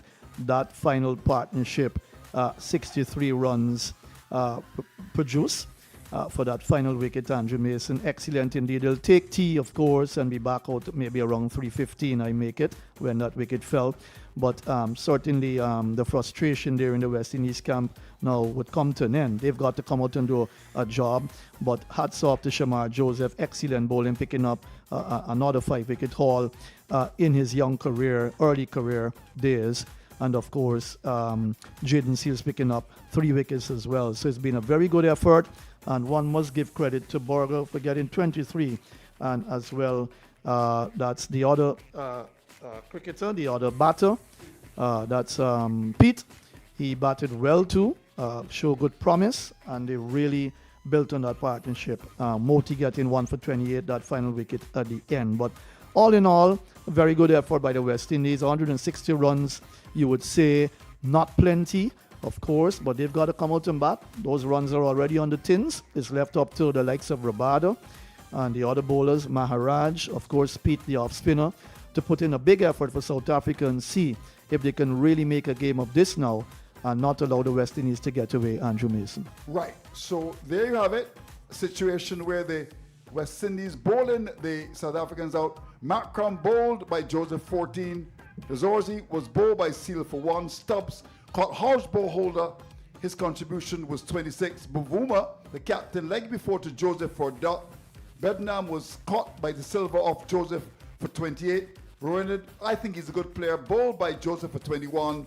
Mulder caught by the keeper, the silver off Seals for a dot. Maharaj didn't last as long as a snow cone, as we say in Caribbean parlance, bowled by Joseph for a dot. Rabada, he was bowled by Seals for a duck, and with 4 ducks, I suppose you could start a duck farm somewhere in Cape Town.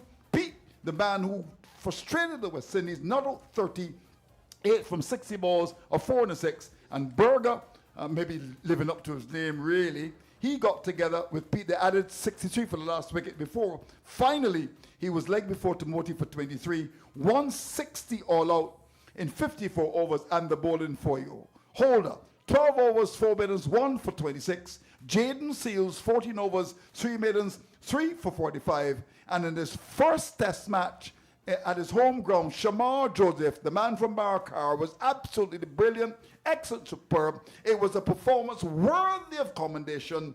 14 overs, 4 maidens, 5 for 33. Warkan, 8 overs, 1 bid, none for 19. And Gutishish Moti, 6 overs, 1 maiden, 1 for 28. So then, South Africa all out for 160. The West Indies will be looking to bat, as they say, until the cows come home. We'll come back in about 50 minutes. Please join us then.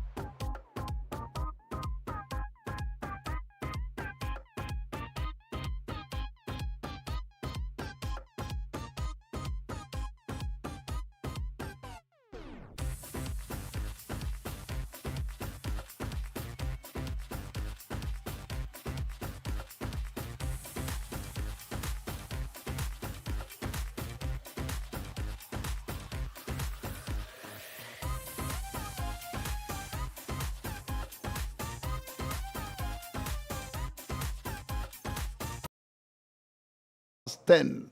Stand by all stations.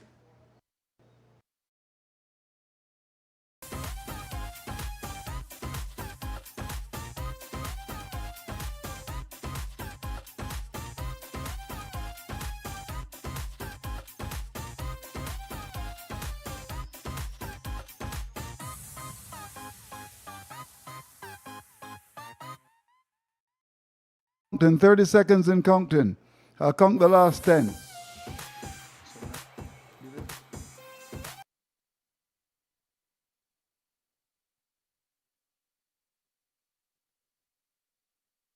Fifteen seconds, stand by.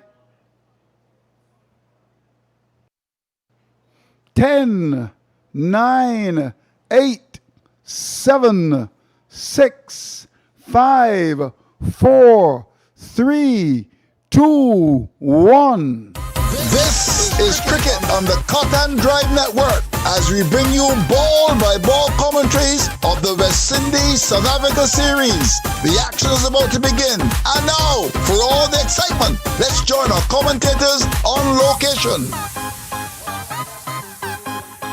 From the Providence Stadium here in beautiful Guyana. And let me say again, good afternoon to you across Radio Land, and welcome again to the Providence Stadium, if you didn't hear me earlier. Well, let me tell you that this morning, South Africa winning the toss and deciding to take first strike, decision that they might be worried about at this point in time, having been dismissed for 160 of 54 overs. And of course, Shamar Joseph, the homeboy here, taking 5 for 33 from 14 overs. He was the pick of the bowlers for the West Indies.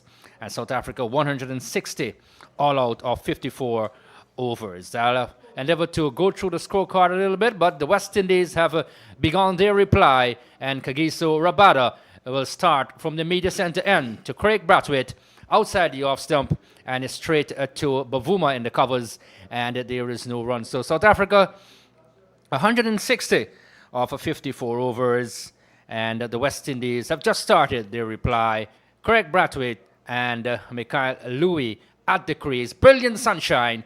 A few spectators have gathered in the green stand to our right, and we are in for lots of action during the course of the afternoon session as Rabada continues. He's up there, bowls to Brathwaite. He picks up the line very quickly and lets it go, taken by Varian, the keeper, and there is no run. So for Brathwaite, there are 3 slips, a gully, there is a point, there is also a mid-off in Bavuma, the captain, and on the onside there is a mid-on, there is a mid-wicket straight, and there is a man on the fine leg, a boundary. With me this afternoon is Naeem Chan, and I'll go across to him in a bit. But Rabada continues, passes the umpire, bowls to Brathwaite. He is struck on the pad. There's an appeal. Not out, says the umpire. And would they go for the review? I guess they're contemplating. Good afternoon to you, Naeem.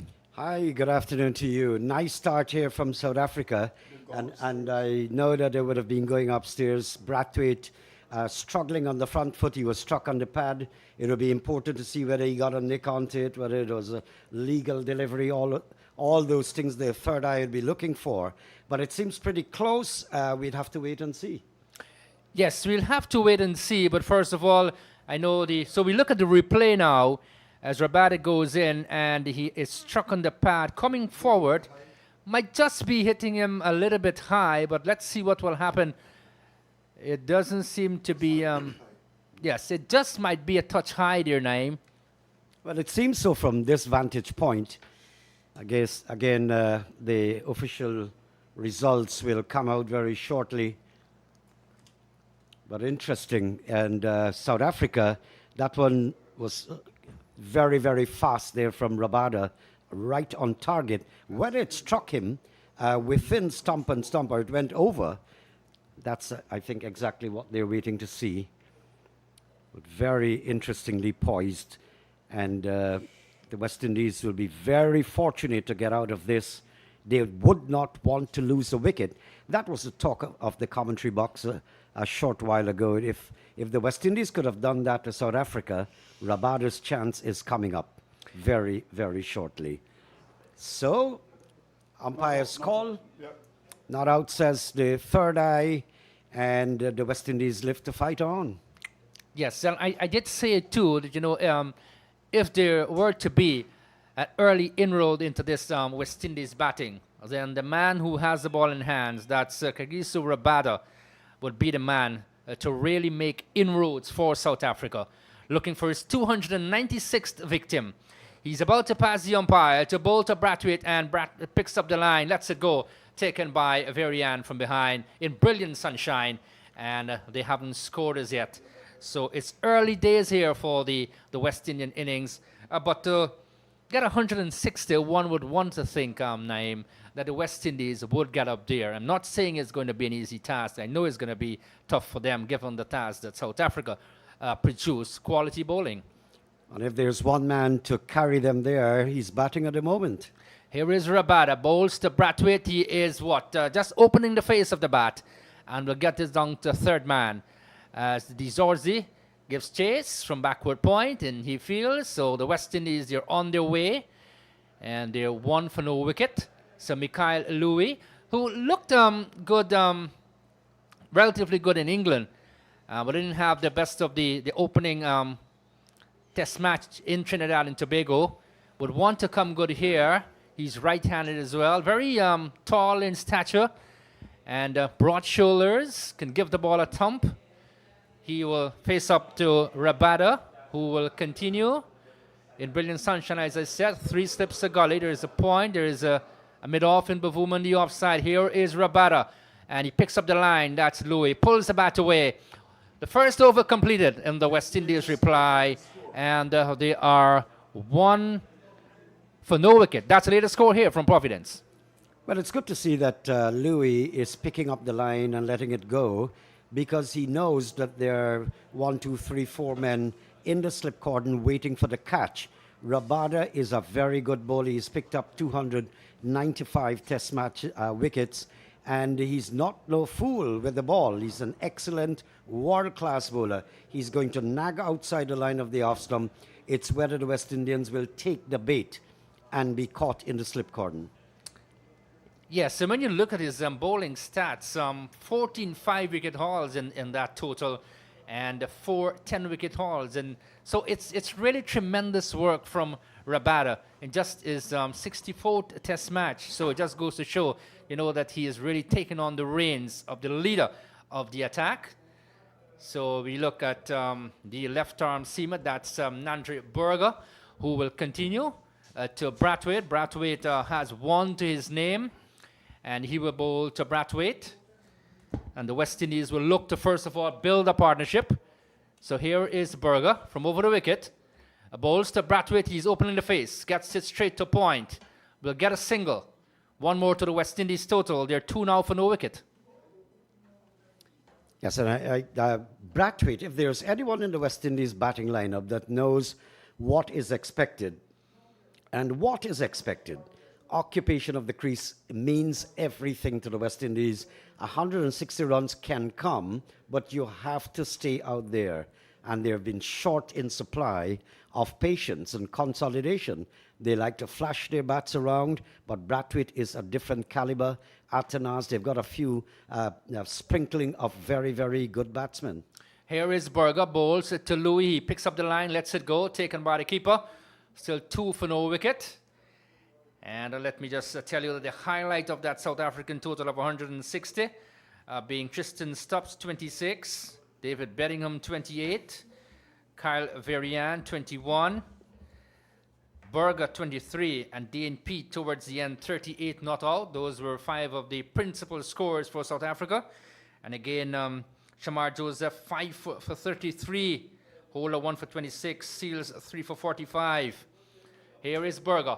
Up and bowls to Louis, picks up the line, taken by the keeper, a no run. And if they make inroads early, Naim, you never know what can happen. I did say it too when the wickets were tumbling for the South Africans, that you never know what can happen. They eventually got up to 160, which is not a huge score, but from when they were struggling earlier, it's quite a respectable one. Yes, thanks to Pete and the other guy. who put on 63. That's Peyton Borger, who is now bowling. Berger from the players' pavilion end. He's up there, bowls to Louis, pulls the bat away, lets it go. Might just be telling himself, I don't need to play there. I'll let that go. I just have to be patient, 2 for no wicket. But Borger, what he's doing, he's sliding the ball across the right-hander, hoping to get an outside edge. You've got 4 slips and the wicketkeeper standing by. And I think that's his policy and strategy. But he's bowling it too wide at the moment. Yes, he needs to bring it closer to the body of the batter. 3 slips, a gully waiting. So you want to make full use of the new ball, no doubt. He continues. He's up there now and bowls to Louis. Again, wide outside the off stump, not forcing the batter to play. And no problem for the right-hander there. That's Louis. Pulls away and taken by the keeper, 2 for no wicket. Well, not putting pressure on the batter. 1.5 overs. And all of his deliveries have gone way outside the line, allowing Louis, in the process, to pick up the line, to assess the pitch and how it's playing, the bounce of the pitch and all of that. So he has literally, Borger has literally wasted an over with the new ball. So before this 2 matches, 11 wickets to his name. Not a bad start for him. There is ball! Off stump, knocked back. Berger gets his man, Mikhail Louis, coming forward, and a beaten ball all over the place. He goes back to the pavilion, and South Africa, they have struck early. The West Indies are 2 for 1. Well, there we go. The only ball that Borger bowled on the stumps was the one which he uprooted the stumps of Kyle Louis. And Louis was moving slowly, could not cover his stumps in time. And deservingly so, Borger uprooted the stumps. So he goes back to the pavilion, hasn't scored, and, I said it, that Rabada would be the main option for South Africa. For things are going South Africa's way at the moment. They've started well on the right note, taking a very early wicket. And you never know, this game is always a funny game, cricket, the game that we all love. Never know what can happen. Things can happen very quickly. Casey Carty, who debuted in the first game of the series 9, he comes in to bat now. He's a pretty elegant player and all of that. But no matter how many runs you've scored, you start at 0. But at some reason, at some point in time, I'm thinking that this pitch has not displayed a lot of devil. There was no awkward bounce. There was nothing scooting along the ground. It has been quite predictable. It's a lack of application from both South Africa, and now we're seeing it from the West Indies. So here is Brathwaite. Settles beaten outside the off stump by Rabada from the media centre end, who starts in the over. All things are happening and happening real fast here. I like the speedster Rabada. And you just can't underestimate his talent. He can make things happen. And so far, it's taken on the reins since the retirement of Dale Steyn and company, and has bowled really well. Well, he's doing a fine job. And to have Craig Brathwaite searching outside the line of the off stump, that one just missing the outside edge.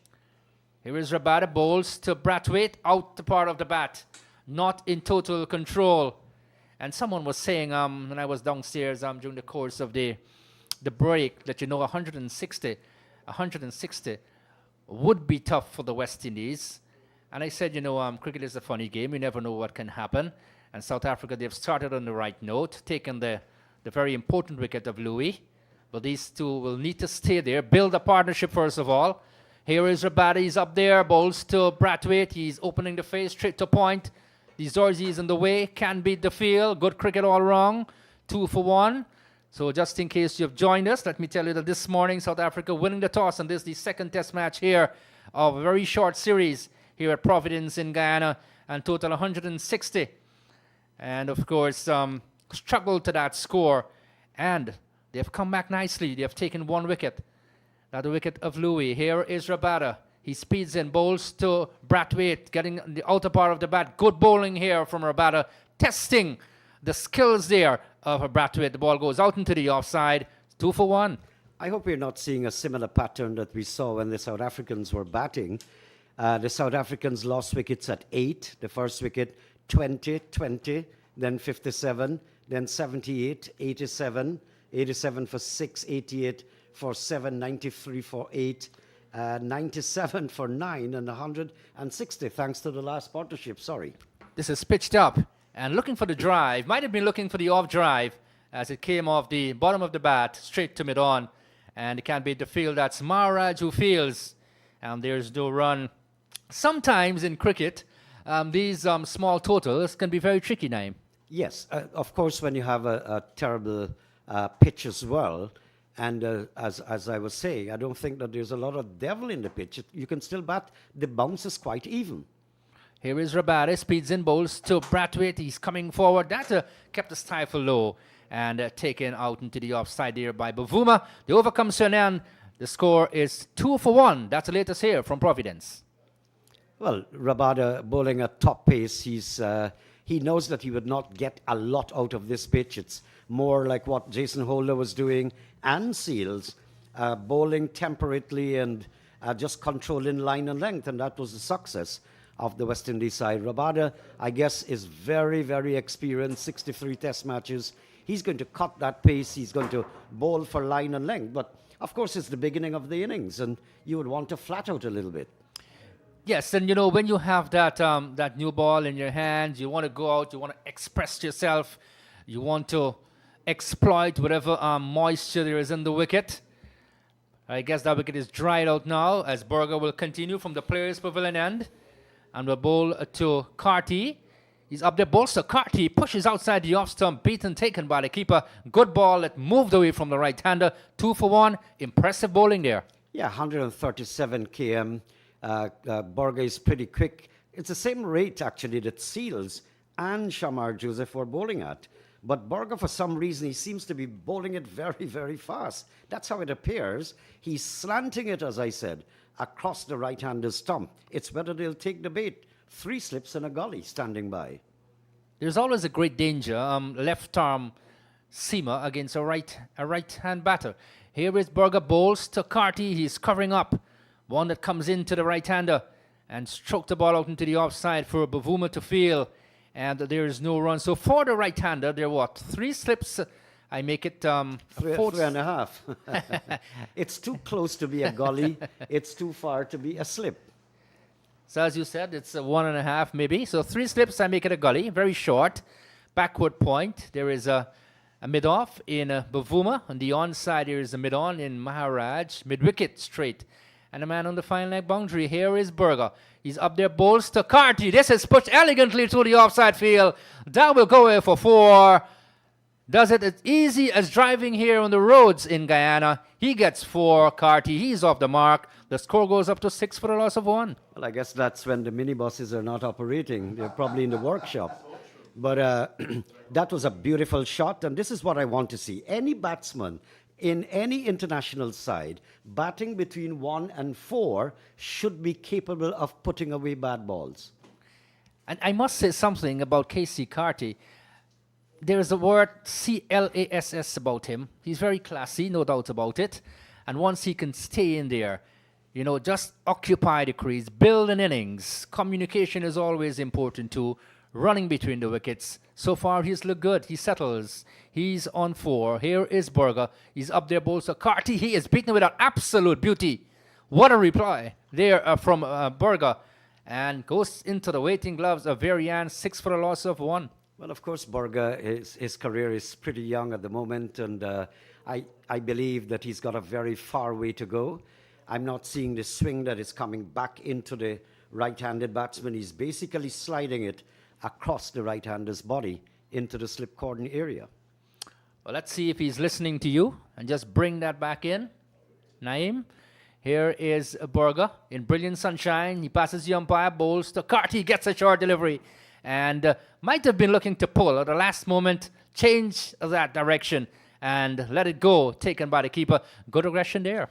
Yeah, and not only good, I think it's a fantastic delivery. It's one of those bouncers like I remember the Andy Roberts and the Malcolm Marshalls would bowl, where the ball is coming off of a good length, bouncing, gaining height, but coming directly at the body. I think this batsman just barely got out of the way. I thought you were about to say when you were playing, Naeem. But I did play, mostly in the backyard. Here is Berger. Continues. Very impressive. He's up there, bowls to Carty, gets one that comes into him. That's the delivery you're talking about. He's the ball straight up into the offside. Can't score.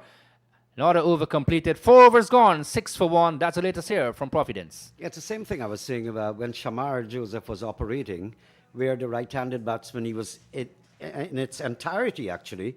Every single delivery was cutting from outside off stump into the right-hander when he had 4 slips standing by. And I was surprised to see he was not using the away swing to get the outside edge. So most of them became innocuous, a lot of them. He still picked up 5 wickets because of pure pace, and he's getting the ball to cut and cut appreciably from outside the off stump into the right-handers. So Rabada continues, and he will bowl to Brathwaite, who has 2 to his name. Taps away. Here is Rabada from over the wicket to Brathwaite. He is tucking this ball into the onside. Will get a single. That's, is it Pete who runs back and fields down to forward square. And they get one more. So signal comes up by the umpire now. So in fact, it's a leg by. 7 for the loss of 1. At this point in time, let me quickly say thank you to these sponsors. The Sports Network all the way in Berbice, Guyana. We do coverage for radio, TV, and the internet.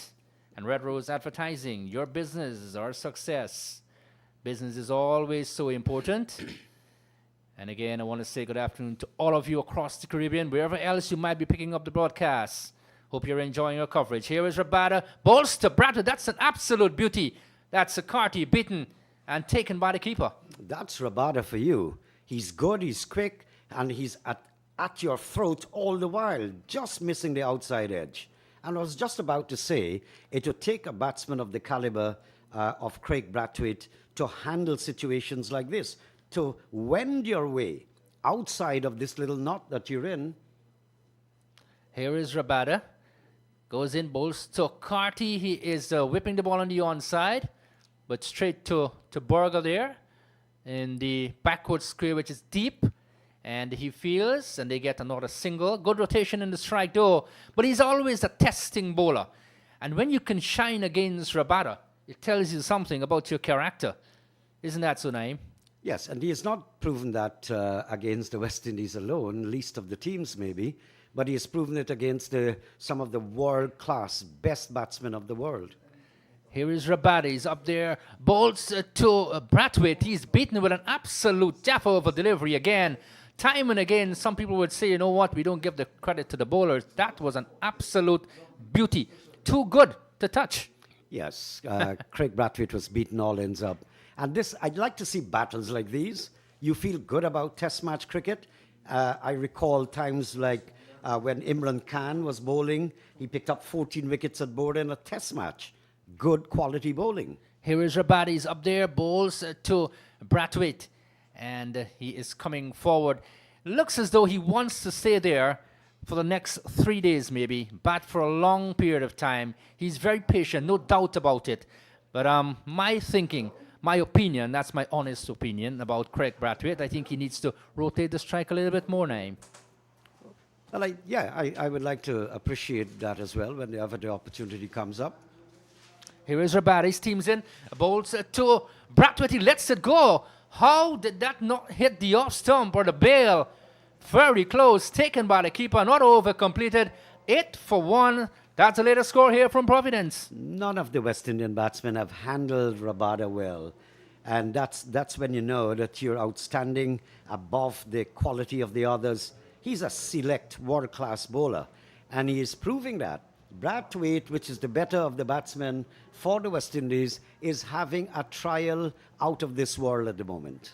Yes, he's having a trial of his technique, his character, and you put everything together, his skills, his bag of skills. What does he present to South Africa? Berger would want to change things. He's picked up a wicket already. Carty has 5. Brathwaite has 2. They're replying to 160 made by South Africa, the West Indies. Here is Carty, taps away. Here is Berger, bowls to him, goes away from the right-hander and doesn't take the edge. Taken by the keeper. Excellent bowling. But I share your point, Naeem. You do want to see that one coming back, which might be a surprise delivery to the right-hander. Yes, and I think that Carty was in control of that particular delivery. He picked up the line, his eyes were on the ball, and he shuffled across, allowing it to go. He was in absolute control. What Borger would want to do is bring it up slightly, encourage Carty to go for the off drive. 3 slips, short gully, go down. Here is Berger. Bowls to Carty. He's fishing outside the off stump. Not taking the edge. Poor shot there from the right hand. He knows it. Walks about the crease and gathers his momentum again. The captain calls him down. And when you have a senior player, Naim, that's your role. Call your junior player. Let him have a say. Let him know that he has to stay there. Well, Borger, that's exactly what I was talking about. He brought it up a little more. Carty could not easily leave it alone, and he was fending his bat, looking to slice it away. If he had the edge, that would have gone straight into the slip. So Casey Carty, basically in the early stages of his career, second test match, taps away. Here is Berger, bowls to the right hand. This is down the leg side. There is a stifle appeal. Not out, says the umpire. That slipped down the leg side. And no run taken by the keeper. 8 for the loss of 1 wicket. Brathwaite has 2. Carty has 5. Again, I want to say good afternoon to you across the region. Wherever else you might be picking up the broadcast. Here's hoping that you're enjoying the coverage on the Cut and Drive network. And this has been a fantastic team to work along with. My friends from Bobby Vera. And, of course, Light FM 104.1. Congratulations to you guys.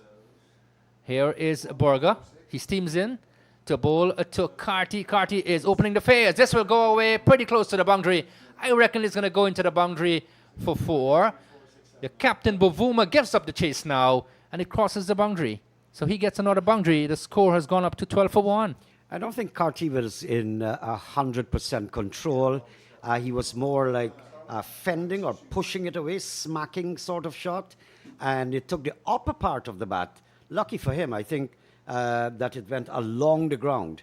But he was not in absolute control. It was a punch that he was trying to play. He was squeezed for space, and it came off the upper part of the bat. But it's 4 runs, and it ended up quite a good quality shot. Yes, you're absolutely correct. 4 will go into the scorecard, and not the way he played it. 12 for 1. Here is Berger. Comes in to bowl to Carty. Carty is picking up the line very quickly. And he's letting it go, taken by Varian from behind. Good carry, good services to the keeper. So both pacers have had a fair amount of movement. Rabada from this end and Berger from the southern end of the ground. They have had good responses from the wicket so far, as the West Indian batters will need to stay there for a pretty long time. Yeah, I think they've bent their backs, and that's why they're getting so much out of the pitch.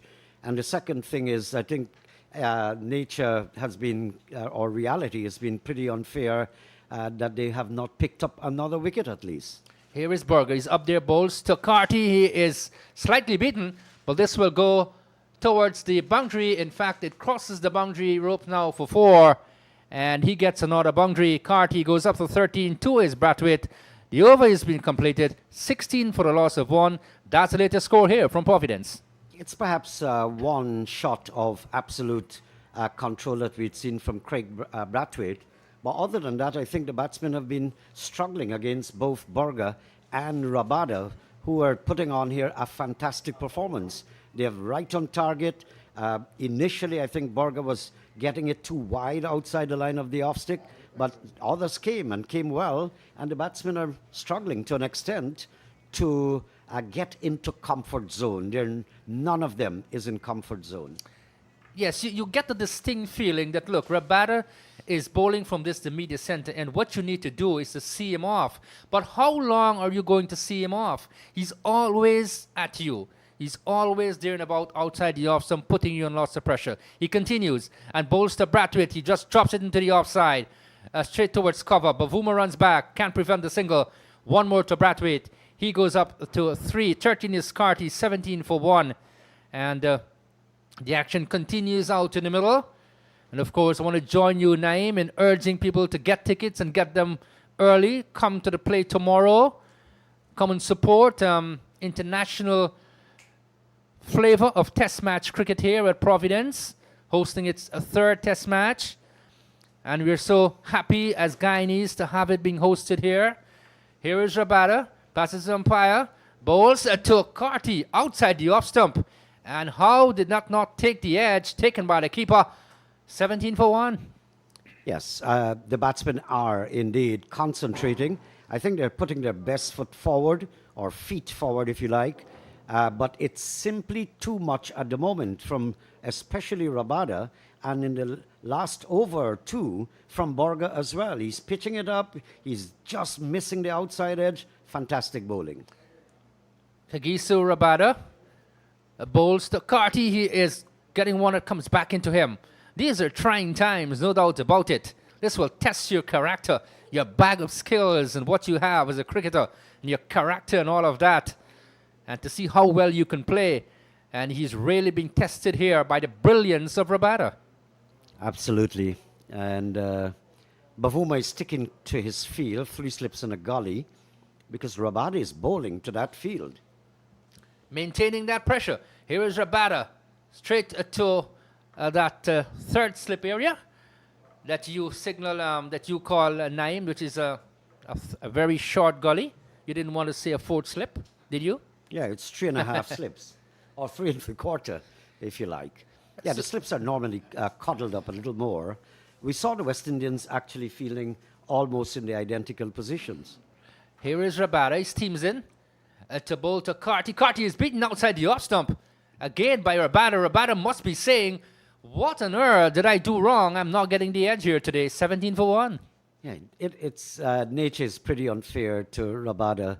He's really bowling well, kicking up a storm, as we'd see. The replay there, Carty fending away onto the back foot and just managing to adjust the shot to play inside of the line. KG Rabada continues. Bowls to, that's Carty. He is what? Pulling it down towards a fine leg area. Will get a boundary nevertheless. Total control of that. He gets 4 more. He goes up to 17-3 is Brathwaite. 21 for 1. And they're replying to 106. That's the latest score here from Providence. More from you, Naim. Then it's going to be the voice of Matthew Kissoon. Yes, Rabada is bowling at over 140 kilometers. That one struck 142. We saw Shamar Joseph bowling above the 140 mark as well. But Rabada is consistently there. Seals also got up to possibly 137 kilometers to the hour. So we have seen some good bowling. But what I like about Rabada is he's maintaining the pace and really has been pretty unfortunate. I think he really had deserved maybe a wicket or two, but luck favors the people who are geared and in line for it. And I think the West Indies are in line. They have been putting out their good batting, the West Indians, but facing up to Rabada and Borga, I think it has been pretty difficult. Good afternoon, Matthew. Hi to you and to everyone across the region. First ball from Mulder is played down to mid-wicket and there is no run. Brathwaite is 3, Carty is 17. 21 for 1 the West Indies in over number 8. And they lost their opener, Mickey Louis, for a duck. He was bowled by, that's Borga, for no score. 2 for 1 then in the second over. Remember, we're in the final session of the first day's play. They trail by 139. Mulder comes up, right hand, medium fast, and that ball him! Off stump, gone! The top of the stump, the bail knocked back, and that's gone all over the place. That's the wicket that they wanted, and he's gone. That's Brathwaite, the captain, goes for 3. The big fish is gone. He's been consistent in terms of his stats playing for the West Indies, and the West Indies captain, that went right through the gate. So he's gone for 3, and the West Indies now, they're in a lot of trouble here. They've lost 2 wickets. They're 21 for the loss of 2. Brilliant by Mulder. Well, there we go. Rabada was not as fortunate as Mulder. He's come on with his first over, but right on target. Brathwaite got one. That was a very, very difficult delivery to face up to, and he just succumbed. It was a strong and an enduring battle. The West Indians were made to fight and to struggle for survival. As simple as that. And the South Africans are winning the battle so far. So when we're actually seeing, Matthew, a repeat of the pattern of the game when the South Africans were batting. It's the same thing. The first wicket went at 8, second at 20, third at 20. The West Indies, the first going at 2, second at 21. And people are asking lots of questions if this game will go into a fourth day, Naeem Chan, because you've got tomorrow, Friday, then you've got Saturday. And the way this pitch is playing, well, it's not so much the pitch as you were saying, and we were all saying it's all about the technique of the batters, their patience, the ability to stick it out and fight. And the new man out now is Atenes, the left-hander from Dominica. And we know that he is someone who's patterned himself after Brian Charles Lara, the great man from Trinidad and Tobago. It's left up to Atenes now to continue working on his cricket to improve. His last innings, 92 in Trinidad. And that was a good knock. He didn't get that 100. The West Indies got up to 201 for 5. I make it when play was called, the end of the match. But he's out to do battle now. Young Atenes, 25-year-old from Dominica. And he was the second highest run getter in the 2018 Under-19 World Cup. Just behind Shubman Gill, and you know that name. Here is Mulder, comes up, he's in bowls. That's down the leg side, and that beats the keeper very end, and that will come away for 4 byes. And they'll need these runs, the West Indies, because if wickets continue to fall, Naeem Chan, well, it's going to be a low-scoring game. The score's gone up now to 25 for the loss of 2. Well, that's what it's certainly turning out to be, and not that we're happy about that. We want to see good cricket. We've been seeing good cricket. And if you thought that South Africa struggled to 160, well, look at what the West Indies are doing at the moment. You talked about Atenas. Atenas, the National Stadium has been pretty good hunting ground for him. I'll tell you more about that in just a while. Mulder from the Players Pavilion end, passes the umpire, comes up, bowls to Atenas, he's defending. Down on the on side of the pitch, down towards mid-on. And there is no run. Continue. That's what I'm talking about, Atenas. He seems to have all the time in the world to get into position to play. He has had 2 first-class matches at the National Stadium. In 2019 against Guyana, he scored 66. Then in 2023, last year, he played against Jamaica here in the regional tournament and got 81 and 97. So pretty good hunting ground for Atenas. Malden is in his 14th test match, that's down the leg side. And that strikes him on the pad, bounces away into the leg side to be picked up by Dizorzi. I make it. And there is no run. He's yet to score. But I simply, if I may, just go on Atenas a little bit. The important things and elements I'm seeing in him, he never seems as though he's in a hurry. You seem to get the impression that he has a lot of time on his hand to move, to play. And those are very important ingredients in the makeup of a batsman, and I wish him well. I think it's all about him growing in confidence as well. Lovely partnership at Trent Bridge between himself and his fellow countryman, Kavim Hodge, 175. For that partnership was worth a bright spot in West Indies cricket in England. Here at Providence, Mulder comes up, bowls to Atenas, he's again defending, playing it down towards mid-on.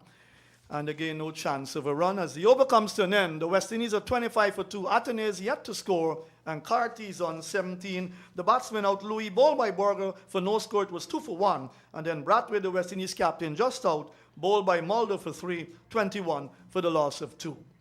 Yeah, and the West Indies in certainly a lot of trouble, especially with at the back of Craig Brathwaite. We know the kind of temperament that Craig Brathwaite has. And his style of batting, where he has a good temperament and can bat for long periods. That was not to be. Rabada is in action right now. Rabada, right hand over the wicket. That's outside the off stump. And the Carty doesn't offer a shot. Taken by the keeper, and there is no run. Rabada, 29-year-old. He's in his 64th test match. And whether you want to believe it or not, he's got 4 wicket hauls 14 times in his career, 5 wicket hauls 14 times as well, and he's got 4 10-wicket hauls. in his Test career. A lot of experience on this belt. Rabada comes up, he's in, and that beats Carty outside the line of the off stump. You would want to give him the benefit of the doubt that he just pulled the bat or had the bat playing inside the line of that delivery. I think he was trying to do that at the last moment. I'll give the marks to Rabada for having Carty poised like that. He was pretty awkward at the last moment, but the ball was too fast. So I think the marks go to Rabada. Yeah, he debuted against India in 2015 at age 20. That's driven. Nice shot through the offside. The captain is giving chase. Temba Bavuma. He gets onto the ball now. And the batters come back for 2. So 2 more to Carty. He's gone up to 19 from 22 deliveries so far. He's looked good. Always a busy young player. The first Test player from St. Martin, the island of St. Martin, to play for the West Indies. Of course, he's played in white ball cricket, but I'm sure that island would be very proud of this young man. Well, I hope he goes on to make them more proud. He's just started. He settles, Rabada comes up, Carty again is more or less, I wouldn't say beaten, but because that ball was a little bit too wide of the off stump, and he would not have offered a shot, but picked up the line well, taken by the keeper as the ball moved away from the right-hander as it left him. This has been difficult times for the West Indies. And now that we've got relatively new or youngsters of the Caribbean batting against the wisdom of Rabada, it makes it look funny. He bowls and that's pulled away. Nice shot down towards backward square. And that's gone for 6. That's gone for a 6 signal by the umpire. Outside the leg stump. And he helped it to run nicely and picked up a 6. And that's the second 6 so far in today's play. Well, it's a good consolation prize. That was sweetly timed. Middle and leg, and Carty just flicked elegantly. I lost sight of the ball, actually. I was waiting on the signal of the umpire. Beautiful shot. Rabada's got a hat-trick in ODI cricket as well, and that was against Bangladesh. So he is that type of devastating bowler that South Africa would have leaned on down through the years outside the off stump, taken by Varian. That's the end of the over. So 33 for the loss of 2, 9 overs gone. The West Indies are battling away here. They're 33 for 2, and that's the latest score here from Providence. Yes, that was perhaps the most unimpressive over from Rabada so far. 1 ball on the leg stump and struck for 6, the next one wide outside the off stump. We had not seen that. He has been consistently accurate since the startup of the match when the bowling innings. So he's been pretty good, just lost it for a while. So he's in his second Test match, Carty, 27-year-old from St. Martin. So he's had 2 good scores, reasonable scores in his first Test in Trinidad. Here is Mulder bowling round the wicket, comes up now, bowls to Atonez. Atonez works it away down through mid-wicket. He'll get himself off the mark. Nice bit of work by Atonez. He's very strong on the leg side, a very strong leg side player from Dominica. He likes to pull and hook and fancies himself along the lines of a Brian Charles Lara. Well, he'll have to work very hard. I think you remember in years gone by, we used to call a young man Baby Larry. Remember his name? That's Darren Bravo. Bravo, yes. And I think he was very good. He was. You know.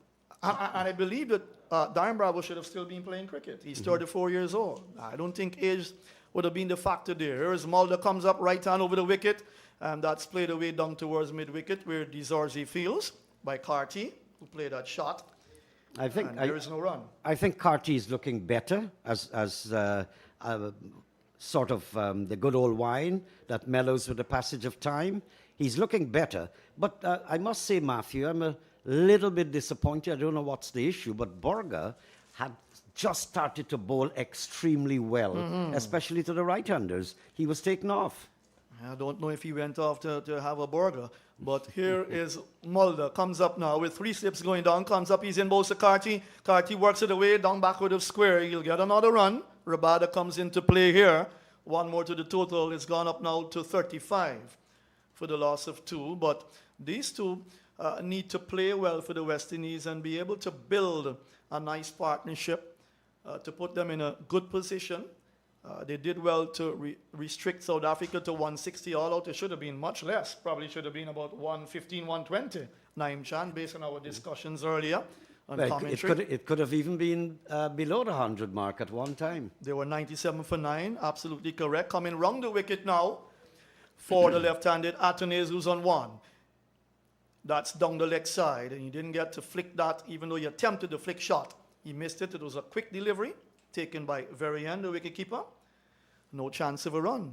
Nice sunshine here at Providence. We're coming on to what? The end of day 1. Action packed. There's still a number of overs left to be bowled in the day's play. But it's been a nice day for cricket, Naim Chan. Very nice day. And may I just remind those people in Guyana, tickets are on sale at the National Stadium at the Guyana Board office. You come down to gate number 2, you can buy your tickets there. Mulder bowls, that's on the middle stump, driven back, he's caught and ball! Brilliant catch, diving, took his right to take that one-handed. We'll have a look back at it just now, but that's the end of Atenes. Forward he came, popped the ball up in the air, and Mulder to his right, a diving catch, one-handed, I make that. As we have a look back at that now on the replay, forward he comes in the air, brilliant, absolutely brilliant one-handed catch. Mulder taking that beautifully, and that's the 3rd wicket. Atenes goes disappointed, just one he made. He's gone cotton bowl, Mulder for 1. The West Indies are in all sorts of contortions and trouble here at Providence. They're 35 for the loss of 3. And that was a brilliant catch, absolutely no doubt about that. And I'm surprised that Atenas got into that groove. He's normally a very compact player, but not on this occasion. But Mulder, that was an exceptionally good catch. I've seen Brett Lee take some like that, return catches. There have been a few fast bowlers in the world who can really be separated from the rest as far as fielding to their own bowling is concerned. But that was a splendid shot. It was not to hand. It was far away. He plunged and made it into a catch. Good stuff there from Mulder. So Kavim Hodge comes out now. This is a young man that I would say to you I admire. 385 runs. His average is 32.08. He's got 250s and 100, a best of 120 in England. I missed that game. But that 120 was fantastic. And the way he celebrated said a lot about the young man. 31-year-old. He's on the other side of 30 now, but that says nothing. I think it's still a good opportunity for him to come good and be able to play for a period of time for the West Indies. He is the number 5 batter, and he is one of the young cricketers playing for the West Indies. Now, in terms of his career, that has shown grit and determination. I think he plays pretty straight, orthodox technique, very good. And he will take strike the right-hander. 3 slits. We've got a point, cover, and a mid-off. Here is Mulder, comes up now. He's in bowls to Hodge. That's outside the off stump. He lets it go by to be taken by the keeper. That's the end of a successful over for Mulder.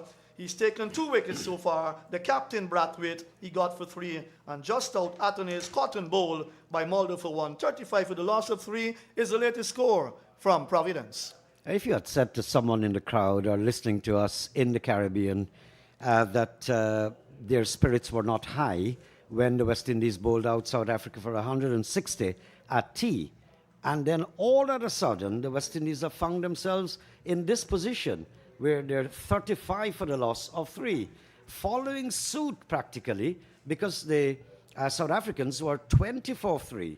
The West Indies are 35-3. Similar pattern. Kavim Hodge, 2012, he would have played in the West Indies on a 19 team, one of the players. And of course, he would have played about 22 first-class matches in a span of 6 years, and then he was absent for a while. Forward comes Carty, next over from Rabat, and there is no run. But really, for my money, a player that is improving all the time, and he's already produced the goods so far. He's in his 7th test match. And that highest score of 120 in England there at Trent Bridge was excellent. So 250s and 100. And he's also taken 2 wickets, test wickets. He's a left-hand orthodox spinner. Here is a ball that's played away down towards backward point where Dezorzi fields, Casey Carty. And there is no run. 2 wickets, 2 for 44. and that was in England as well. So he had a good tour there, and he's come back and he's showing that he's the type of player that wants to bat. From Dominica as well, so two good players from Dominica in Atenes and Kavim Hodge. And even though he's 31 years old, he's showing that he's got ability. Carty right now is on strike. He's 26. Rabada bowls and he defends, gets it out towards Dizorzi at point, and again, no chance of a run. I'm sure, Naim Shan, you'd have had a look at Hodge, and you'd want to believe that he's someone that the West Indies needs to stay around for a while. Well, I hope he does. Practically, we've been, I for one, have been doing this since the mid-90s or early 90s, way down to 2024, where you're seeing people, they come on the landscape and then they disappear in the horizons. I hope there's a change now. Rabada comes up, Carty gets a full-length delivery, and he drives down to mid-on for no run. Score kept on 35 for 3. We're in the 11th over. So you look at Carty's innings. He's got in first-class cricket 2004 59 runs overall in his first-class career, averaging 28.6, 18 50s and 300s. So he's a pretty good cricketer. Featured in that under 19 World Cup win the West Indies got under Hetmeyer's leadership in 2016. He settles and he's defending, gets it out towards cover, and again he can't score. But he's been around, and you're in a winning. You were in the winning under 19 team that Hetmeyer led. That team also had the likes of Akimo Paul, Tevin Imlach, who hasn't played a test matches yet. He went to Australia and also went to England, but he hasn't played a matches yet. He's the other wicketkeeper in the side. But Carty certainly, for St. Martin, will make his island very proud indeed. That's worked away down to fine leg. That will go for 4. Well, and he's one of the players that's strong on the leg side as well. A good leg side player. He flicked that fine, and in fact, that came off the pads. So he didn't get 4 to his total, but 4 to the West Indies total. 39 for the loss of 3. Just trained on the leg side. That final delivery there from Guido Rabada. Well, Carty, as I mentioned, he started off very shakily, especially to Borga, and then he has suddenly been changing around. I think he's looking more accomplished, more confident with the passage of time. This is good to see, because a lot of batsmen, I don't know, they go on the back foot once you hear a Rabada is bowling to you, or a Borga, or a Mulder, good bowlers. But Carty has been regrouping, so to speak. I think he's coming better and better. The West Indies trail by 121 runs. Here is Mulder now. Comes up, he's in bowls to, that's Hodge. Hodge works it away, down backward of square. That's gone for 4. Nice shot. That's how he plays. He's a good leg side player as well, Kavim Hodge. But he loves to drive through the offside a lot. And he was able to pick that off nicely, beating Rabada to his right. And he's picked up his first runs via a boundary. And he often tends to start his innings like that, picks up a number of boundaries. He's a very busy cricketer. Out there in the middle, he gets going, scores his runs very quickly. Well, he has picked up the tempo in terms of scoring runs at a faster rate. So far, 5 4s and 1 6 in the innings. Mulder comes up, Hodge is defending, plays it into the offside, and there is no run. Kavim Hodge, 31-year-old, as I said, and he picked up 2 wickets with his left-hand orthodox spin. I think he's quite a tidy left-hand orthodox spinner as well. Probably needs to be used more in terms of his bowling exploits, Kavim Hodge. But I'll have to be honest with you, Naim, that 100 in England was a fantastic knock by the young man. Put the West Indies in a good position then when they got up to over 400 and they had a little lead over England. But their batting fell away in the second innings and that match ended inside the 4th day. Here is Hodge comes forward, plays it out towards cover. Suffice it to say that batting in England is not like batting in the West Indies. That's so the ball true. The ball moves so much in the air, lots and lots of swing. And they all had trouble at Lord's, and that first day when I witnessed that first day there at Lord's, and it goes to say, Naim, that when you're actually there in person, what is said about Lord's, the difficulty of playing with Lord's, especially negotiating top quality fast bowling, is not that easy at all. Well, you can't mess with the Lord. Here is Mulder. comes in now to bowl to Hodge. And Hodge is driving, caught at third slip, catch taken, snapped up. Hodge goes. He hasn't lasted long here. He's gone for 4, driving hard at the ball. And the West Indies have lost their 4th wicket in over number 12. They're 4-3 for the loss of 4. This is very serious here at Providence. And it looks as though with 14 wickets that have gone down already on the first day, and we're not yet close to the end, so to say, you can never tell Naeem Chan this match can be over in a matter of a few days' time. But another big scalp for Mulder. He's now picked up his 3rd wicket, and the West Indies are in all sorts of trouble here at the National Stadium. Naeem Chan, 43 for the loss of score of 4 for 4, the latest score here at Providence. Well, the South Africans were 57 for 4. Now the West Indians are 43 for 4. And one would have thought that the West Indians, 160, staring them, it would not have been such a devastating a session for them to play out, because it's not a big total that the South Africans posted. And that's not to be. So, the new man coming out is Jason Holder with all his experience. So the catch taken at third slip there, brilliant catch. I'll tell you in a moment who took that catch. Feeling a third slip. But that's the end of Mulder. In fact, that's the end of Hodge. It's not the end of Mulder. It will be maybe the beginning of him continuing to bowl for South Africa. But the West Indies are in a lot of trouble here now. And that's what we were saying earlier.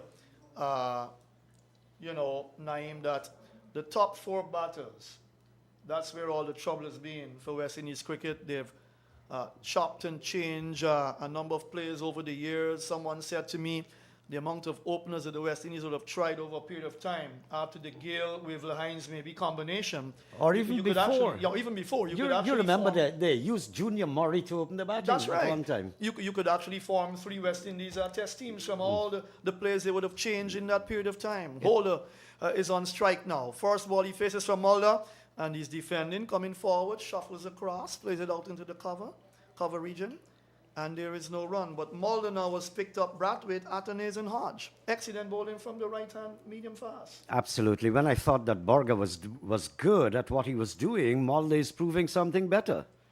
Yeah, Stubbs took the catch there at third slip.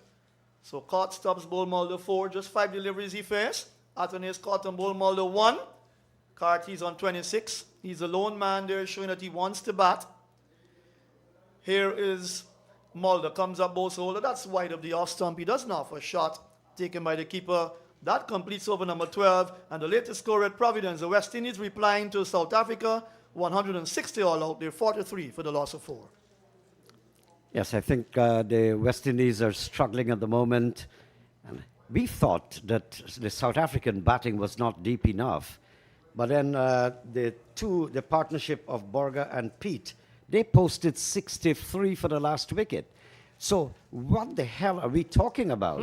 Is it a lack of application, or is it that the pitch is not playing good? If the last pair for South Africa can post 63, then there's no excuse for the earlier batsmen not to be batting with a lot of grit and stamina and last out for long periods. This is not good enough for both sides batting. So we'll have a change in bowling. Nandre Borga will come into the attack. Well, he'll come in from this end now, the media center end. So he's been switched. Borga, number 71 is on his back, the left-hand medium fast bowler. He'll come in now, bowls to Carty. Carty gets the ball down the leg side. Nice bit of work by Varian, moving away to his left, moving across to take that. Didn't get the line right on that occasion, bowling to the right-hander. So they've switched him now to the media center end.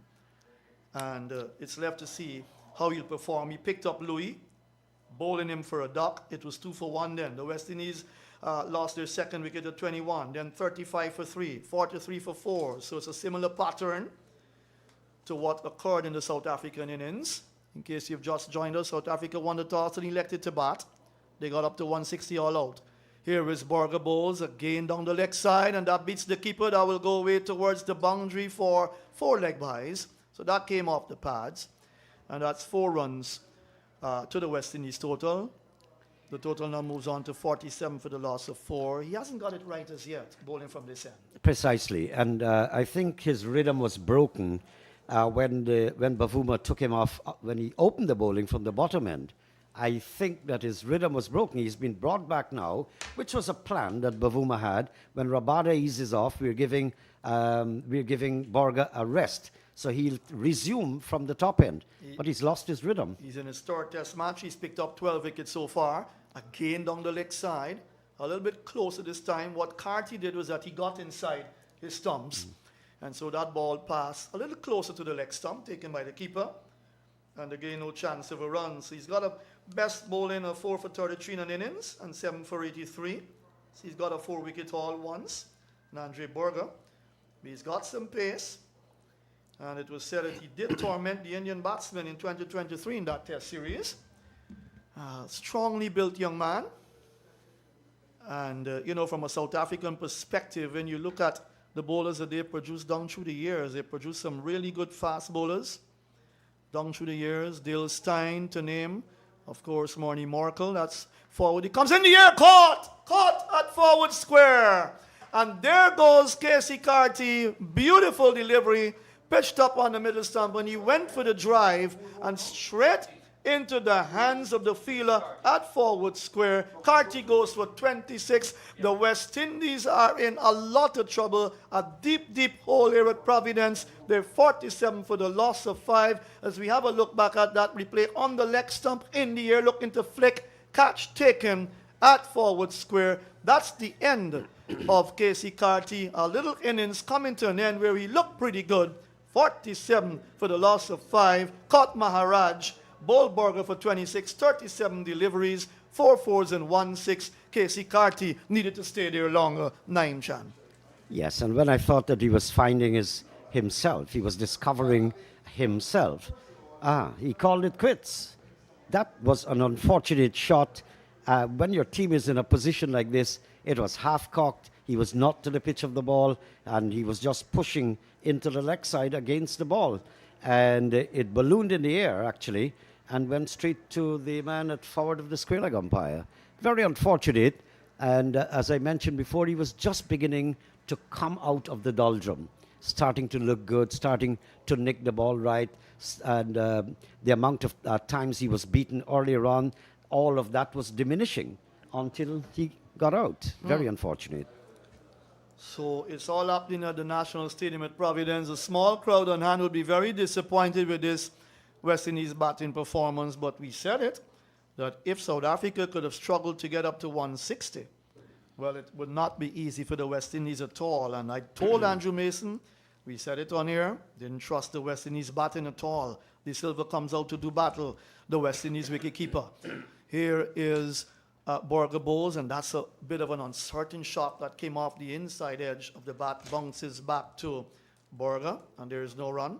I remember that Ben Stokes set him up in that test match at Trent Bridge. I watched that, sorry, not Trent Bridge, Edgbaston. I watched that when he was on 49, and Ben Stokes put a silly mid off and a silly mid on to stifle his shot, his ability to play shots. And on 49, he edged the ball to the keeper. Easy catch. And he was out for 49, and that's what captains have got to do. Here is De Silva, gets the ball that he plays down towards point. And that's the end of the over. I make it. So 13 overs gone in the West Indies innings. 47 for the loss of 5. A successful one for Borga. He so far picked up 2 for 13 from 4 overs, Naim Chan. And both himself and Mulder has done the work for South Africa already in the West Indies first innings. Yes, and Mulder picking up the other 3 wickets. So very, very unfortunate for Rabada. One would have thought that Rabada would be the leading bowler picking up the wickets, but he's had some close shaves. It was a difficult time for all the batsmen that faced up to him. Difficult time they had in there, but just he was unfortunate not to pick up a wicket. So Borga, he has picked up 2, Mulder 3, and the West Indies now all of a sudden 47 for 5. When the South Africans were batting, they were 78 for 5. So no partnerships at all. 2, 19, 14, 8, and 4, the partnerships for the wickets that have fallen. Here is Holder, gets the ball down the leg side. Nicely taken by Varian. No run as That's Mulder continues from the far end, the place pavilion end. And Naim Chan, the small crowd on hand in the green stand, would be very disappointed with his West Indies batting display. And I say that, I endorse what you're saying, because there are some people that called me and asked me to buy tickets for them for Saturday. By then, the West Indies would have been batting, they hope. It looks like the West Indies might be batting in their second innings on Saturday. Here is Mulder comes up, Holder gets the ball on the middle stump, plays it down to mid-on, and there is no run. You're quite right about that, because if you could finish matches in 2 days in a session, or 2 days and 2 sessions in England, and you look at what has happened here so far, 15 wickets have so far fallen, you just get the impression that the game could actually last maybe just two days in a session as well. But you can never tell. But it's the irony in all of this, Matthew, that the pitch, I really don't believe. The bounce has been pretty equal. The bowlers have been bowling to their field, and that's it. I don't think the pitch was a devil. 3 slips go down. Mulder comes up. Holder is wrapped on the pad. There's a big appeal. He's given out leg before. He's given out leg before, and he's going to ask for the DRS before. He's going to ask for it, Holder. He's yet to score. If he's out, it's 47 for 6 here at Providence. So we'll have to wait and see. But we know that this umpire from Bangladesh, he's done pretty well. Sharfadullah, he's been good so far in the matches I've watched him umpiring. So let's wait and see. But really, Naim Chan, that was a good delivery. It was pitched on middle stump. And the Holder, that one beat him, hit the pads. Let's look at that. On middle stump, a little bit of movement into the leg stump area. So we'll have to wait and see for that decision there. But the original decision is out. And let's see. Even if it's clipping, he'll be granted. He'll be given out, of course. Let's watch Ultra Edge. And I don't believe that Holder was stretching down. He was like half-cocked, so quite inside of his crease, which would work against him. We'd have to just wait and see what the umpires decide. Missing leg stump. Missing leg. Thought as much when we had a look at it on the monitor. It was doing a bit too much. It came back into the right-hander, so that decision had to be overturned. Nevertheless, Holder lifts the fight again, and in the 14th over, the West Indies are struggling. They're 47 for 5. Louis bowled by Borger for a duck. Brathwaite bowled by Mulder for 3. Athanaze, Cotton bowled Mulder 1. Brilliant catch, one-handed catch. Hodge caught Stubbs at third slip off the bowling of Mulder for 4. And Carty just out caught Maharaj at forward square off the bowling of Borger for 26. 4 fours and 1 6 in that knock from 37 balls. 47 for 5. The only man to have stood up a little, but he didn't stand enough. Here is Mulder. Holder is driving down towards mid-off. Can't beat the captain, Temba Bavuma, at mid-off. And again, no chance of a run. So it seems as though it's a journey like, okay, we have to go to Panama, so we have to go. Yeah, we're playing because we have to play. We had a schedule to fulfill. You also have 5 days to fulfill. Yes. But it just gets you a little bit erratic when you compare the times gone by with the times now. Here is Mulder. Holder's driving. Sweet shot through the offside. I was going to go for 4. Bisecting point and cover. And Maharaj will just chase to retrieve the ball. And Holder gets off the mark with a nice boundary. And that will do him some confidence in the 14th over. The West Indies 50 coming up. They're 51 for the loss of 5. It's a very quiet period, lull. You can't even see movements in the stands. They're standing or sitting at attention. Yeah, you're so correct about that. And Joshua De Silva yet to score. 51 for 5, so the 50 coming up in the 14th over. Here is Mulder, 3 for 10 on this belt. Brings Holder forward. He defends back to Mulder. No chance of a run, so he's completed 4 overs, Mulder. 3 for 10 so far. Excellent bowling. The West Indies are 51 for the loss of 5, which is the latest score from Providence. So we've had absolutely brilliant sunshine today. The weather forecast had actually said that in the afternoon period we may or may not have a brief passing shower, but as not to be, because we are already closing up maybe another 35 minutes of play for the first day So very good weather conditions. Well, if you joined us a little bit late, of course, you had South Africa winning the toss, as Matthew had indicated, and they were all out at the stroke of tea for 160. And only, let me see the top score coming from Pete. At the end of the innings, he had 38, not out. Other good scores, Bedingham 28, Stubbs 26. That was all to be. But when you thought that that was a bad display of batsmanship on the part of South Africa, the West Indies took to the crease just the ball after tea, and they are now, we're not even to the close of play, 47 for the loss of 5. Louis went for a duck. Brathwaite, who we thought would have stayed there for a very long time, he went for 3. Atanas, who I've selected to be 1 for the future, he went for 1 with a horrible shot. Hodge, he went for 4, and Carty, the last man, went for 26. They all were on trial against the South African bowlers. And there goes the rationale. I think Matthew was mentioning that earlier on when the South Africans were batting, that if the West Indian bowlers could do this to the South African batsmen, wait until you see Rabada. And it's not only Rabada, but Borga and Mulder as well. In fact, Rabada failed to pick up a wicket. Borga has picked up 2 and Mulder 3. Good display of bowling there from the South Africans. Good cricketing skills. You're not missing any cricket, Matthew, because they're having a water break. Yes, and I'll attempt to go through what transpired today. South Africa won the toss and elected to bat first. They brought in Dane Pete, the spinner, and Andre Borga. And of course, they would have left out Rickleton and Ngidi. On the other hand, the West Indies brought in Shamar Joseph, and they left out Kimar Roach. Zorzi was bowled by Seal Suwan. Markram bowled by Joseph, Shamar Joseph for 14. Bavuma was there before wicket to Joseph for no score. Stubbs was Scott Hodge, bowl holder for 26. It was 57 for 4 them. And at lunch, 64 for 4, 26 overs bowled. Bedingham was unbeaten on 16. Varian was on 4 with 3 extras. And after, in fact, at that stage, Holder taken 1 for 21, Seals 1 for 13, Joseph 2 for 19, and Warwican none for 8 from 5 overs. And after lunch, the remaining wickets fell. Bedingham was caught wicketkeeper De Silva bowled Joseph for 28. Mulder was caught wicketkeeper De Silva bowled Seals for no score, 87 for 6 then.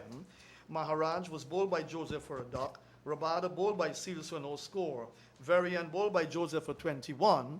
As we watch, Borga continues, comes up, bowls to De Silva, lets it go outside the off stump, taken by the keeper. As play resumes after the water break in the final session of play. Varian was bowled by Joseph for 21, 97 for 9 them. And Borga leg before wicket to the bowler of Moti, who picked up that last wicket for 23. 160 all out in 54 overs. 63 run final wicket partnership between Borga and, of course, Pete, who was left not out on 38, 4 fours, 1 6, and faced 60 balls. Pete not out 38. Here is Borga, comes up, he's in, and that's outside the off stump, taken by the keeper, and again, no chance of a run. 9 extras made up of 3 byes and 6 leg byes, 160 all out. Bowling for you, Holder, 12 overs, 4 maidens, 1 for 26. Seals, 14 overs, 3 maidens, 3 for 45. So he continues to bowl well for the West Indies, picking up wickets. Joseph, the star of the bowling department for the West Indies, 14 overs, 4 maidens, 5 for 33. His third 5-wicket haul, playing for the West Indies in a short stint so far. Warwick on 8 overs, 1 maiden, none for 19. And Moti, 6 overs, 1 maiden, 1 for 28. So that was the South African innings. Here is a ball that's flicked away, whipped away nicely down through mid-on. The fielder comes around. Is that Rabada? Looks like. He cuts it off nicely. And he doesn't get a score. He doesn't get to score. That's the Sylvie's kept or not. And so that was the South African innings as Wadikar Kemraj comes back in to join me. And then we saw drama when the West Indies came out to bat. I'll go through that scorecard for you in a moment. So holders 4, De Silva's yet to score 51 for the loss of 5. They still trail by 109. Here is Borga, comes up, he's in bowl, so De Silva's onto the front foot and plays it out on the onside of the pitch. And there is no run. So the West Indies innings, Louis was bowled by Borger without scoring. In the second over, it was 2 for 1. Brathwaite, the captain, bowled by Mulder for 321 for the loss of 2 in the 8th over. That partnership just yielded 19 runs. Atenis caught and bowled Mulder. That was a beautiful catch. One-handed diving across the pitch. He went for 135 for 3 in the 10th over. And Hodge was caught. Stubbs bowled Mulder, third slip. Here is a ball that is being driven gloriously through the offside, heading out towards the boundary. It will get there now. And Joshua De Silva gets off the mark with a boundary, just as Holder did. He got off the mark with a boundary as well. 55 for the loss of 5. So all the 5s there at Providence. They trail by 105 as I continue the scorecard. Hodge caught Stubbs, a third slip off the ball of Mulder for 4, 43 for 4 in the 12th over. And then Carty caught Maharaj at forward square leg, bowled Borger for 26, 47 for the loss of 5 in the 13th over. No partnerships at all. And Wadikar will comment on that in a moment. Here is Borger, comes up, he's in bowls to Joshua De Silva. That's down the leg side. Nicely taken by Veriem. No chance of a run. The over comes to an end. And the latest score here at Providence, the West Indies replying to 160 made by South Africa in their first innings. They're 55 for the loss of 5. Well, good afternoon to you, Matthew. Good afternoon to listeners across Radio Land again. Beautiful conditions prevailing here again at the National Stadium in Providence. And you were talking about the West Indies' reply to 160. Like South Africa, there has been a steady possession of wickets to and from the pavilion. We've had Louis didn't score, Brathwaite 3, Atenes 1, Hodge 4, and Carty, who I thought that was just about to get in control of things out in the middle. He was dismissed for 26. Good bowling though from South Africa in reply. Mulder continues 3 for 10, and Holder turns it away to mid-wicket for no runs. You've got some 13 extras in this inning so far. So the South Africans, whilst the West Indies give away 9 overall in the innings, they've already given away 13. So they've got to watch that, because if this is going to be a low-scoring test match in terms of the both innings that each side will have to bat, well, you don't want to give away too many extras at all. But I tell you something, it's my distinct feeling too that it's a disappointment for test match cricket in the whole, and I'll tell you why. To watch a team being dismissed for 160 batting first. I'll continue. Mulder over the wicket, Holder lets it go outside the off stump again, taken by the keeper, no chance of a run.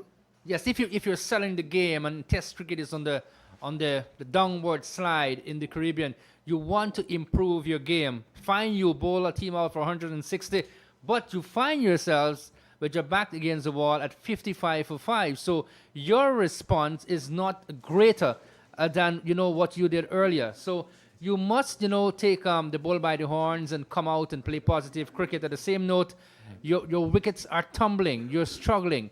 So you need to fix that now. Here is Mulder, comes up, he's in bowls to Holder. Holder gets the ball on the leg stump, works it away. That looks like off the body a bit. Let's wait for that. Yes, that'll be a leg by. One more to the total. It's gone up to 56 for the loss of 5 now. But you look at the World Test Championship standings and you see that Australia, number 1, India, number 2. I think England has moved up, and South Africa as well. But West Indies are lingering behind. And you're talking about 12 test playing nations. So you've still got the likes of New Zealand, Pakistan, Sri Lanka, and they're above West Indies in the rankings. You're talking about the top 4 teams, let's say the top 3 teams, they tend to benefit a lot in terms of test cricket, and they play a lot more test matches as well. So it's not going to be easy for the lower ranked sides. Mulder misses his run. And that's the problem in terms of the balance of test cricket right now. You really need the bottom teams to come good as well.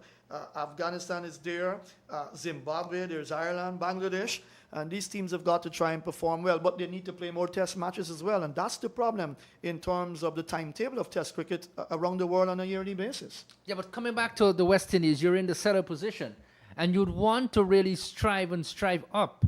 But if you're going to be 56 for 5, replying to 160, it doesn't signal, it doesn't send a good intention. Mulder comes up, the Silva is beaten outside the off stump. I believe for one moment there, he was trying to pull the bat inside the line there, but that was a good delivery, close to the line of the off stump.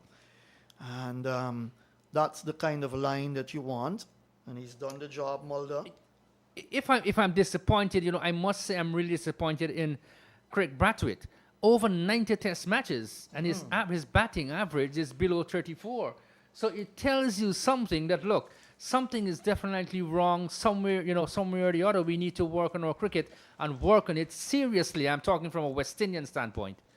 You're absolutely spot on there about Craig Brathwaite.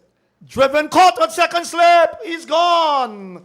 De Silva going for a big shot and got the outside edge. The catch taken at second slip. Catch in practice for the South Africans. West Indies are 56 for the loss of 6. And Mulder's picked up his 4th wicket, 4 for 10 now in the 5th over. This gentleman is doing the work for South Africa. And Joshua De Silva, another disappointing innings for him. He's gone for 4. The West Indies are in more trouble here at Providence. 56 for the loss of 5, for 6. Beg your pardon, 56 for the loss of 6. Sunday in the new week, I was, planning that I'll bring some of my friends from Berbice to watch this game. Well, we might well go to some beach or somewhere and relax if, the match continues in this way. Outside the off-stump, driving De Silva got the edge, and we must reiterate the South African catching has been absolutely brilliant.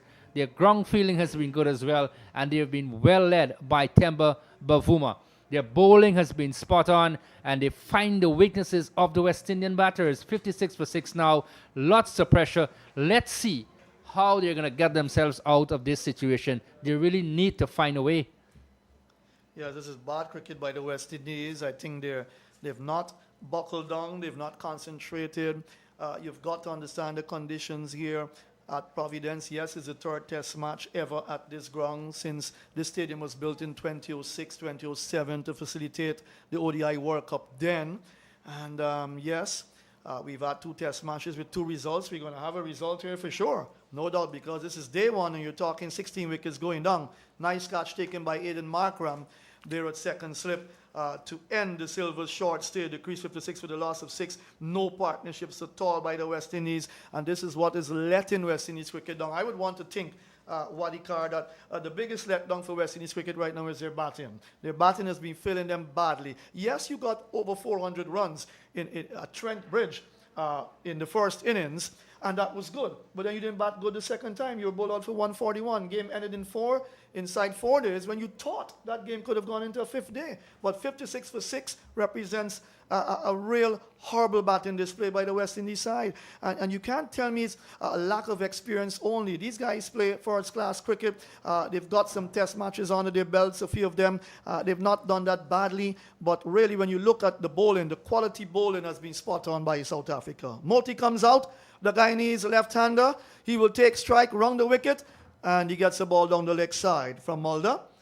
And he doesn't get off the mark. So they still trail by 104 as he overcomes to end. And the latest score here at Providence with the West Indies in a lot of trouble here. They're 56 for the loss of 6, replying to 160 made by South Africa in their first innings.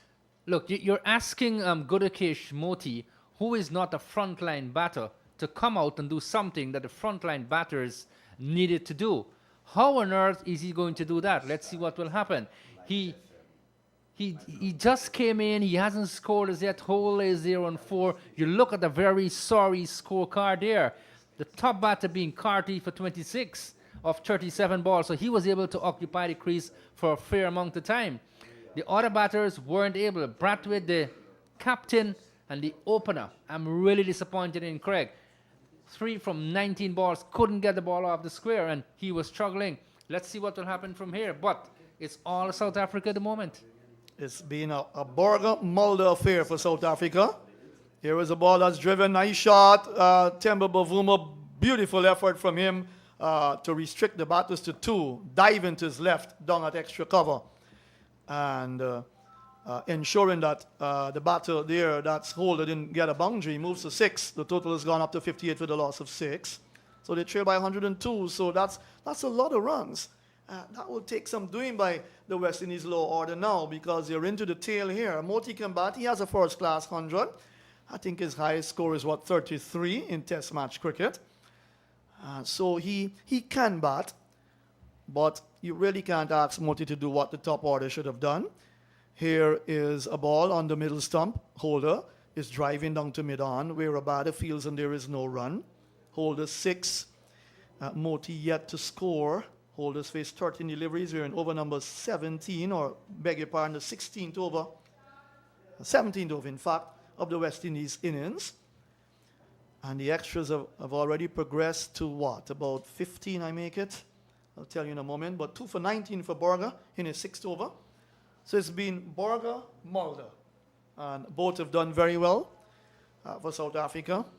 And there's a reason why they're in the side. When you look at Borga coming in, and Mulder did play in the match in Trinidad. He's going to bowl round the wicket now to Holder. And he lets it go outside the off stump. That kept a bit low as it went through to the keeper. No chance of a run. The West Indies have struggled and struggled in their batting department. We talked about chopping and changing players over a period of time. And they've done this for so many years. The selectors have got a lot of headache to come up with the right sort of combinations. It's not easy, but I think the name of the game is consistency. And that's been lacking in the batting department for West Indies over the years. They've not really found players who've been very consistent. And you talked about Brathwaite earlier. You're very disappointed with him. I think the entire Caribbean region is disappointed with his batting performance of recent times. Outside the off stump, taken by the keeper, no chance of a run. And at Lords, he didn't get anything much. At Trent Bridge, he got 47, 48, so he didn't get a half century. At Edgbaston, he got 61 in the first innings and a duck in the second inning. So his consistency hasn't been there as a leading man for the West Indies with bat in hand. So you've got to depend now on someone like Holder, who's got experience to come and bat. And Holder tends to come, what, at number 6. So if 5 or 4 wickets have fallen and you're asking Holder to bat and make some runs for you, you need your tailenders to stay with him as well. Here is Borger. Comes up, he's in. That's driven. That's a nice shot. That's going down towards the boundary for 4. That's true square cover. So he found the gap nicely holding. He gets another boundary, second in his innings as he moves to 10, moves into double figures, and the West Indies up to 62 for the loss of 6. Well, Matthew, you've said a lot there.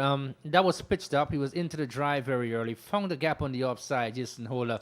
How pleasant he looks as a batter when he's out there. Right. And he's got a boundary, very important boundary as well. So let's see what he can do. He's rather experienced. A lot will be dependent on him here. Let's see how he goes. Yeah, he needs a good score here. He needs to stay there probably to the end of the innings. Here is Borger, comes up, Holder, works it away. Nice shot, down through square leg. Runs here for the tall right-hander from Barbados. 1. He'll come back for a second. They're looking for a third, and they'll get it 2.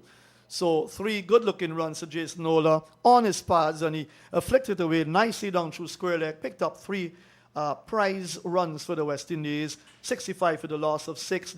They trailed by 95, and at the end of 17 overs with Holder on 13, Moti yet to score, the West Indies are 65 for the loss of 6. It just goes to show that you have to play smart and play intelligent cricket. You don't have to do anything out of the ordinary. Be positive, pick the right balls to hit, and there you're going to be on your way. So basically, string on the leg stump and Holder getting 7 runs in that over. That was pretty good. You look at the bowling figures. Rabada, interestingly, 6 overs, 2 min, 15 runs, no wicket. Borger, 6-1, 26-2. And Mulder, 5-2, 10-4. Excellent figures from Borger and Mulder in that spell there. And the economy rates are very good as well. That's what you want from fast bowlers. You don't want economy rates going over 5. Here is Mulder, starts a new over. Holder flicks it away down towards fine leg. He gets a boundary, 4 runs. So he picks up his 3rd boundary now. Holder, that was on the leg stump, on his pads, and he flicked it away. Nice shot by Jason Holder. He now moves to 17. He has to keep scoring here and play good shots. His shot selection has got to be very good. Here, Holder, he doesn't need to get himself out at all. The West Indies are in a lot of trouble here. They've lost 6 wickets, more than half of their batters, and that's another nice boundary to pick up as a total move up to 69 for the loss of 6. 9 4s and 1 6 in the West Indies innings so far. Here is Mulder, 4 for 14, comes up, bowls the Holder, drives, magnificent shot, bisecting cover and mid-off. It's going out towards the boundary. It will get there now, and that's 4. And even Temba Bavuma, the fast-moving South African captain, couldn't get to that. Holder picks up his 4th boundary. 2 good-looking boundaries to hold in this over. Mulder's figures are going to change. He's got 4 for 18 now, and 2 good-looking boundaries to Jason Holder. Well. We've seen a lot of shots during the course of the day, but for me, That's my shot of the day. Excellently played on the front foot. He's a pretty tall batter, so he has to push out and push out far away. But he found the gap to perfection, picks up a very important boundary. That's the way you play. Be positive. It doesn't make sense. You're going to block all the day. Showing his experience in his 69 test match. Holders defending back along the pitch. It will bounce out towards Bavuma at mid-off. And there is no run. You look at Holder's stats a little here. In his 69th match, 3,019 runs before this test. And you know his high score is 202 against England, that double 100 there. He averages 29.6. You would have expected maybe a better average from Holder, but 13 50s and 300s with a double 100 puts him in a situation where, along with Craig Brathwaite, he's the most experienced batter out there. Mind you, he's got 10 ducks in Test cricket as well. Here is Holder driving, nice shot, but straight to the captain, Bavuma, no chance of a run. He's kept on 21. Now with 2 deliveries left to complete, over number 18 in the West Indies. First inning, 73 for the loss of 6. Says a lot about the action that has taken place today at Providence. They still trail by 87 and Mulder 4 for 18 in his 6th over. Yes, apparently Jason Holder is batting on a different strip, because I haven't seen anything really bothering him so far in this innings, to be honest. He has looked elegant, he has looked superb, he's hitting it in the middle, and this is a classy inning so far from Holder, but let's see what will happen. 3 steps go down, still an attacking field. Holder lets it go outside the off stump, taken by the keeper, very end. No chance of a run. He's 21 from 22 deliveries, almost a runner ball. As if he's playing white ball cricket. And I did say that, the small targets can be very tricky for you. Mm-hmm. You might end up on not making that score, not reaching that target. But what you need to do is to have a positive mindset about things. There's no point pushing and prodding. You have to get on with the runs. And Jason Holder is playing that role. He's a senior man. So what next? And again, no need for the spinners to come on for South Africa. The fast bowlers are doing the job. 3 sips, point, cover, mid-off, mid-on, mid-wicket, and a long leg. Here is Mulder comes up. Holder is defending nicely, playing the ball into the offside of the pitch. No chance of a run. That's the end of the over. And South Africa 160 all out. The West Indies in reply here at Providence. The latest score, 73 for the loss of 6. But I don't want it to be a commentator's curse. But Jason Holder, in my thinking here, probably looking the best of all the batters today. Nothing seems to trouble him. 87 runs they trail by, 73 for 6. The action continues out to the middle. Oh, a little bit more from Wadikar, and then Naim Chan will come in to continue the commentary. I want to say thank you to these sponsors, the Sports Network out of Berbice, Guyana. I'm reminding you we do coverage for radio, TV, and the internet. Red Rose Advertising, also out of Berbice, Guyana. Your success is our business. And thanks again to Bobby Vera radio station and his entire hard-working team. Bobby, you're doing a tremendous job. And Light FM, 104.1 FM, excellent work. As Naeem slips in. Yeah, let's have a look at Burger, who comes in now to bowl to Moti. Moti squaring it up on the offside. That's going to go all the way down to the boundary for 4. Nice looking shot. It was almost a jab there from Borga. Borga has bowled extremely well, but not on this particular delivery. Squared up on the offside, and he got a 4 there. Moti gaining confidence, maybe rubbing off from his former captain Holder. Yes, and I was making the point to Matthew that there is no point sticking around. You have to get on with the game. Get on with the score. Here is Borga once more to Moti. Moti. Now look, I think the same thing happened when the South Africans were batting. The last set of batsmen made things look easier than the first set of batsmen. And it is happening now with the West Indies. Yes, you have to take the bull by the horn sometimes. Forget what happened earlier or recently. Come out, play positive, play with a positive mindset. Things are going to be difficult. We all know that. But you've got to have that will to win, the courage to go on. That's it. Thanks to Holder, this partnership has gone past 20 already. Borga comes into Moti, beaten outside the off stump. Just missing the outside edge. That was pretty close. And the crowd, they have become lull, except for that one brief moment when Holder struck a 6 and a 4 and was dominating things for about an over or two. He's still there. He's 21, Moti 4, 77 for 6, 13 point. Now, the overs are important here. 5 o'clock was scheduled to be the close of play, but the overs are far from over. Yes, we're actually far from the call-off point, but let's see what the umpires will do. Well, as far as light permits, they would have to go on. Moti squares one up, no run, cover point. 90 overs scheduled for the 5 o'clock call, but they're far away from that. The South Africans had faced up to 54 overs. We're now in over number 14, 54, 64, and 8. So we're just over 70. Got a long way to 90, light permitting. Here is Burger charging in now to bowl to Moti. We're losing the sunshine. Moti is back and squares it up through the gap. Cover would have to, that's backward point, comes around towards square and gives it a little chase, 2 runs there. Holder is tall. Moti's relatively tall. They're both pretty fast between the wickets. They were able to go back for 2. Earlier, I heard you mentioning, Naeem, some fans entrusted you to purchase some tickets for them to come into the stadium. May I ask I want to sell it back, actually. I was about to ask you, do they have the trust in you? Just being on the lighter side, Naeem. You know, we love to. Well, that's a gross miscalculation. I should have bought tomorrow's tickets. You know, laughter is always the best medicine. It's good to have some laughter in the commentary area. But it gives me an opportunity to go do my radio program live on Sunday. Here is Borgat to Moti. Very stylish. Moti is coming forward, opening the face of the bat, gets it down to mid-off. Bavuma picks it up. There is no run. That's the end of the over. 79 for the loss of 6. 18, that's 17 overs gone. So they trail by what? 81 runs. South Africa 106 to the West Indies 79 for 6. This is the equation. Look, you need to get 81 runs to wipe off that target. Focus on that. Be positive. You know, pick the right balls to hit. Just don't go rash and do, outrageous things out in the middle. So far, Jason Holder, and I want to reiterate on this, he has looked, in my opinion, the best batter today. Nothing seems to trouble him. But then, you never know. One piece of a brilliance from a bowler or a fielder can change things. But, they're going nicely. Moti is there. Holder is backing up.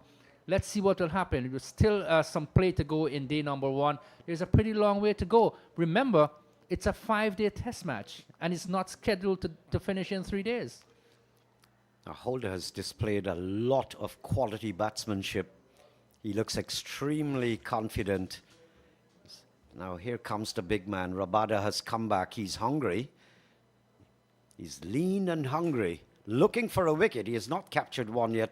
He's bowling from the southern end this time. Holder is compact, forward defensive, bat and pad, close together, cemented there as he rolls it up on the offside. If I had to pick one bowler to bowl to save my life, I would pick Rabada, and I'll tell you why. He's always at you, whether he's having the assistance from the pitch or not. He just seems to have a way of getting wickets. The will that he has, the courage that he has, and the passion for the game. He's always willing. There's no doubt about that. You can see it in his body language. He's up there now to Holder, flashes away into the onside field. That's going to carry all the way over the ropes now. That's straightish mid-wicket, and that's the longest point of the ground.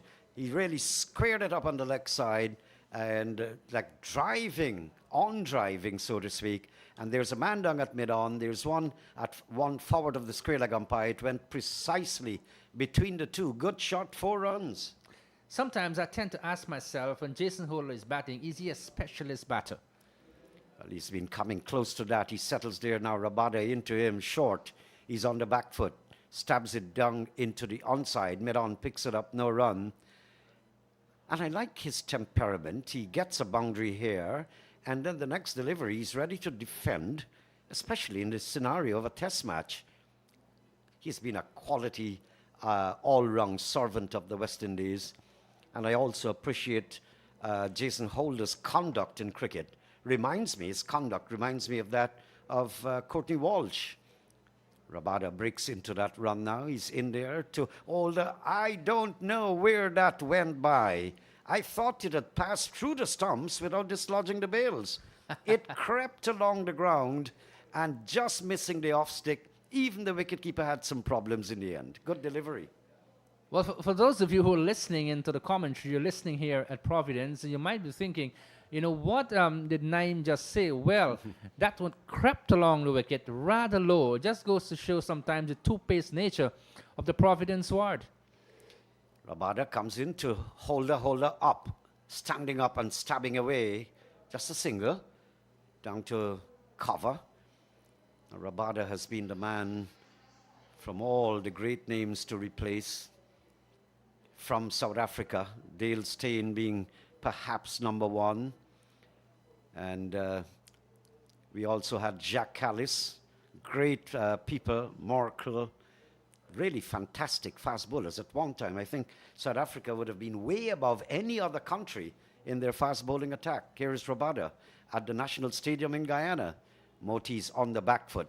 And look how simple these batsmen are making the bowling look. It's unbelievable when you look back at both sides. The earlier batsmen struggling and getting out. 84 for 6, end of the over.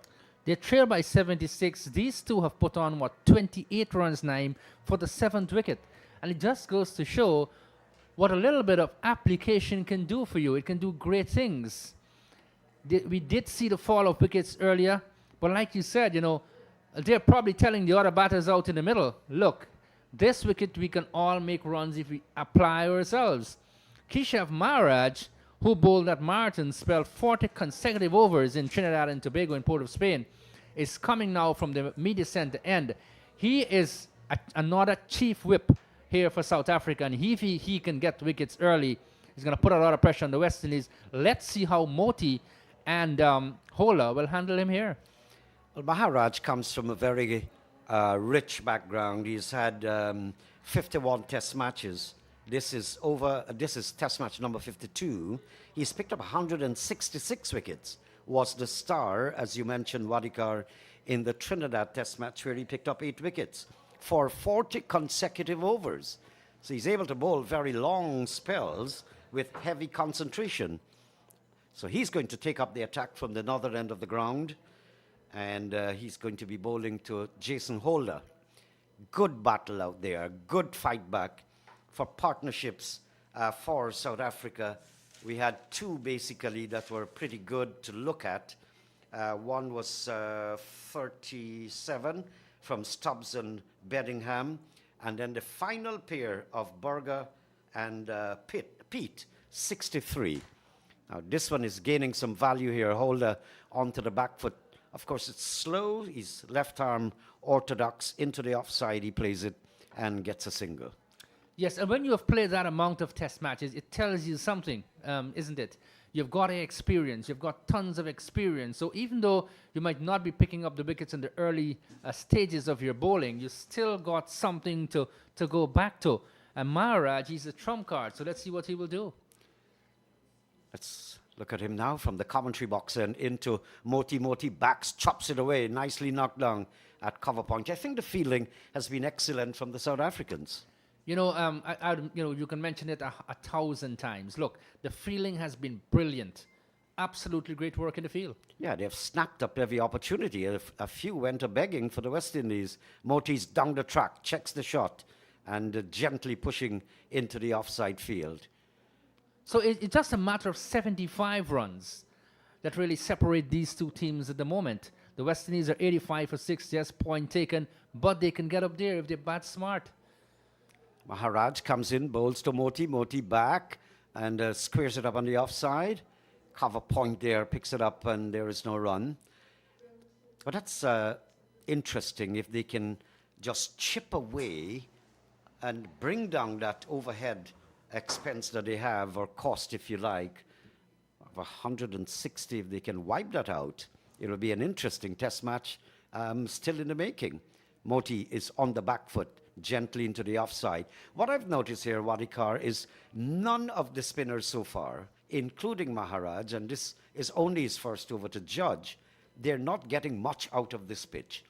Moti drives slightly in the air, picked up down at cover, and there is no run. That's the end of Maharaj's over. 85 for the loss of 6, 21 overs gone. Yeah, they trail by 75. And to support your point, Warrican, Moti, and now Maharaj, they seem to have very little support from this Providence wicket. The seamers, mind you, have been the trump card so far for both teams. And South Africa, when you look at them, they really ripped through the West Indies top order, like the West Indies. So their seamers have been the ones to take the bulk of the wickets. Rabada, unfortunately, 7 overs, 2 minutes, 20 runs, hasn't taken a wicket. Some would be surprised. Well, he is coming in now at the southern end of the ground. He's up there, bowls to Holder. That's a good delivery. One that clawed back from wide outside the line of the off stump, struck Holder somewhere between bat and pad. Must have gotten a bit of bat onto that, but he was in no man's land. In fact, he was beaten. Beaten all ends up. Then the ball struck his arm, forearm, into the helmet, and he just managed to fend it off. Good ball. Yes, time and again we'd see the nature of the Providence wicket. One was going to rise, the other is going to keep rather low. Here is Rabada. He's up there now to Holder. Holder gets another one that comes back from outside the line of the off stump, turns it into the onside for a single. Mid-on goes around. The South Africans have been pretty hungry out there in the field, snapping up everything. It's seen just a few bad ones when the West Indies were actually fielding. A few in the slip cordons in particular, where good enough efforts were not made, when bad fielding ricocheted off the hands, went down for 3, and not entirely good. But the South Africans have been smart. Rabada to Moti. Moti lets it go. Easy to read. He's just watching it as though he can read the writing on the ball. Made in England. Yep. We have the Kookaburra, the SG, made in India. And also we have the Duke's ball being made out in England. So, those are some pieces of information for you. Some of you who are following the cricket might be thinking they're playing with a cricket ball. Where exactly was that made? Well, Pakistan also a big manufacturer of cricket balls outside the off-stump. Rabada, Moti lets it go. But it's not funny when Moti is a very, well, I'd like to describe him as not average, above average in size and in height. But when he's standing next to Holder, he looks diminutive. How is Bavuma supposed to look? Well, I did mention it, Bavuma might probably be perhaps the shortest of current international cricketers. There was David Williams, of course, of the West Indies, and another one from Trinidad, outside the off stump. Did you remember Tatenda Taibu, Zimbabwe? Yeah. Pretty dapper as well. But there was one from Trinidad, not David Williams. David Murray is from Barbados, and then David Williams from Trinidad. Very, very petite and miniature looking, so to speak, and so is Bavuma. But Bavuma is not keeping the wicket. These are all wicket keepers we're listing. Rabada comes into Moti. Moti is on the back foot, squares up again on the offside. Moti looks in absolutely no trouble. I don't understand how the earlier batsmen were looking like that in both teams. Yes, it's it's really ironic to say this, because the top order batters were struggling, but now you have the lower order batters. They seem to be having no sort of trouble. We look at the scorecard: Brathwaite 3, Louis Duck, Carty 26, Athanaze 1, Hodge 4, Holder is not out on 28, De Silva 4, and Moti is there on 6. Warrican, Shamar Joseph, and Seals to come. They would want them to stay in the pavilion as long as possible. They'd want, the West Indians would want these two to go pretty far away. Maharaj continues, though. But I guess they all know that you've got 4 full days, 24 hours make up a day. I can't recall the last time I checked. That was it. They have not changed it to a 5-hour day. It's still 24 hours. You've got 6 hours of cricket. So just bat. How these men are looking so good. Very, very difficult to explain that. Holder prods forward comfortably, precisely, and gets it out into the offside. Bavuma picks it up. There's no run. He looks quite accomplished, isn't it, Jason Holder? Quite competent. Solitary slip, a man. This one is short. He's punching into the offside. and gets a single.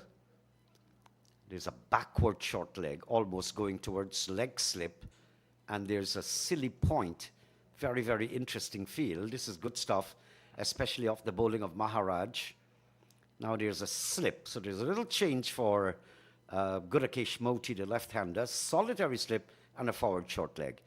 Maharaj comes in, bowls now to Moti. Moti is covering up, defending comfortably, in absolute confidence there. Nothing seems to worry the batsman at the moment, both Moti and the holder. Maharaj comes in to Moti. Moti forward, inside edge, forward square leg, picks it up. Along the ground, that's the catch they're waiting for. Maharaj is coming into the left-handed Moti. If he prods forward and the ball pops, it can come up and off the upper part of the bat and back forward square leg picks it up as a catch. Here's Maharaj once more. He's in. Bowls to Moti. Moti is trying to swing it down the leg side. Misses, taken by the wicketkeeper. That's the end of the over. 87 for the loss of 6. Holder 29, Moti 6. Yes, they trail by 73, and you want to, you did see the frustration there by the reaction of Maharaj. He's pretty good at this level, and he's getting absolutely very little turn here, very little support from this Providence wicket. So one will think that, look, we have seen through, the West Indians I'm talking about, we've seen through the major part of it.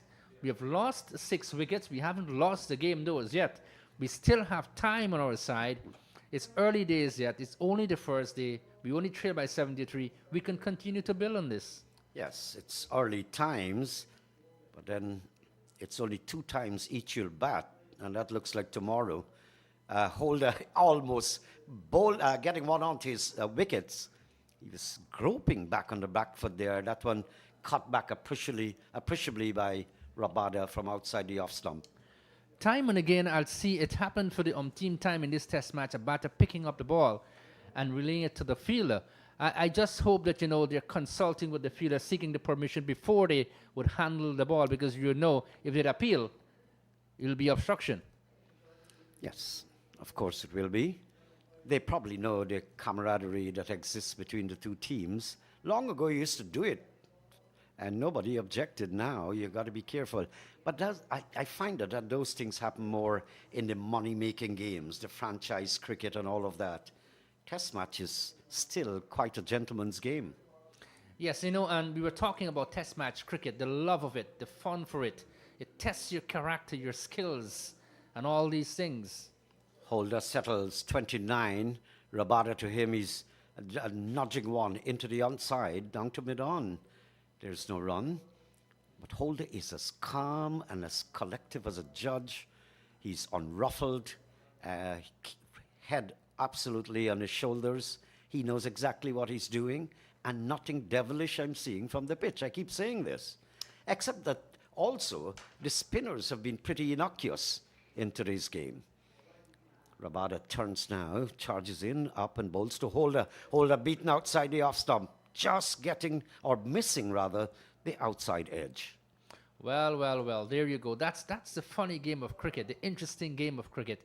Holder was looking so sweet at the crease and was really middling almost everything.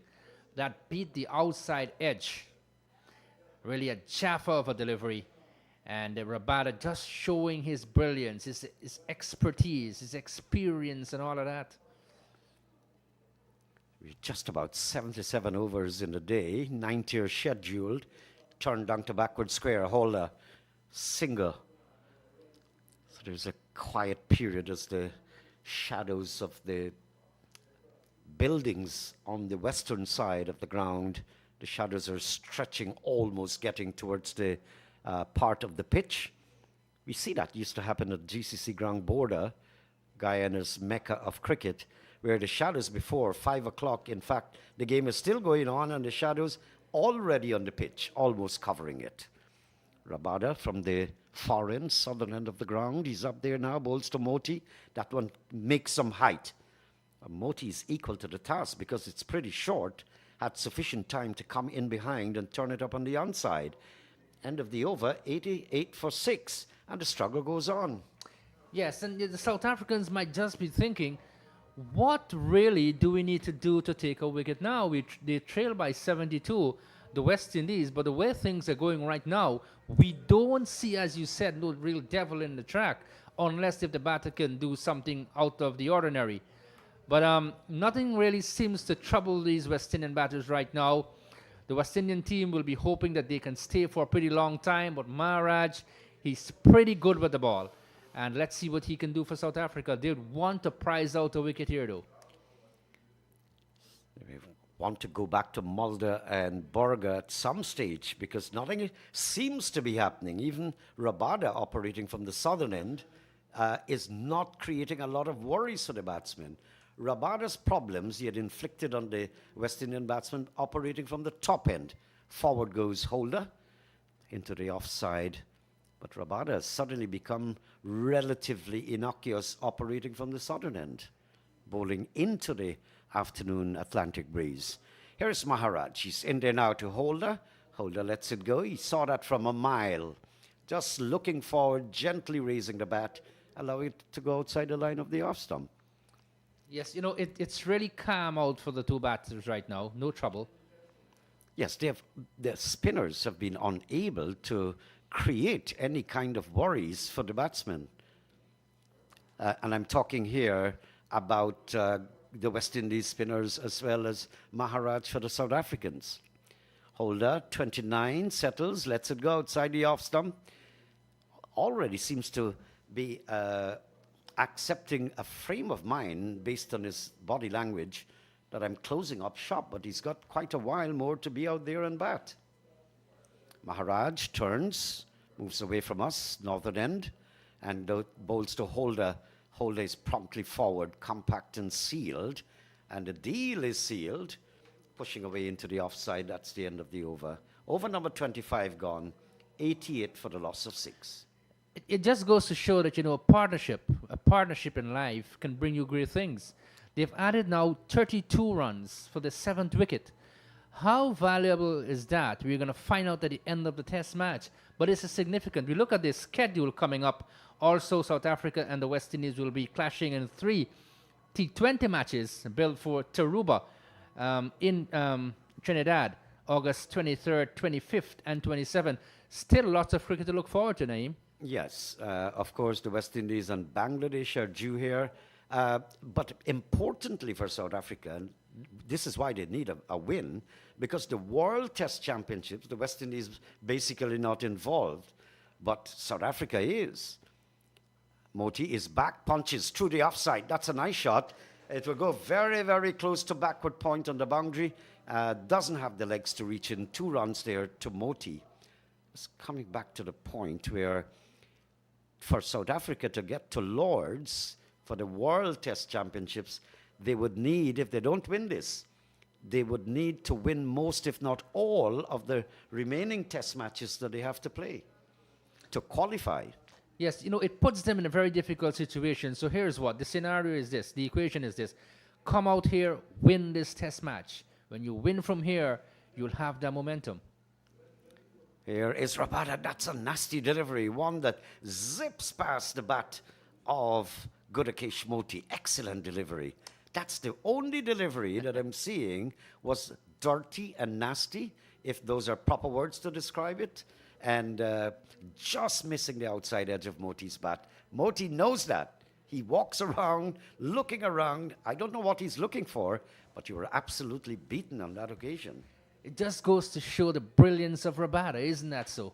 Yeah, that one lifted drastically outside the off stump. Next delivery taken by the wicket keeper, no run. But Moti has handled this well to give that kind of support to Holder. Yes, look, coming together with a partnership of over 30 runs for the 7th wicket, your team is struggling. You need to build and build slowly. They've been running well between the wickets. The calling has been very good communication. All in all, they've played well for the West Indies so far. Yes, the running has been excellent too. I'd give Moti the credit there of not being beaten. I think he played inside the line. Rabada, another lifter. Rabada has looked good in this over. Another lifting delivery just outside the line of the off stump. Moti playing inside the line. Perhaps Moti didn't take a wicket in the first test, Naim. He took one in the first innings. Perhaps he can prove a point with his bat here. Well, he's been trying to do that in his career. I think he's been developing the looks of a good all-rounder. He lets it go outside the off stump, just like Jason Holder, basically, was more inclined to bowling. He's worked on his batting. You all know the history of him, a double century and all of that. And so he's worked his way now as a internationally recognized all-rounder. Yes, he is. And of course, he has that experience as well. So that, that can really lend you massive support. Moti 8, Holder 29, outside the off stump, taken by the wicketkeeper from behind. So they've been out there for a long time. Holder's been there on 29 for a while now. We saw a little volcanic eruption from him, had a 6 for 2 boundaries, and then all of a sudden he's gone introverted. But he's batting with intelligence. He knows he's got a lot of time, and he knows too that they've got a score to overhaul, which is 160. They're now 90 for 6. Yes, we can safely say that, we're in the closing stages of this last session, the first day of this very all-important second test match, West Indies versus South Africa. The shadows beginning to lengthen. We've had a fair size crowd coming in today, at least occupying the green stand to our far right. And that's nice to see. I hope tomorrow, being the second day, Naim, that, people can come out again and support this game. And I hope you get the tickets and get them early, Naim. Yeah, well, I don't want to comment too much. I've already bought. Sometimes you get into bad investments, and I hope that's not one for Saturday. Yeah, and a car pass too. Not only the tickets for the spectators, but a car pass too. I was pregnant with confidence that this match will be going all the way. So thanks to Holder and Moti, they're holding back the decline. Question for you, Naim. Did you check the refund policy? That's in fine writing. I didn't notice. Didn't notice that there's no refund offered. Here's Maharaj operating from the commentary box end. That's the northern end of the ground. He's in there now to Holder forward. And there's a nice little wind coming across the ground because I'm looking at the flannels of the trousers and the shirts of the players, especially Maharaj, and it's like wobbling around, shaking, and you know that there's a nice gentle breeze, Atlantic breeze coming in to the National Stadium.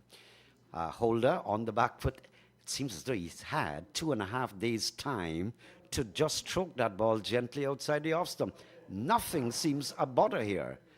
And I think I'd like to assume Bavuma will change the bowling and bring back his medium pacers, because Maharaj is failing to get anything out of this pitch. Yes, he's not extracting bounce and turn, and that's, that's something of a disappointment for the entire South Africa team, because, they're closing in now.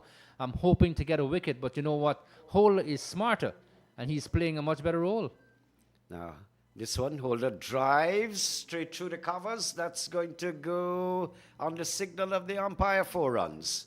Yeah, nice shot. Now, something was happening there. Bavuma was bringing in his field, clustering Holder, and Holder just decided to remind him, listen, I am an all-rounder. I can bat. Send these guys out from next to me.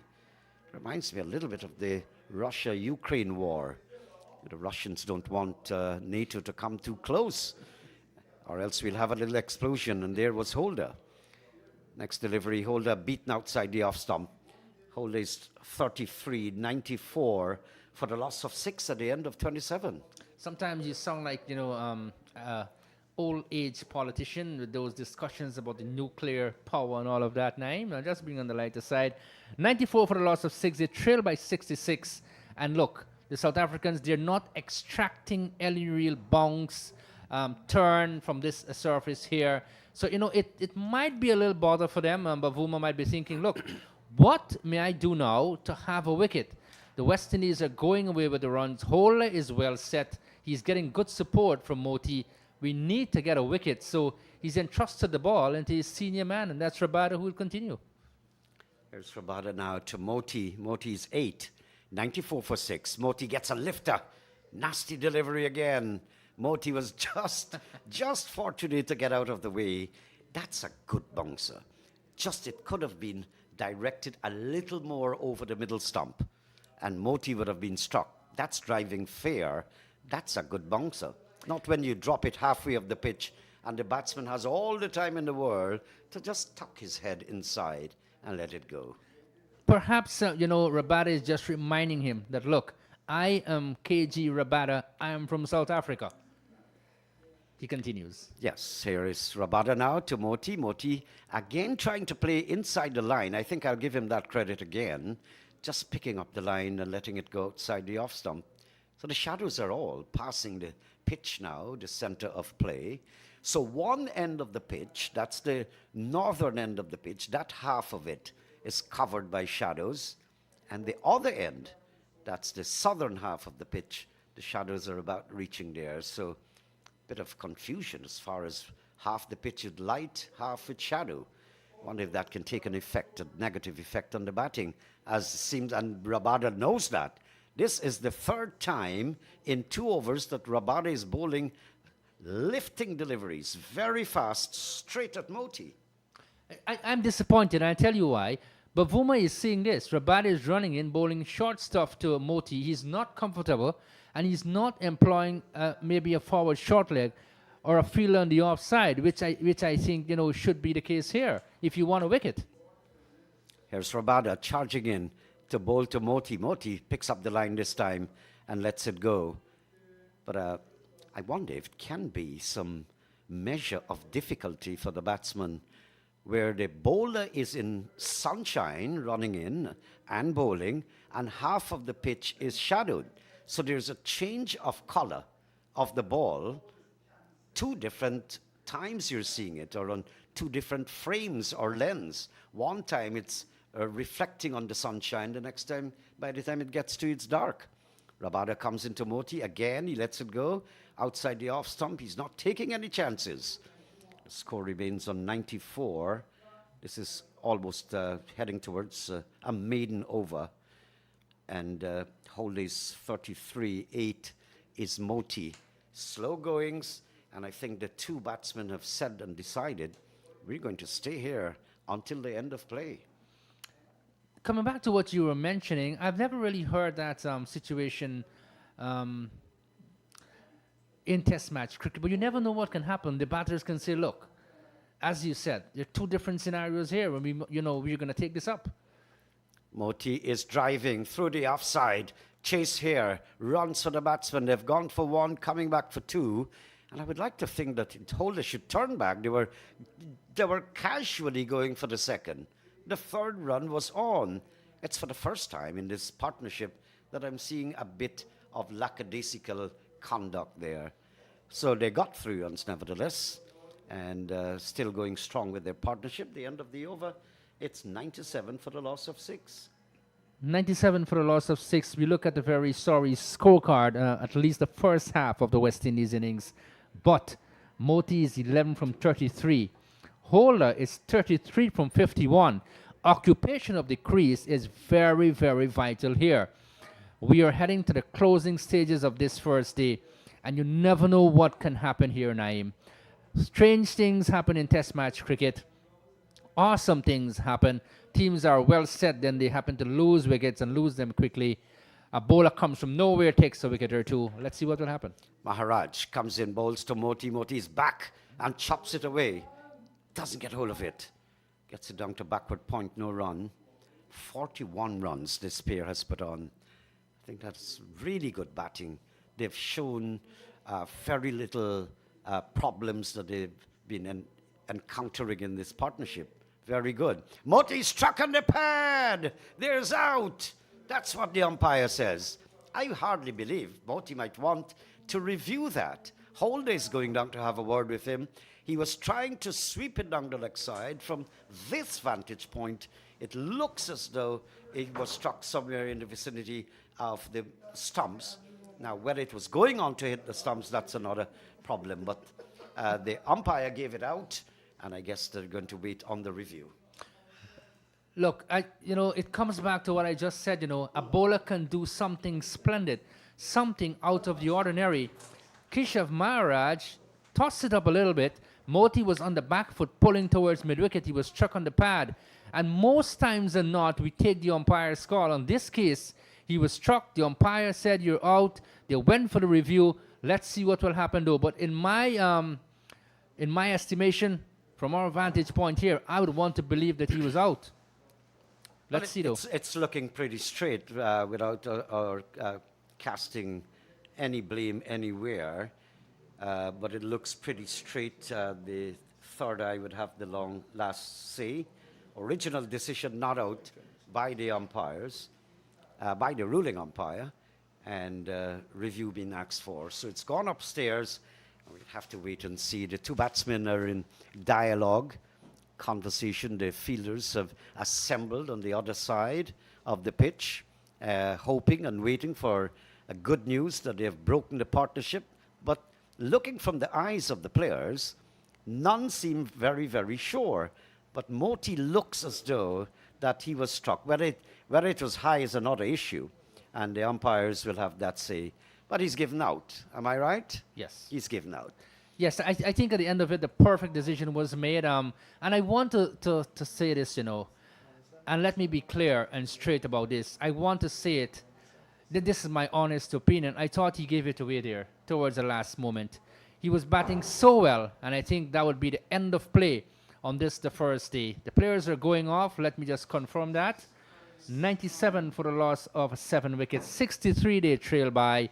And Keshav Maharaj picking up that very important wicket, putting lots of pressure on the West Indies now. Tomorrow is going to be another interesting day, but a day today where the pendulum has swung both sides. First, it swung for the West Indies, and now it's swinging in South Africa's favor. At the end of day number 1, the West Indies have found themselves in a spot of bother again, and it just goes to show how important and significant Test match cricket is.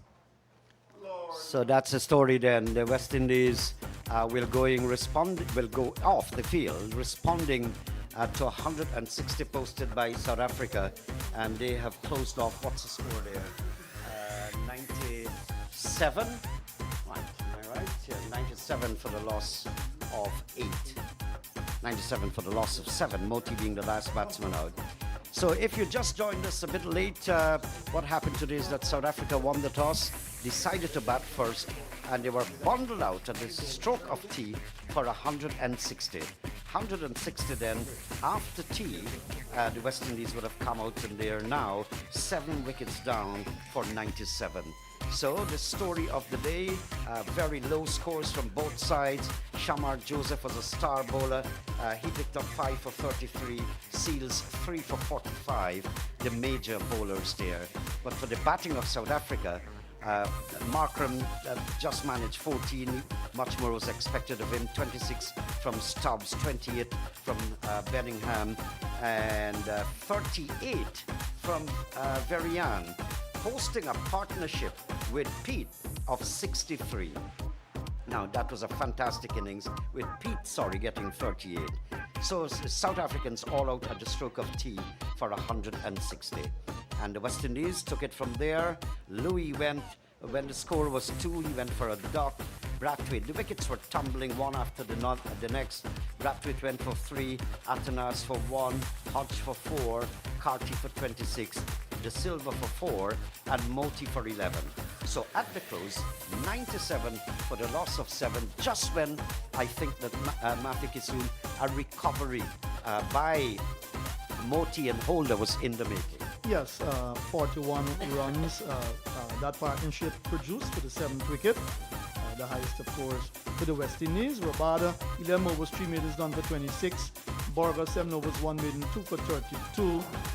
Mulder, 6 overs, 2 maidens, 4 for 18. The pick of the bowlers, Mulder and Borga, 4 for 18. And Maharaj, 4.2 overs, 1 maiden, 1 for 6, just picking up the batter in Moti, having him out right before wicket P11. So the end of the first day's play with the loss of 17 wickets. Almost two teams have been dismissed in one day. 17 wickets going down for 160 plus 97 runs. Naeem, if your maths is good, that makes it 230, 57 runs. Make it? Yeah, what I know, it doesn't make for good calculations, that's for sure. And a sordid story here from the National Stadium.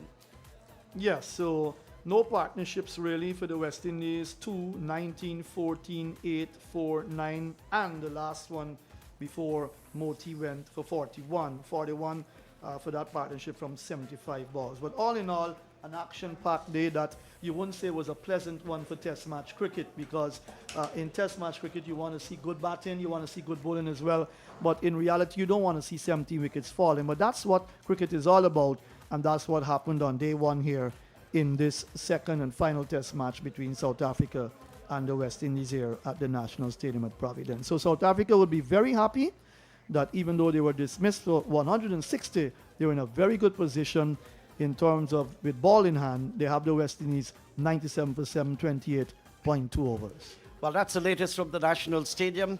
On behalf of all my co-commentators and working colleagues from Light FM, 104.1 FM, that is, it was a great pleasure doing commentaries here. We'll be back tomorrow morning at 10 o'clock. Please join us then.